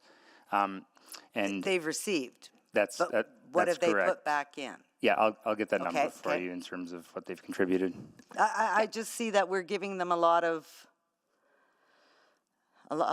credence for when there's so many other organizations. I mean, you're what is it? The leadership table. You're talking about. Where is it here? Action 6. Sorry. Community organizations, post-secondary institution, property owners, and business leaders, and just to give them the lead over everybody, that is a concern for me. Councillor Wright, I think what we heard from the Downtown Business Association when they spoke at committee was that there was an interest to leverage the Downtown Action Plan to inform their own strategic plan, to set priorities, and to have stability in their funding. And so this was a way for them to work with us to, as a valued partner in implementation, and looking at these elements of how they might implement it. And that may come with funding, that may come with different agreements, but we need to work through that. We have to talk about these items with them in a little bit more detail to fully have a recommendation. But isn't that what your leadership table was supposed to be doing? Generally, yes. Yeah. So and I can appreciate, what the Downtown Business Association is identifying a number of actions that they feel comfortable in leading. And that might be the case. We just need to have the conversations with the leadership table. But are they the best partners to lead in those areas? And that's what we need to explore. Okay, so that's why I think continue on with the action plan that you've developed in the approach that you're taking. I don't think I can support this motion. Thank you. Thank you, Councillor Wright. Councillor Jans. Thank you. Would the mover consider changing the wording on bullet 3, instead of saying develop and prioritize a P3 approach, to say explore instead? So explore a P3 approach to guide investment attraction? Well, I was just, in listening to the conversation, wondering about a revision that said develop and prioritize a partnership approach rather than a P3 approach, because that might imply a restriction on what partnerships to generate. So if I suggest a partnership approach, would you consider that a friendly amendment? Yeah, develop and prioritize a partnership approach as opposed to a P3 approach. I'm fine with that. Yeah, I think that might be a less, maybe Let me see if it's friendly. Let me see. I don't see any concerns this being friendly. Okay, it will be friendly amendment. Awesome, thank you. And my question is to administration. So I've heard concerns before from downtown residents that the feeling that businesses not only have a voice through the Downtown Business Association, but businesses also have a voice in the Downtown Community League. And then some of those same businesses in the Downtown Community League and in the Downtown Business Association also were had a voice through the Downtown Recovery Coalition. And then some of those same businesses also had a same voice through the Downtown Recovery Coalition, the Downtown Community League, the Downtown Business Association, and then also the Chamber of Commerce. And you see where I'm going. It's sort of, there's a feeling I get, and I've heard from downtown residents saying, you know, how is our voice heard? We're talking about more people downtown, but how is, especially some of the underrepresented groups we've heard about, Indigenous voices feeling concerned as well. I just want to make sure that we're not, you know, we're not doing a nothing about us without us with some of the other downtown stakeholders here. The Downtown Edmonton Community League is an organization that we have partnered with in a variety of ways, including membership on our core partner committee, which evaluated evaluations for the Downtown Vibrancy Fund. Their feedback has been reflected in the development of the Downtown Action Plan, and their ongoing partnership is very much welcomed, and that's the intent of their executive. In terms of diverse voices, we absolutely agree that they need to be reflected both in the work and through the downtown leadership group as appropriate, and that's the intent of how we move forward. So, yeah, and then I guess, so if this motion were not to pass, would you still consider doing much of this work as per the plan we just passed? Yes, Councillor Jans, we would still explore all of these items that the Downtown Business Association has included in their letter and look at how we would action it or not, but be clear on why not. Okay, so you'd be doing all this work anyway, whether this motion passes or not? Yes, the Downtown Business Association is a really important and valued partner in our downtown. So, you know, I appreciate the ideas and looking at how we can approach implementation of the action plan differently.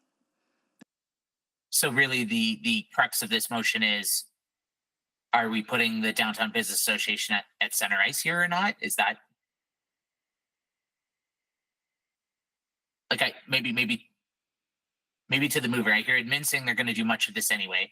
I think your motion is saying, good, you should do it, but the DBA should be leading point. Is that correct? Yeah, two motivations here as a starting point. And that is to, you know, based on past experiences, to crystallize council's expectations of what admin is going to report back on. And that's what this motion does, first of all. And secondly, identify the Downtown Business Association as the key partner, because they are that one organization that is keyed on, you know, effectively economic development in the downtown area. So essentially those two priorities are what I'm keen on. Okay, that's helpful. Okay, I yield my time. Thank you, Councillor Jans. Councillor Paquette.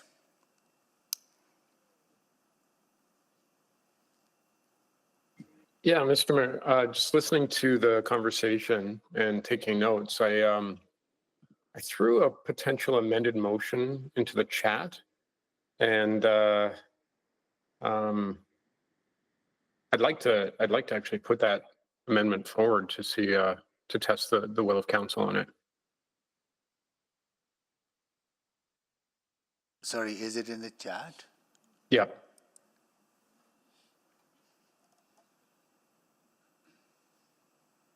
It retains, there's a number of like minor like word changes that answer a lot of the questions that councillors have been asking, but retains the main thrust of the motion on the floor.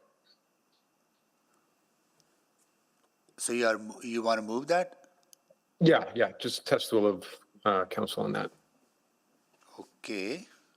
I need a second. I think it looks good, but others might not. So we should have a conversation about that. Sorry, sorry to be. So the motion would be to delete Councillor Cartmell's motion in its entirety and replace it with this because it's substantially the same with a few tweaks. Is that what you're putting forward, Councillor Paquette? Yes. Or is it, or are you asking for? That way we're not workshopping words for the next 3 hours. So so you're suggesting that Councillor Cartmel's motion be deleted and replaced with your motion? Yeah, and I think that, well, I won't speak to it, but yeah. You know, So the then other I'll, option is if it is friendly, then you skip that step. So it could be friendly. I am just reading it now and I have no idea. Yeah, there's a few options for you. I don't know if Councillor Cartmel has the chance to go through it to see if it's friendly. It's a pretty big motion. I mean, Yeah, relatively I think, big.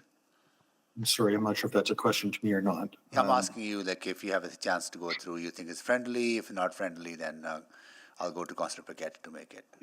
You know, I appreciate what Councillor Paquette's trying to do, but I think frankly, that's the thrust of his motion is what I'm trying to avoid, is that that we start listing all of the potential stakeholders and all potential those that might have some concern or an issue, and that list becomes endless, and then the work doesn't actually get done. So I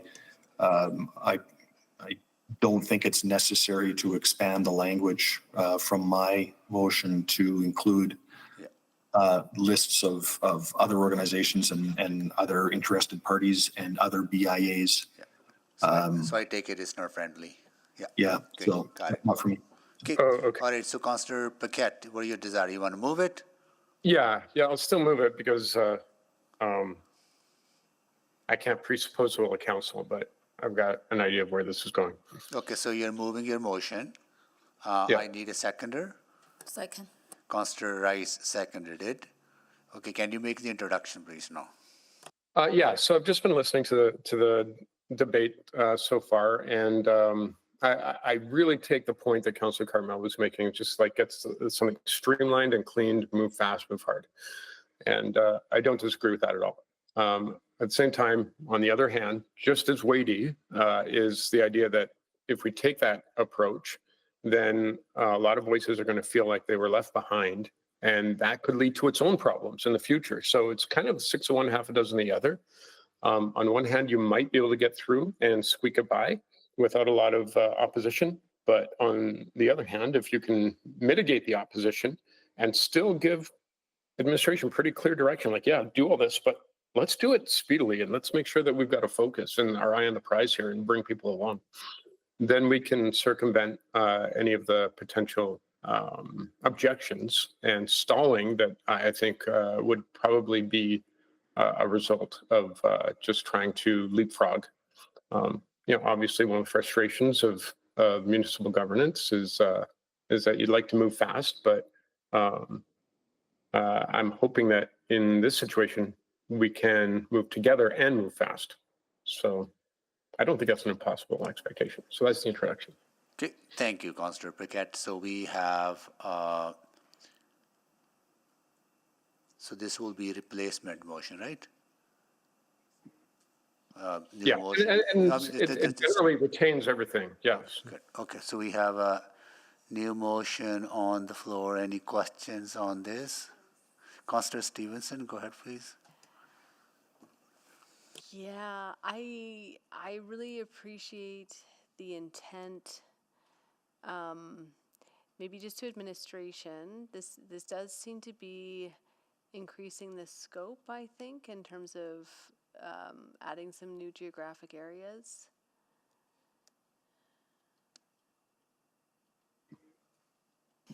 Yes, Councillor Stevenson, when looking at geographic areas outside of the downtown, that does expand the scope and may actually duplicate some of the work we're doing under the the Economic Action Plan, which is citywide. Is that part 2 you're talking about, Councillor Stevenson? Part 3, in terms of the comprehensive public space management framework with other EDBA, other BA business associations. Yeah. Part 3, sorry. So maybe just to the movers. So, really, really appreciate the desire to include other areas. I think there's quite a bit of work going on in terms of the Chinatown revitalization, fund and strategy that's happening there. You know, other supports that are provided to the North Edge Business Association. So just wanted to understand your intent that this would be looking at expanding the public space management framework beyond the boundaries of the downtown to these other areas? That's a really great question. I'm glad you asked it.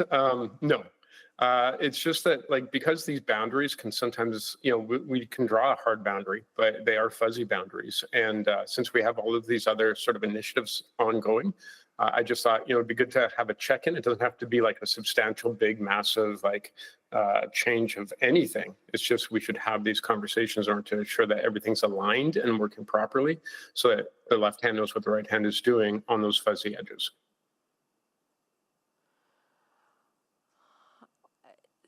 Is that intention workable from admin's perspective?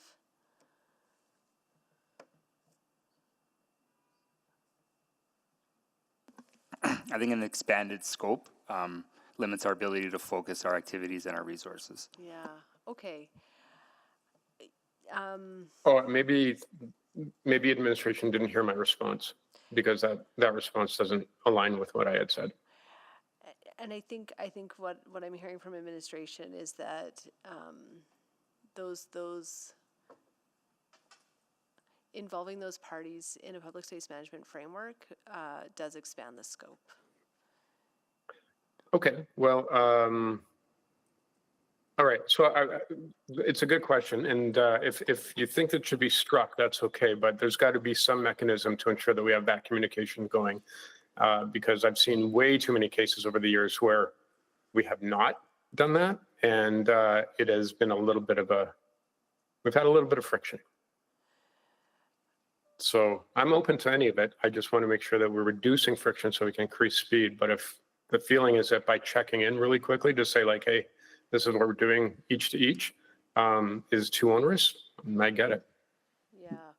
And then I think just in terms of some of the other wording, I think I maybe saw earlier in the second point, explore rather than develop. The second point still seems to say develop. Yeah, we can change that to explore. Okay. I think that was the amendment that the friendly amendment from Councillor Jans. I just didn't capture it. Yeah, that's a good catch. Okay. So I think just there's a lot to keep track of here for the clerk. So I think I heard that it was friendly.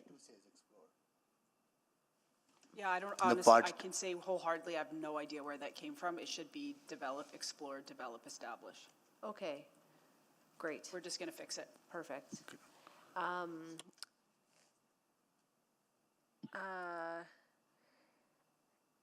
And so I think in the third bullet, and again, if this is friendly, but just refocusing that back to comprehensive public space management framework with EDBA and other vested community partners. Yeah, I think that's clean. Okay. Yeah. Okay. Great, thank you. Okay, so you got that, Aileen? Develop, explore, establish. No, the other one, develop a comprehensive public spaces management with EDBA and other vested community partners. So that will take out related BIAs, the Chinatown BIA, because that's out of the boundary. And right? That's what friendly? your intent is, right? Yeah. Yeah, and just to be clear, Yep. this in no way undermined the idea that there's coordination and collaboration and many other vehicles to work with these important BIAs. Got it. Okay, good. Just because I couldn't quite hear you there, you said other related invested partners? So what I heard Councillor Stevenson say is that Part 3, which starts with that talks about comprehensive public spaces management framework with EDBA and other vested community partners. So it will delete that. Okay, And that's all friendly? No. That's not friendly to it's not friendly, so you have so to we'll do move it that as an amendment. amendment? I'll come back to second round. Okay, Councillor Salvador? Sorry, so is that an amendment or not an amendment? It's not friendly to Councillor Rice, So are and you Councillor putting that Stevens is amendment way to out the of time, right? So I'll come back. Okay. Councillor Salvador, go ahead, please.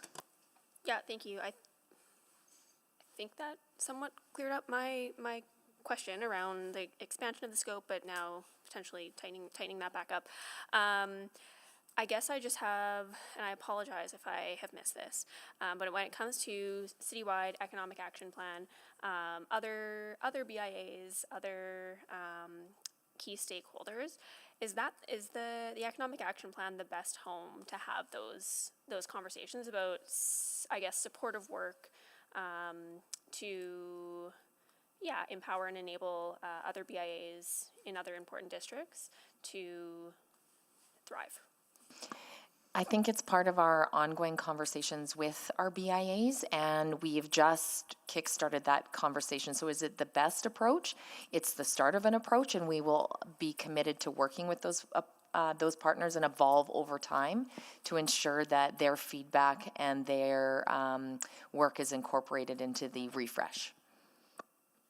Okay, and sorry, so those conversations have just kicked off, and that's part of what body of work? The refresh of the economic action plan. Gotcha.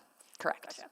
Okay, and if there is additional work that can come out of that that is more granular, more specific, more directive around what kinds of supports other BIAs might need, that can happen. That's correct.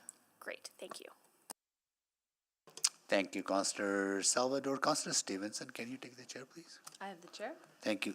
So, Councillor Paquette, the part one, I like that part one because particularly in inclusion of the Indigenous and Métis partners, because one of the criticism I heard of the downtown investment plan, also downtown action plan, is that it's very light on reconciliation and including Indigenous voices. So that's your intent, right? To have those voices at the table, that they bring that down, focus on downtown, but also bring that perspective related to the needs of the urban Indigenous population in downtown. Yeah, and I would just point out, I think that the amendment I had in the chat is not reflected in the amendment on the screen. So if anyone was confused, but yeah, that is actually. Yeah, would you see that also the inclusion of Indigenous voices in the last part that talk about establish a downtown action plan implementation task force? Yeah, and I just didn't get repetitive, which is why I just put and other community partners. But yeah, I did see that as. But that's your intent, right? I just want to make sure that intent is clear to administration that you foresee, because I would foresee Indigenous voices on the task force. Yeah, no, that's correct. And one of the things that I was looking at was that what I've learned from my communications with a lot of our Indigenous partners is they want to be way more active in being a solution for what is happening in our streets. And so I think that would be very integral to make sure their voices are there. Got it. Okay, that's good. Another clarification, maybe this might be friendly in part one, like downtown building owners and managers, BOMA, right? It's not just downtown. Is it downtown? Building managers, BOMA. Just like all the building owners are they have a significant assets and interest and vested interest in the downtown. You'll be okay of inclusion, like you identify chamber, you identify community leagues. Would you be okay with the inclusion of BOMA into it as a friendly? Yeah. Okay. Yeah, and again, I was just putting some examples in there, but yeah, if we want to include the I don't have to, but as long as you see that that's part of another stakeholder. Got it. Okay, that's all I needed to know. Okay, so I will take the chair back. The chair is yours. Okay, and we have 2 minutes. Are you making your amendment? Yeah, but I do want to point out that the wording on the screen doesn't reflect the wording that was shared in the chat. So that might be like, for example, you asked me of the Indigenous part, and I don't see it in the Wording on the screen. It is on the screen. It says in part 1 that's, oh, sorry, okay, I'm sorry. I'm looking at the one in the chat. Sorry. Okay. There is. Hang on. Just give me 2 seconds here. There's lots going on here. Okay. Well, If you're way more- we are at 4:59, so we will stop here. And we will carry on tomorrow with our 2 items, time specific, not tomorrow, on Friday, sorry. Then carry on with the rest of the agenda. Until then, we are on recess.